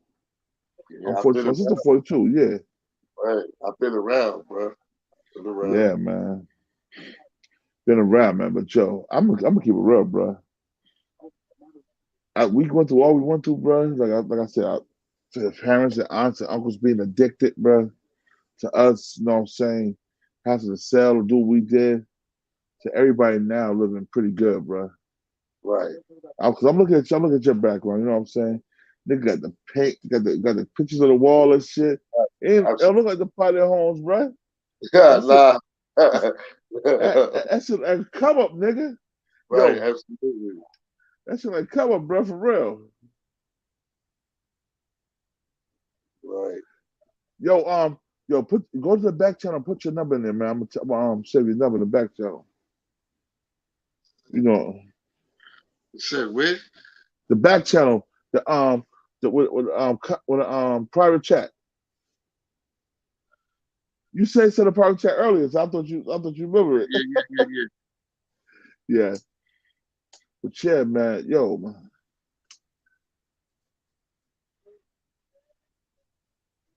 Yo, Q from Killer Cali touching down, fam.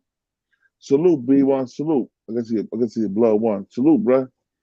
Yo, bro, like today, I don't know, man. I think I did too many shows today. Niggas got tired of watching.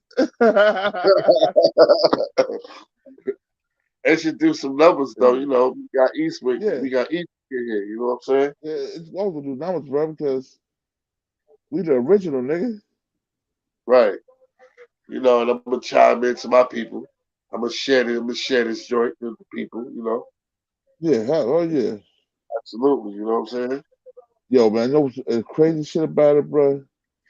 You wasn't related to Rodney Knight, was you? Huh? Are you related to Rodney Knight? Yeah. Oh, I didn't know you was related to him or not. Yeah. Obviously, Rodney doing this thing still. Yeah, I ain't see my family in years, man. I've been out the way. I've been out of Elizabeth for years, bro. You know, like when I maxed out in 2003, bro, I was gone. It was over. It was over. It was no me turning back, coming back. It was like, nah, I'm out of here. Because I already seen it already. I come back out of Elizabeth, come back, do the same thing, see if I'm gonna catch an L ticket, or I fuck around, get murdered. You know what I'm saying? I ain't got no time for that. I have to move. Yeah, that's how it should be, man. Then the little young niggas is wilding and doing crazy stuff. Like, I don't got time to be beefing and warring with these little young niggas. I don't got time for that, bro. We too grown for that. Because, like, back in the days, you had a problem with a nigga, you go to Jackson Park. You know what I'm saying? You go to Jackson Park. You and your mans, we and our mans, we go to Jackson Park, square off, get it off, go about our business. Or go to Groffy Fields. It's a problem, we go over there, get it off. The battlefield, nigga, the battlefield. Exactly. These niggas not doing that now. These niggas, they gonna fight you. You smack a nigga, they gonna shoot you. So you better off, if you smack a nigga, you trash him because he gonna shoot you. Or you shoot this nigga before he shoot you. You understand what I'm saying? Yeah, facts. You know, so facts, bro. I'm going to man. I'm raising my son, bro. I ain't got no time to be in the streets. How many kids you got, bro? Got 4 kids, bro. Oh, you said it's me, 4. Yeah. 4 of them crumb snatchers, boy. Them motherfuckers crumb snatchers. Crumb snatchers. It's better than being in the streets acting like a wild one. You know what I'm saying? Right. It's better to be home with yours and be taking care of yours. Around yours, let them drive you crazy. You're 100% right, bro. You're 100% right. Right. Stay with Oz, bro. Eastwick all day, every day, man. What's going on? What's going on, bro? Thanks for looking for the super chat. For the super chat, man. I appreciate it, brother. Man, listen, you know I'm trying to pump my shit, man. You know, I know you don't get everything free. Man, We Eastwick, man. Everything gonna feel weird, man. But look, this is how Eastwick I am. If I got $20 in my pocket, I give you $5 for help. Yeah, facts. That's how I move. Yeah. I don't expect nobody to do shit free for me. You know, if I can, I will. It ain't no thing, bro. But I do want my shit advertised. Yeah. I'm just saying, you know. And we advertising, baby. We advertising. We gotta do this shit. We gotta, because the brother was saying, TJ was saying earlier, man, we got history, man.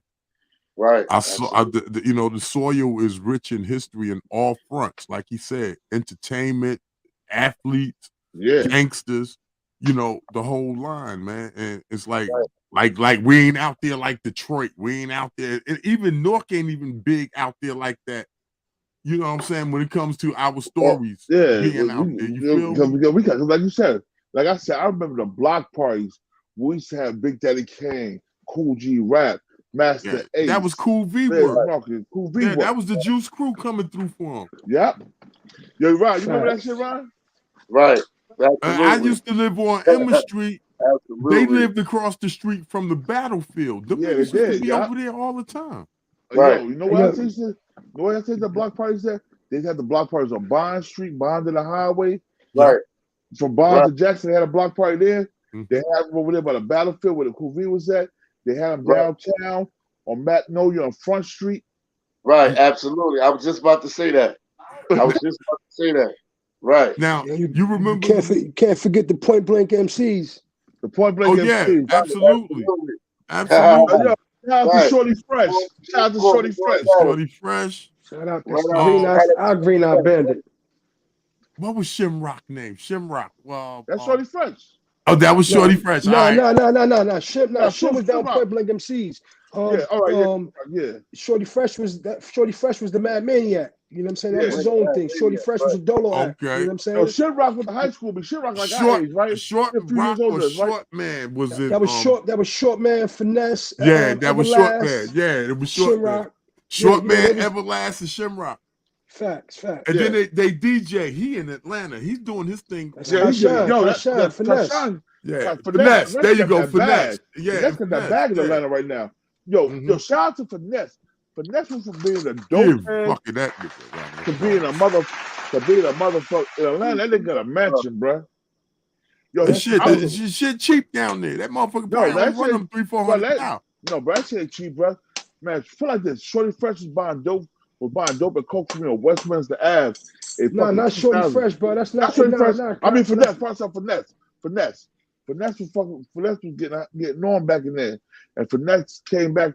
That nigga's he doing his thing now, bro. Yeah, he doing his thing down there. I know, bro. You got to know that. You know what I'm saying? It was a point of time when a lot of dudes, you know what I'm saying, but especially older than us, they thought doing, for a nigga to use dope back then, you had to have some money. You had to be cool. The original dope heads, original dope heads back then stayed fly. Bro. Back, you can tell niggas dressed their ass off back then. Niggas was sharp as shit. You know what I'm saying? Mr. Bag used to be in them silk shirts. Mr. Bag used to be in them silk shirts. Hit niggas on that chug-a-lug table. Yeah. Ripping them. We had a couple of them. I don't really knock nobody for what they do, whatever their drug choice was. But he got it going back on again now. He down in Atlanta doing different showcases, be off and on the radio. He messing with a few. He was doing something with he had something going on with Roy Jones. Roy Jones was backing him for a minute, though. You know what I'm saying? He was messing with a little label or something down there. But when you're in that music shit though, nothing happens overnight. You got to keep going. You got to keep going. You got to grind. That's a grind. You know what I'm saying? And there's never even look at Hove right now. You know what I'm saying? There's never an ending. You know what I'm saying? You're gonna keep growing and keep growing. You don't just say once you get on, you on and that's it. Nah, you gotta keep going. You know what I mean? Yo, that nigga got a mansion, yo. Finesse got a fucking mansion. Look like a mansion to me, bro. I looked at it, I'm like, God damn. Yeah, he'll never stop. He never stop grinding. I can tell you that his grind is mean. That's for sure. They're supposed to be trying to have like a little a Point Blank MCs reunion or doing something. There was talks like a couple of months ago. They was talking about that. Facts. Yeah, I heard about that. Hey, yo, rest in peace to Showtime. Oh yeah, Show Warren. Yeah, Show McClain. McClain Warren. That's Yoki brother. Malik yeah, Yoki brother. That's Yoki brother. Yoki brother. Yeah. Yeah. Recipe to show, man. Yeah, he just passed like a couple of months ago. Yeah, man. Yeah. That shit crazy. Show. I remember back in the day, shows get to that bag, yo. Yeah, he was getting to it down there in Virginia too. Show was getting to that bag. I'm talking about back uptown, bro. Yeah, no facts. I'm not. Yeah, facts. Yo, Show had that. He had the curly hair. Show had to have a different daddy. That was an S curl. That was an S curl. That was no S curl, bro. That was an S curl. That shit was straight activated juice. That nigga had the same hair as TJ, bro. Hey, listen, that nigga was too dark. Listen, that nigga, he was too dark for hair. To be his hair. Show was TJ complexion down there, bro. Show was light skinned, bro. Nah, Show wasn't light skinned. He was caramel. He was like a caramel complexion. Show your complexion or not, bro? I ain't seen Show in a long time. Show was a fly nigga. I ain't seen him in a while. Show wasn't no light skinned. Gary brother. Gary brother, yeah. Gary and Malik brother, yeah. And every classmate that I cannot fight. He a red bone or something. He wasn't no yellow. I say light skin. You can see veins and shit. That's light skin. Well, TJ, he wasn't that. You know what I'm saying? Well, TJ light skin either. Then what TJ? He beige. Yeah, he beige, nigga, man. A little brown red nigga. Brown and red. You know what I'm saying? Facts, bro. Yo, but that music shit though, Shorty Fresh had a good chance of getting on. You know what I'm saying? He was running with the boy Malik Pendleton, and then at one point in time, I think Redman was really trying to sign. I mean, not Redman. Eric Sherman was really trying to sign him. You know what I'm saying? Yeah. I remember I was in the car. I was in the, I used to be rocking with bro. You know what I'm saying? I still to this day rock with Fresh. You know what I mean? Yeah. Fresh probably one of the most talented things. Then years later, they wound up having something. They had a little label. It might have been like Leonard, Chucky, Flint. You know what I'm saying? And they had put like a little label together though. Where they had some shit going on. Chucky bought that label. Priority. Was it Priority Records? No, he had a studio out in North. It was called Zahira Entertainment. He had Lil Kareem with him. Yeah.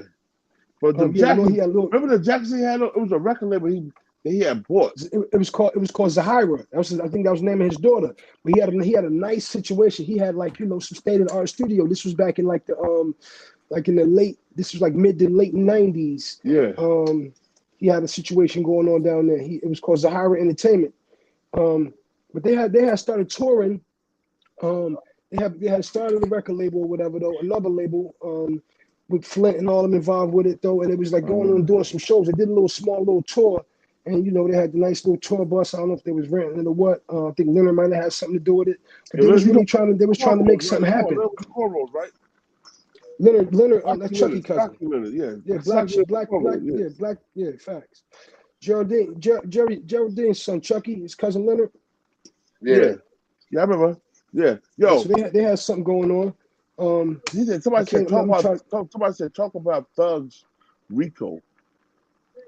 Who? Thugs Rico. Well, let me see. I guess they from the Wick, yo, because you know what I'm saying. A lot of Wick niggas coming up here tonight. It's my little thugs from uptown. Huh? He probably to my little thugs from uptown. Little thugs from uptown? Yeah. I forgot his he got a little, I think got 4 brothers. He a baker or something? The Baker Boys, one of the Baker Boys, it was rapping. He probably is, bro. They was down with Chucky. The nigga was down with Chucky too. I remember that shit. He had a little Kareem. He had Kareem Taylor, little short little Kareem. Kareem, fire, Fidel, 4-4 Fidel. You know what I'm saying? Yeah. He was Somebody said Young Thug just got arrested. That's what they said. Young Thug just got arrested. And what they bag him for? I don't know. That's it. I'll tell you, he's allegedly arrested because they just put in they said Young Thug got arrested, so allegedly. Wow. We're gonna start sprouling the internet. Young Thug. Young Thug. Ain't no dresses in the county jail, nigga. That nigga probably stole some makeup or something, man. Who knows?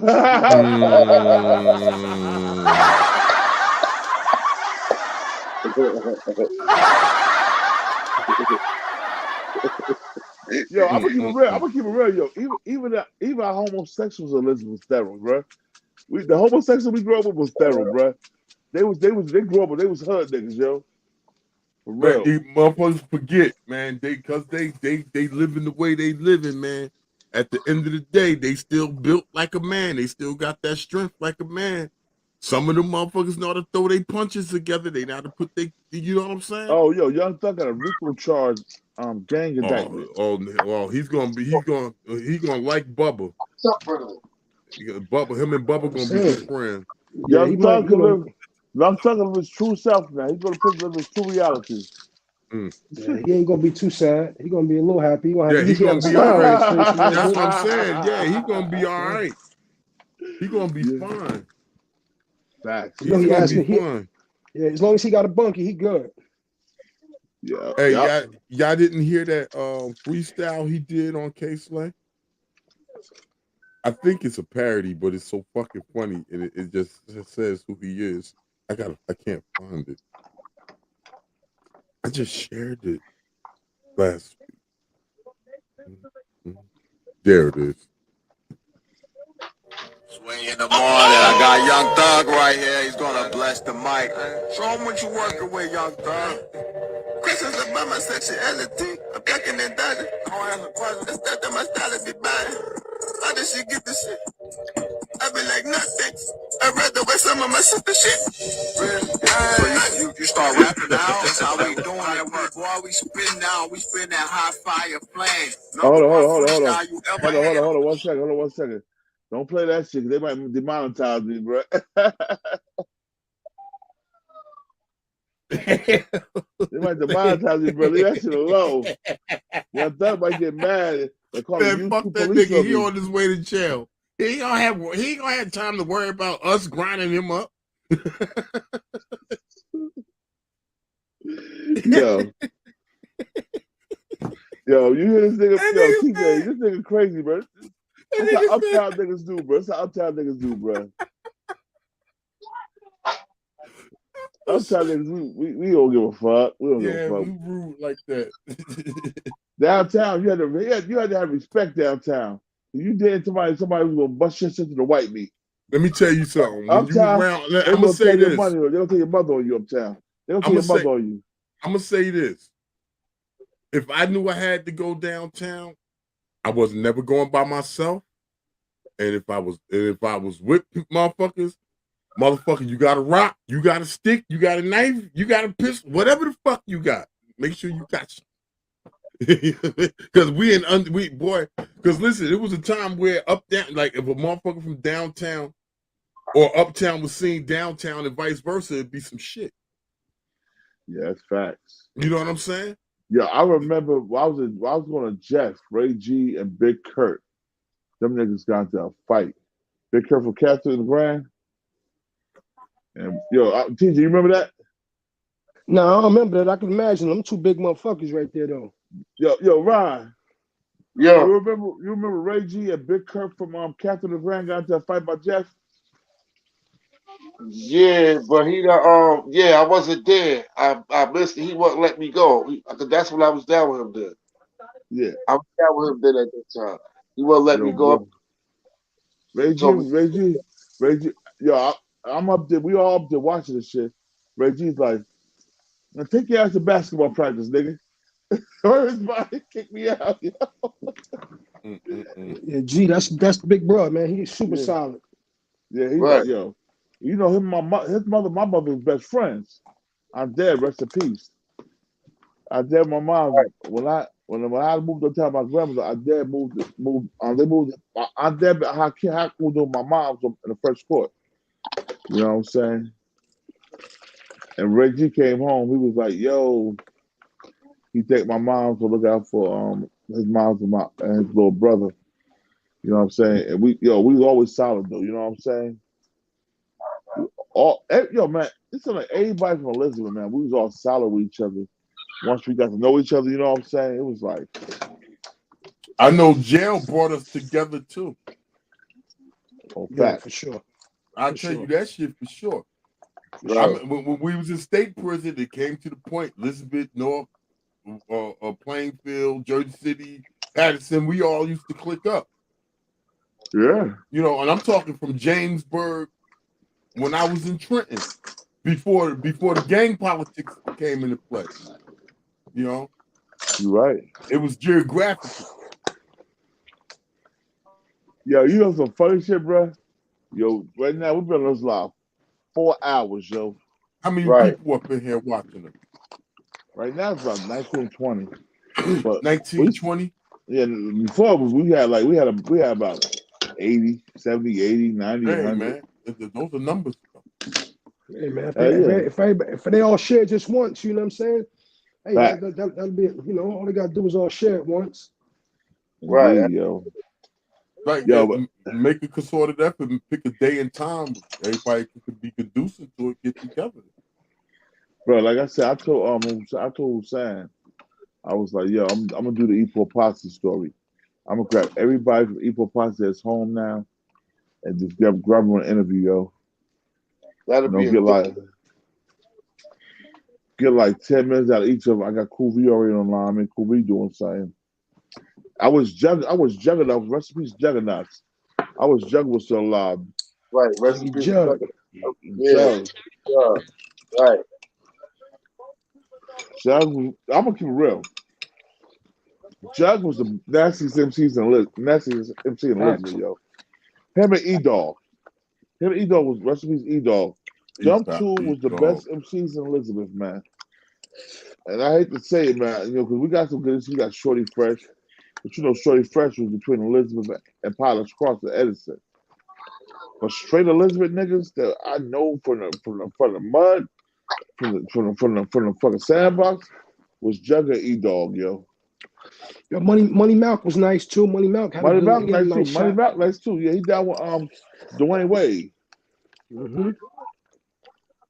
Yeah, Money Malk down with Dwayne Wade. I talked to Money Malk on Instagram. I said, yo, we need to do something on my channel, bro, my platform, man, to push this shit a little bit. Let people see who you are, man. It's a couple young boys right now that's pretty close to sign too. I don't even know who they got deals with.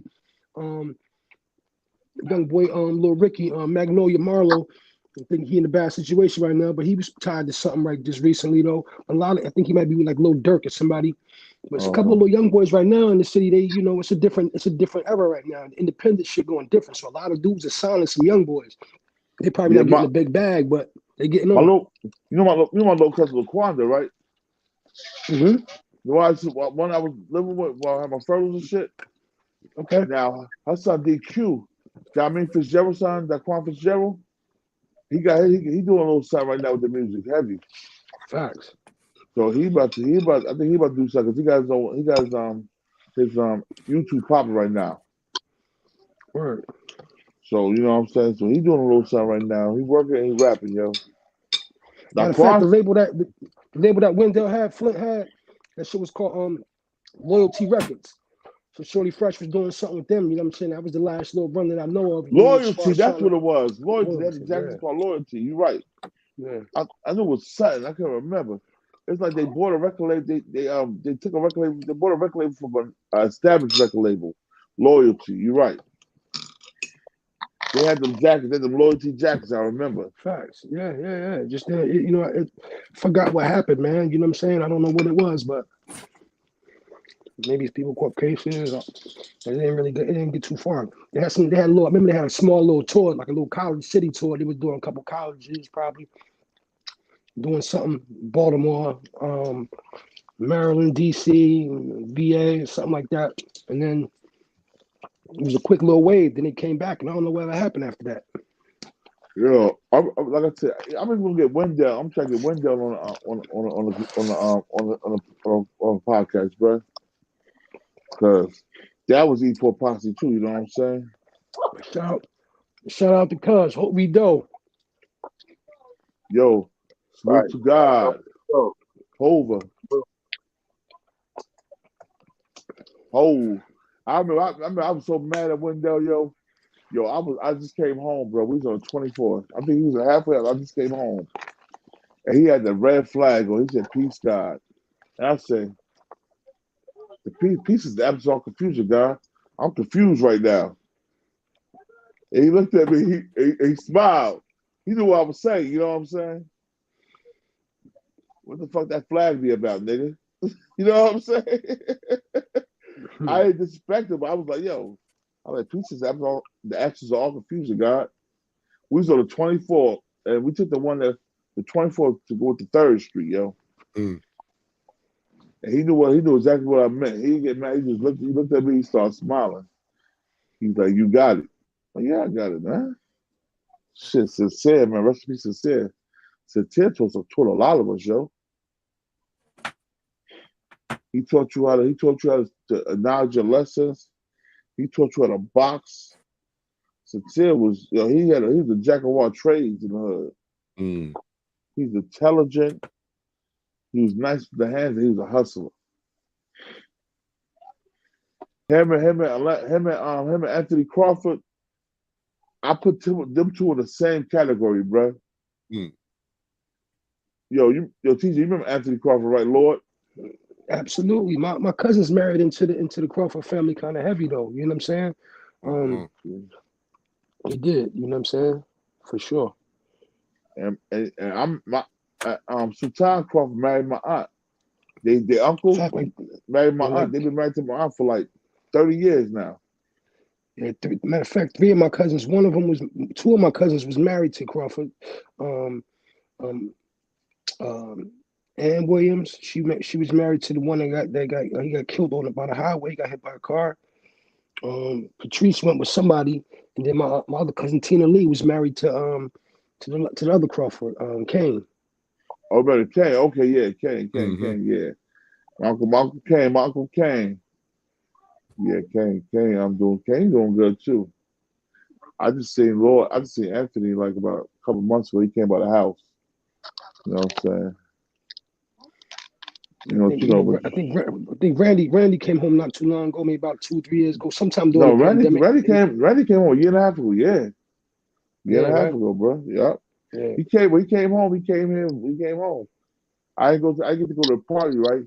So it was early in the morning. I was just getting from the club from working, and I had to go. I went outside to take the garbage out of something, and Randy was right there. He put me in a big ass chokehold hug and shit. Like, what's up, cuz? Like, what's up, bro? Welcome home. Yeah, I'm sorry to get your party. He did Wild Time though. Original like 20 plus years, bro. Yeah, facts. And he got ratted on too. I don't know. Now I know, but I don't know. You know what I'm saying? I know the shit was suspect. Word. I know the shit was suspect. I ain't gonna put it out there because I'm cool. I'm cool with that side too. You know what I mean? And when Randy was locked up, the person took care of him. Well, I don't give a fuck, nigga. I don't want nothing from you. Once you telling me, nigga, I don't want you to take care of me, nigga. It's a rap now, nigga. You done ratted on me already. You got me your fucking asshole full time. Now you want to be my savior now. You know what I'm saying? But that's how it is, man. But yo, check this out. Nigga got to live with what he did. Some niggas got to live with what they did. They know they did it. You know what I'm saying? If they listening on the chat, they might not be here live in the room. If they listening, they know what they did. They know who they is. You know what I mean? Facts. But yo, this has been a live ass chat. Yo, Ron, TJ, Jay, salute to y'all brothers. Hold up. Let me hit my boy up. Let me put something up to y'all niggas to listen to. This is my little homie and shit from Kansas, man. He make all my music for me. You know what I mean? Little homeboy from Kansas. Little bruh. Chris down BTBTV. I'll be checking your podcast out more. You know, I'll be in the chat. You know, I appreciate it. I'm thinking about going over the tag. I feel like seeing somebody bust it open for me tonight. We bully the bullies. No run, no retreat. Matter of fact, let me fire that shit up now. BTB TV.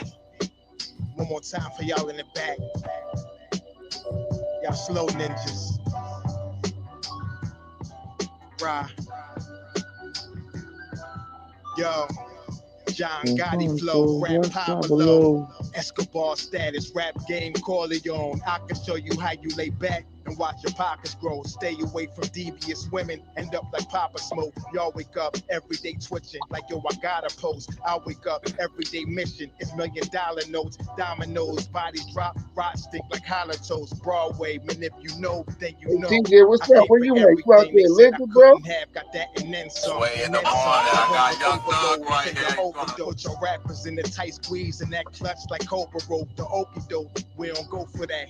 All she wrote, another tale from the street, death and horror flow. The projects like a ghost trying to haunt your soul. Another tale from the street, homicide the folks who want to play till them guns scream adios. Another tale from the street, black mafia. So Don Corleone mixed with Al Capone.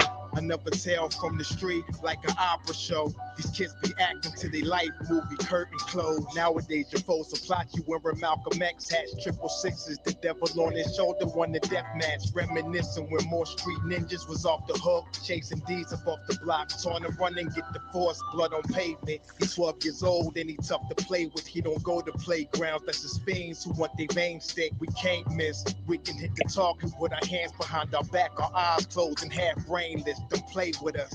Another tale from the street, death and horror flow.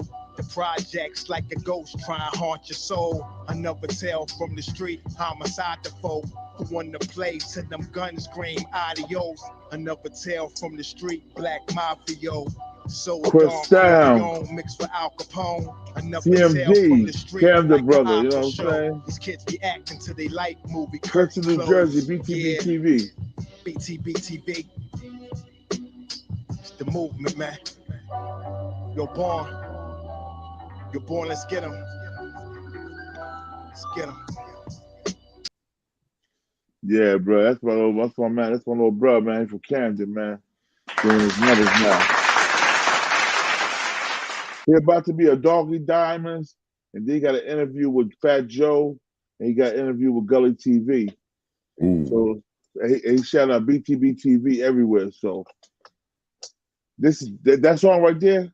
That song is the opener to his album. Okay. That's the opener to his album. You know what I'm saying? You know what I'm saying, TJ? That's the opener, baby. We about to do some numbers. And if you from Eastwick, anybody from Eastwick, I'm gonna put them on too, so it don't matter. Well, look, I told you my little cousin doing his thing. He live in Roselle. Okay. But he doing his thing. I'm trying to push his shit on my end, you know. Yo, you send me some music that is original music, I'll play it, bro. Yeah, look, I got the green light on it all. That little showcase I did Saturday night, I had the green light for all that music I played. I'm talking about he gave you a green light, but is it original beats? It's his shit. Okay, all right, cool. I had no problems out of YouTube when I did it. I ran it live. I did it live, and it's still up on my page. Okay, cool. No copyright. I'm good.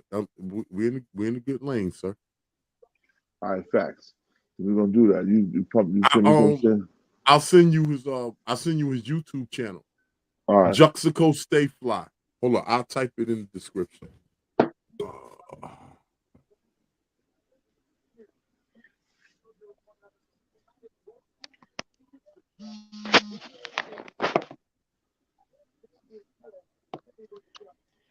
Yo, TJ, where you at right now, brother?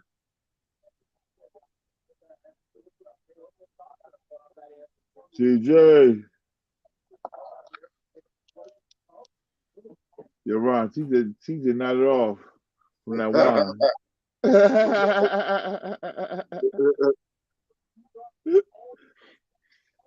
Yo, I said, yo, TJ, yo, he used to get them bitches, boy, back in the day, bro. Little Chico the Barge nigga. TJ be in the gym and all that shit, bro. TJ be in the gym. Chico the Barge. He get all the chicks, bro. Hey, you see that in the box? Let me see. Juxico Stay Fly YouTube channel. It's in the private chat. Because I see. Yeah. What's going on? Salute. Brick City. That's I my don't boy want to right say there. that wrong. North Rwanda, North No, Rwanda, North Wakanda. North TV. Wakanda. Okay. That's my boy Omel and shit. He's from Weekway section. Oh, okay. Yeah. One of the gulliest sides of North. Yeah. Some soft ass niggas in Weekway section. Down the hill ass niggas. Oh, down the hill, grumming ass niggas.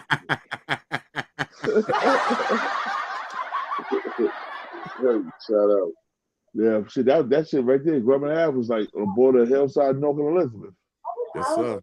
Yep. North Yo. Hillside, Elizabeth. So let me get up out of here. I gotta make me something to eat, bro. I've been up here for 4 hours. I'm starving like a motherfucker, yo. Yes, sir. Like I say, be good, yo. man. Everybody to check. Eastwick salute, man. Eastwick salute, yo. Salute to the guys. Salute, bro. Yo, we gotta do this once a week, yo. Exactly. Absolutely. Pick a day and time.